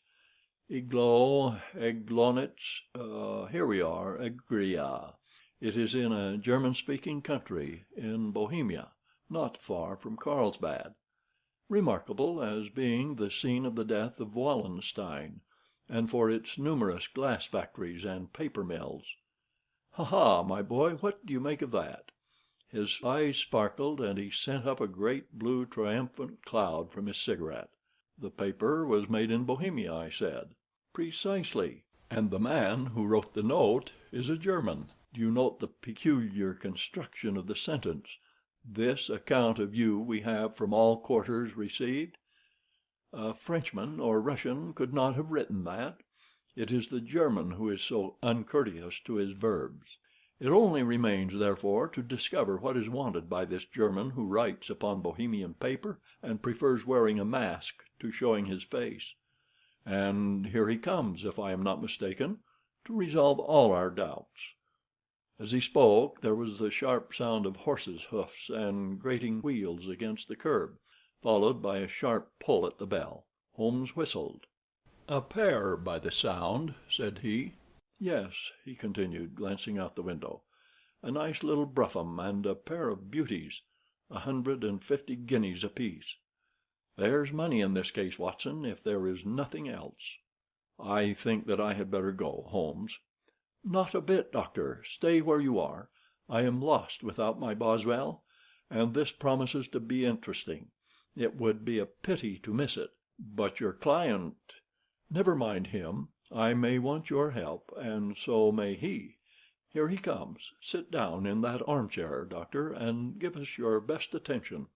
A slow and heavy step, which had been heard upon the stairs and in the passage, paused immediately outside the door. Then there was a loud and authoritative tap. "Come in," said Holmes. A man entered who could hardly have been less than 6 feet 6 inches in height, with the chest and limbs of a Hercules. His dress, which was rich, with a richness which would in England be looked upon as akin to bad taste. Heavy bands of astrachan were slashed across the sleeves and fronts of his double-breasted coat, while the deep blue cloak which was thrown over his shoulders was lined with a flame-colored silk, and secured at the neck with a brooch which consisted of a single flaming beryl. Boots, which extended halfway up his calves, and which were trimmed at the tops with rich brown fur, completed the impression of barbaric opulence which was suggested by his whole appearance. He carried a broad-brimmed hat in his hand, while he wore across the upper part of his face, extending down past the cheekbones, a black-visored mask, which he had apparently adjusted that very moment, for his hand was still raised to it as he entered. From the lower part of the face he appeared to be a man of strong character, with a thick, hanging lip and a long, straight chin, suggestive of resolution pushed to the length of obstinacy. "You had my note?" he asked, with a deep, harsh voice and strongly marked German accent. "I told you that I would call." He looked from one to the other of us, as if uncertain which to address. "Pray take a seat," said Holmes. This is my friend and colleague, Dr. Watson, who is occasionally good enough to help me in my cases. Whom have I the honor to address?" "You may address me as Count von Kramm, a Bohemian nobleman. I understand that this gentleman, your friend, is a man of honor and discretion, whom I may trust with a matter of the most extreme importance. If not, I should much prefer to communicate with you alone." I rose to go, but Holmes caught me by the wrist and pushed me back into my chair. "It is both or none," said he. "You may say before this gentleman anything which you may say to me." The Count shrugged his broad shoulders. "Then I must begin," said he, "by binding you both to absolute secrecy for 2 years. At the end of that time the matter will be of no importance. At present it is not too much to say that it is of such weight it may have an influence upon European history." "I promise," said Holmes. "And I. You will excuse this mask," continued our strange visitor. "The august person who employs me wishes his agent to be unknown to you, and I may confess at once that the title by which I have just called myself is not exactly my own." "I was aware of it," said Holmes dryly. "The circumstances are of great delicacy, and every precaution has to be taken to quench what might grow to be an immense scandal and seriously compromise one of the reigning families of Europe. To speak plainly, the matter implicates the great house of Ormstein, hereditary kings of Bohemia." "I was also aware of that," murmured Holmes, settling himself down in his armchair and closing his eyes. Our visitor glanced with some apparent surprise at the languid, lounging figure of the man who had been no doubt depicted to him as the most incisive reasoner and most energetic agent in Europe. Holmes slowly reopened his eyes and looked impatiently at his gigantic client. "If your Majesty would condescend to state your case," he remarked, "I should be better able to advise you." The man sprang from his chair and paced up and down the room in uncontrollable agitation. Then, with a gesture of desperation, he tore the mask from his face and hurled it upon the ground. "You are right," he cried. "I am the king. Why should I attempt to conceal it?" "Why, indeed?" murmured Holmes. "Your Majesty had not spoken before I was aware that I was addressing Wilhelm Gottsreich Sigismund von Ormstein, Grand Duke of Cassel-Felstein and hereditary king of Bohemia."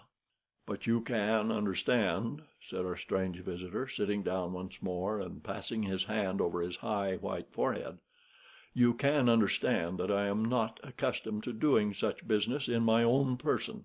Yet the matter was so delicate that I could not confide it to an agent without putting myself in his power. I have come incognito from Prague for the purpose of consulting you." "Then pray consult," said Holmes, shutting his eyes once more. "The facts are briefly these. Some 5 years ago, during a lengthy visit to Warsaw, I made the acquaintance of the well-known adventuress Irene Adler. The name is no doubt familiar to you. Kindly look her up in my index, Doctor," murmured Holmes, without opening his eyes. For many years he had adopted a system of docketing all paragraphs concerning men and things, so that it was difficult to name a subject or a person on which he could not at once furnish information. In this case I found her biography sandwiched in between that of a Hebrew rabbi and that of a staff commander who had written a monograph upon the deep sea fishes. "Let me see," said Holmes. "Born in New Jersey in the year 1858. Contralto. Lascalia. Prima donna, Imperial Opera of Warsaw. Yes. Retired from operatic stage. Living in London. Quite so. Your Majesty, as I understand, became entangled with this young person, wrote her some compromising letters, and is now desirous of getting those letters back." "Precisely so. But how— Was there a secret marriage?" "None." "No legal papers or certificates?" "None." "Then I fail to follow your Majesty. If this young person should produce her letters for blackmailing or other purposes, how is she to prove their authenticity?" "There is the writing." "Pooh! Forgery." My private note-paper. Stolen. My own seal. Imitated. My photograph. But we were both in the photograph. Oh dear, that is very bad. Your Majesty has indeed committed an indiscretion. I was mad, insane. You have compromised yourself seriously. I was only a crown prince then. I was young. I am but 30 now. It must be recovered. We have tried and failed. Your Majesty must pay. It must be bought. She will not sell. Stolen then. 5 attempts have been made. Twice burglars in my pay ransacked her house. Once we diverted her luggage when she travelled. Twice she has been waylaid. There has been no result. No sign of it? Absolutely none. Holmes laughed. "It is quite a pretty little problem," said he. "But a very serious one to me," returned the king reproachfully. "Very, indeed. And what does she propose to do with the photograph?" "To ruin me." "But how?" "I am about to be married." "So I have heard." "To Clotilda Lothman von Saxe-Meiningen, second daughter of the King of Scandinavia. You may know the strict principles of her family. She is herself the very soul of delicacy. A shadow of a doubt as to my conduct would bring the matter to an end. And Irene Adler threatens to send them the photograph, and she will do it. I know that she will do it. You do not know her, but she has a soul of steel. She has the face of the most beautiful of women, and the mind of the most resolute of men. Rather than I should marry another woman, there are no lengths to which she would not go. None. You are sure that she has not sent it yet?" "I am sure." "And why?" "Because she has said that she would send it on the day when the betrothal was publicly proclaimed. That will be next Monday." "Oh, then we have 3 days yet," said Holmes with a yawn. "That is very fortunate, as I have 1 or 2 matters of importance to look into just at present. Your Majesty will, of course, stay in London for the present?" "Certainly. You will find me at the Langham under the name of the Count von Kramm. Then I shall drop you a line to let you know how we progress. Pray do so. I shall be all anxiety. Then as to the money. You have carte blanche." "Absolutely?" "I tell you that I would give one of the provinces of my kingdom to have that photograph, and for present expenses." The king took a heavy chamois leather bag from under his cloak and laid it on the table. "There are £300 in gold and 700 in notes," he said. Holmes scribbled a receipt upon a sheet of his notebook and handed it to him. "And mademoiselle's address?" he asked. "Is Briony Lodge, Serpentine Avenue, St. John's Wood." Holmes took a note of it. "One other question," said he. "Was the photograph a cabinet?"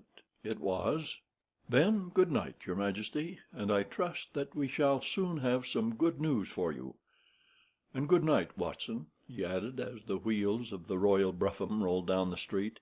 "If you will be good enough to call tomorrow afternoon at 3 o'clock, I should like to chat this little matter over with you." At 3 o'clock precisely I was at Baker Street, but Holmes had not yet returned. The landlady informed me that he had left the house shortly after 8 o'clock in the morning. I sat down beside the fire, however, with the intention of awaiting him, however long he might be.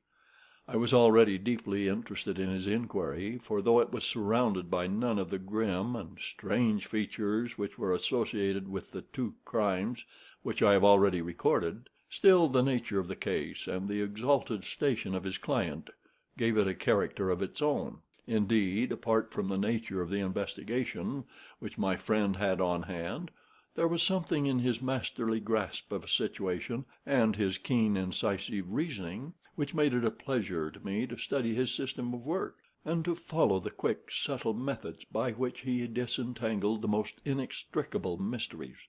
So accustomed was I to his invariable success that the very possibility of his failing had ceased to enter into my head. It was close upon 4 before the door opened, and a drunken-looking groom ill-kempt and side-whiskered, with an inflamed face and disreputable clothes, walked into the room. Accustomed as I was to my friend's amazing powers in the use of disguises, I had to look 3 times before I was certain that it was indeed he. With a nod he vanished into the bedroom, whence he emerged in 5 minutes, tweed-suited and respectable, as of old. Putting his hands into his pockets, he stretched out his legs in front of the fire, and laughed heartily for some minutes. "Well, really," he cried, and then choked and laughed again until he was obliged to lie back, limp and helpless in the chair. "What is it?" "It's quite too funny. I am sure you could never guess how I employed my morning, or what I ended by doing." "I can't imagine. I suppose that you have been watching the habits and perhaps the house of Miss Irene Adler." "Quite so, but the sequel was rather unusual. I will tell you, however. I left the house a little after 8 o'clock this morning in the character of a groom out of work. There is a wonderful sympathy and freemasonry among horsey men. Be one of them, and you will know all that there is to know. I soon found Briony Lodge. It is a bijou villa, with a garden at the back, but built out in front right up to the road, 2 stories. Chubb lock to the door. Large sitting room on the right side, well furnished, with long windows almost to the floor, and those preposterous English window fasteners which a child could open. Behind there was nothing remarkable, save that the passage window could be reached from the top of the coach house. I walked round it and examined it closely from every point of view, but without noting anything else of interest. I then lounged down the street and found, as I expected, that there was a mews in a lane which runs down by one wall of the garden. I lent the ostlers a hand in rubbing down their horses, and received in exchange 2d., a glass of half and half, 2 fills of shag tobacco, and as much information as I could desire about Miss Adler, to say nothing of half a dozen other people in the neighborhood, in whom I was not in the least interested, but whose biographies I was compelled to listen to. "And what of Irene Adler?" I asked. "Oh, she has turned all the men's heads down in that part. She is the daintiest thing under a bonnet on this planet. So say the Serpentine Mews to a man. She lives quietly, sings at concerts, drives out at 5 every day, and returns at 7 sharp for dinner. Seldom goes out at other times, except when she sings. Has only 1 male visitor, but a good deal of him. He is dark, handsome, and dashing. Never calls less than once a day, and often twice. He is a Mr. Godfrey Norton of the Inner Temple. See the advantages of a cabman as a confidant? They had driven him home a dozen times from Serpentine Mews, and knew all about him. When I had listened to all they had to tell, I began to walk up and down near Briony Lodge once more, and to think over my plan of campaign. This Godfrey Norton was evidently an important factor in the matter. He was a lawyer. That sounded ominous. What was the relation between them, and what the object of his repeated visits? Was she his client, his friend, or his mistress? If the former, she had probably transferred the photograph to his keeping. If the latter, it was less likely. On the issue of this question depended whether I should continue my work at Briony Lodge, or turn my attention to the gentleman's chambers in the Temple. It was a delicate point, and it widened the field of my inquiry. I fear that I bore you with these details, but I have to let you see my little difficulties if you are to understand the situation. "I am following you closely," I answered. I was still balancing the matter in my mind when a hansom cab drove up to Briony Lodge, and a gentleman sprang out. He was a remarkably handsome man, dark, aquiline, and mustached, evidently the man of whom I had heard. He appeared to be in a great hurry, shouted to the cabman to wait, and brushed past the maid, who opened the door with the air of a man who was thoroughly at home. He was in the house about half an hour, and I could catch glimpses of him in the windows of the sitting-room, pacing up and down, talking excitedly, and waving his arms. Of her I could see nothing. Presently he emerged, looking even more flurried than before. As he stepped up to the cab, he pulled a gold watch from his pocket, and looked at it earnestly. "Drive like the devil," he shouted. "First to Gross and Hankey's in Regent Street, and then to the church at St. Monica in the Edgware Road. Half a guinea if you do it in 20 minutes." Away they went, and I was just wondering whether I should not do well to follow them, when up the lane came a neat little landau, the coachman with his coat only half buttoned, and his tie under his ear, while all the tags of his harness were sticking out of the buckles. It hadn't pulled up before she shot out of the hall door and into it. I only caught a glimpse of her at the moment, but she was a lovely woman, with a face that a man might die for. "The church at St. Monica, John," she cried, "and half a sovereign if you reach it in 20 minutes." This was quite too good to lose, Watson. I was just balancing whether I should run for it, or whether I should perch behind her landau, when a cab came through the street. The driver looked twice at such a shabby fare, but I jumped in before he could object. "The church at St. Monica," said I, "and half a sovereign if you reach it in 20 minutes." It was 25 minutes to 12, and of course it was clear enough what was in the wind. My cabby drove fast. I don't think I ever drove faster, but the others were there before us. The cab and the landau with their steaming horses were in front of the door when I arrived. I paid the man and hurried into the church. There was not a soul there save the two whom I had followed, and a surpliced clergyman, who seemed to be expostulating with them. They were all three standing in a knot in front of the altar.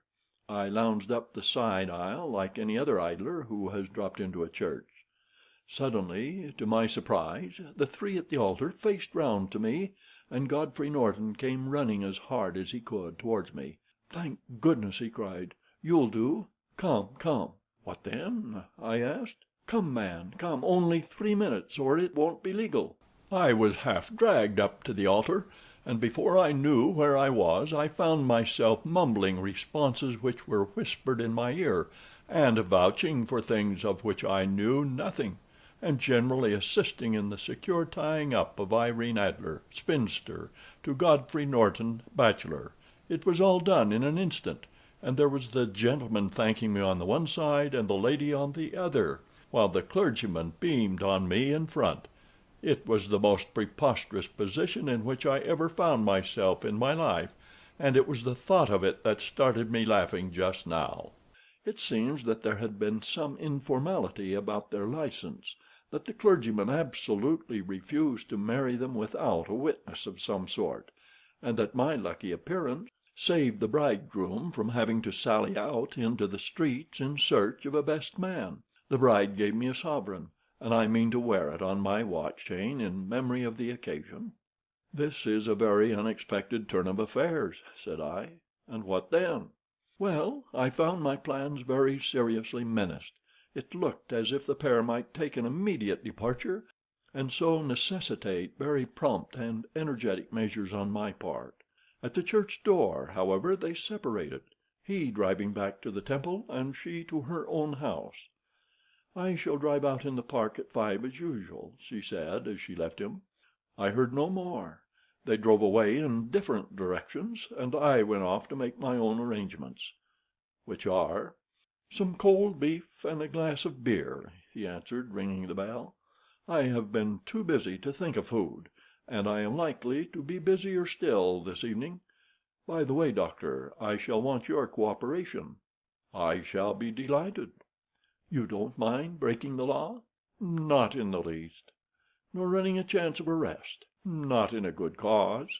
"Oh, the cause is excellent." "Then I am your man." "I was sure that I might rely on you. But what is it you wish?" "When Mrs. Turner has brought in the tray, I will make it clear to you. Now," he said, as he turned hungrily on the simple fare that our landlady had provided, "I must discuss it while I eat, for I have not much time. It is nearly 5 now. In 2 hours we must be on the scene of action. Miss Irene, or Madame, rather, returns from her drive at 7. We must be at Briony Lodge to meet her." "And what then?" "You must leave that to me. I have already arranged what is to occur. There is only one point on which I must insist. You must not interfere, come what may. You understand?" "I am to be neutral?" "To do nothing whatever. There will probably be some small unpleasantness. Do not join in. It will end in my being conveyed into the house. 4 or 5 minutes afterwards the sitting-room window will open. You are to station yourself close to that open window. Yes. You are to watch me, for I will be visible to you. Yes. And when I raise my hand, so, you will throw into the room what I give you to throw, and will at the same time raise the cry of fire. You quite follow me? Entirely. It is nothing very formidable, he said, taking a long cigar-shaped roll from his pocket. It is an ordinary plumber's smoke rocket, fitted with a cap at either end to make it self-lighting. Your task is confined to that. When you raise your cry of fire, it will be taken up by quite a number of people. You may then walk to the end of the street, and I will rejoin you in 10 minutes. I hope that I have made myself clear. I am to remain neutral, to get near the window, to watch you, and at the signal to throw in this object, then to raise the cry of fire, and to wait you at the corner of the street. Precisely. Then you may entirely rely on me. That is excellent. I think, perhaps, it is almost time that I prepare for the new role I have to play. He disappeared into his bedroom, and returned in a few minutes in the character of an amiable and simple-minded nonconformist clergyman. His broad black hat, his baggy trousers, his white tie, his sympathetic smile, and general look of peering and benevolent curiosity were such as Mr. John Hare alone could have equalled. It was not merely that Holmes changed his costume. His expression, his manner, his very soul seemed to vary with every fresh part that he assumed. The stage lost a fine actor, even as science lost an acute reasoner when he became a specialist in crime. It was 6:15 when we left Baker Street, and it still wanted 10 minutes to the hour when we found ourselves in Serpentine Avenue. It was already dusk, and the lamps were just being lighted as we paced up and down in front of Briony Lodge, waiting for the coming of its occupant. The house was just such as I had pictured it from Sherlock Holmes' succinct description, but the locality appeared to be less private than I expected. On the contrary, for a small street in a quiet neighborhood, it was remarkably animated. There was a group of shabbily dressed men smoking and laughing in a corner, a scissors grinder with its wheel, 2 guardsmen who were flirting with a nurse girl, and several well-dressed young men who were lounging up and down with cigars in their mouths. "You see," remarked Holmes, as we paced to and fro in front of the house, "this marriage rather simplifies matters. The photograph becomes a double-edged weapon now. The chances are that she would be as averse to its being seen by Mr. Godfrey Norton as our client is to its coming to the eyes of his princess. Now the question is, where are we to find the photograph? Where, indeed? It is most unlikely that she carries it about with her. It is cabinet size, too large for easy concealment about a woman's dress.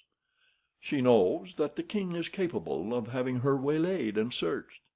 2 attempts of the sort have already been made. We may take it, then, that she does not carry it about with her. Where, then? Her banker or her lawyer. There is that double possibility. But I am inclined to think neither. Women are naturally secretive, and they like to do their own secreting. Why should she hand it over to anyone else? She could trust her own guardianship, but she could not tell what indirect or political influence might be brought to bear upon a business man. Besides, remember that she had resolved to use it within a few days. It must be where she can lay her hands upon it. It must be in her own house. But it has twice been burgled. Pshaw! They did not know how to look. But how will you look? I will not look. What then? I will get her to show me. But she will refuse. She will not be able to. But I hear the rumble of wheels. It is her carriage. Now carry out my orders to the letter. As he spoke, the gleam of the sidelights of a carriage came round the curve of the avenue.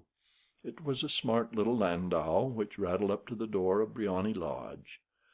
As it pulled up, one of the loafing men at the corner dashed forward to open the door in the hope of earning a copper, but was elbowed away by another loafer, who had rushed up with the same intention.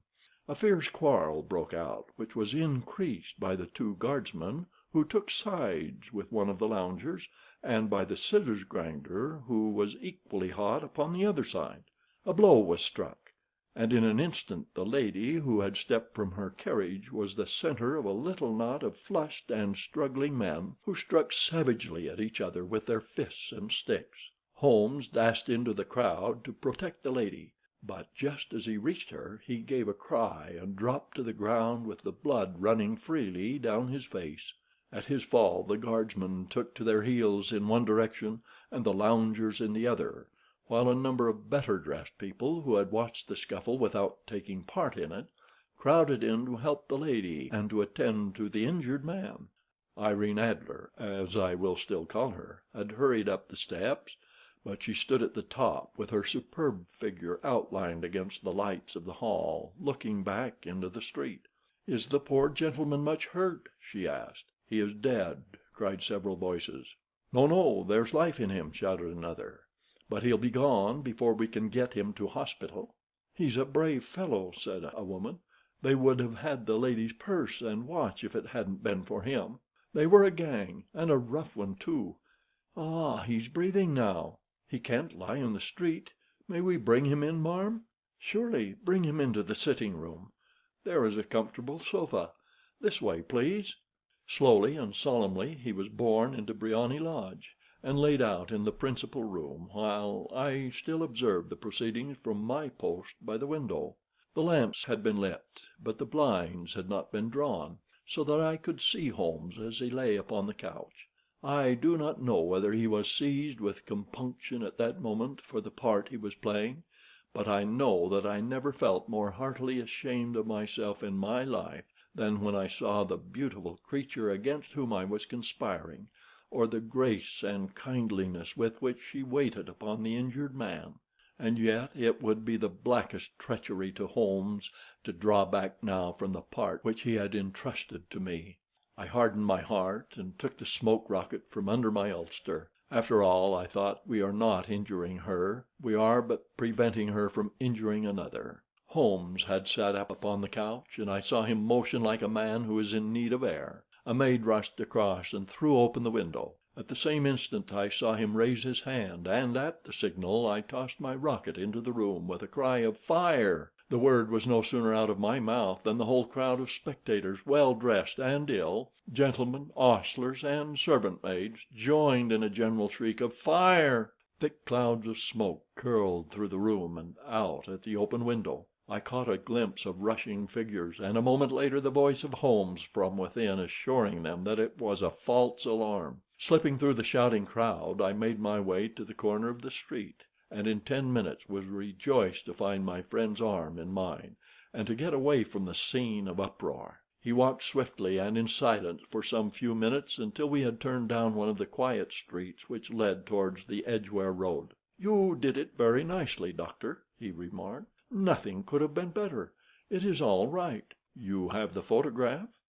"I know where it is." "And how did you find out?" "She showed me, as I told you she would. I am still in the dark." "I do not wish to make a mystery," said he, laughing.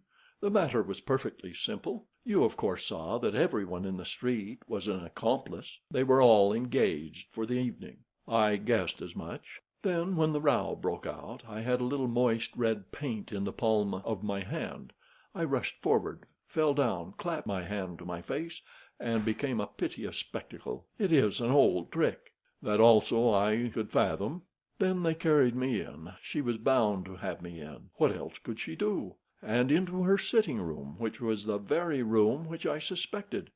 It lay between that and her bedroom, and I was determined to see which. They laid me on a couch. I motioned for air. They were compelled to open the window, and you had your chance. How did that help you?" "It was all important. When a woman thinks that her house is on fire, Her instinct is at once to rush to the thing which she values most. It is a perfectly overpowering impulse, and I have more than once taken advantage of it. In the case of the Darlington substitution scandal it was of use to me, and also in the Arnsworth Castle business. A married woman grabs at her baby, an unmarried one reaches for her jewel box. Now it was clear to me that Our Lady of today had nothing in the house more precious to her than what we are in quest of. She would rush to secure it. The alarm of fire was admirably done. The smoke and shouting were enough to shake nerves of steel. She responded beautifully.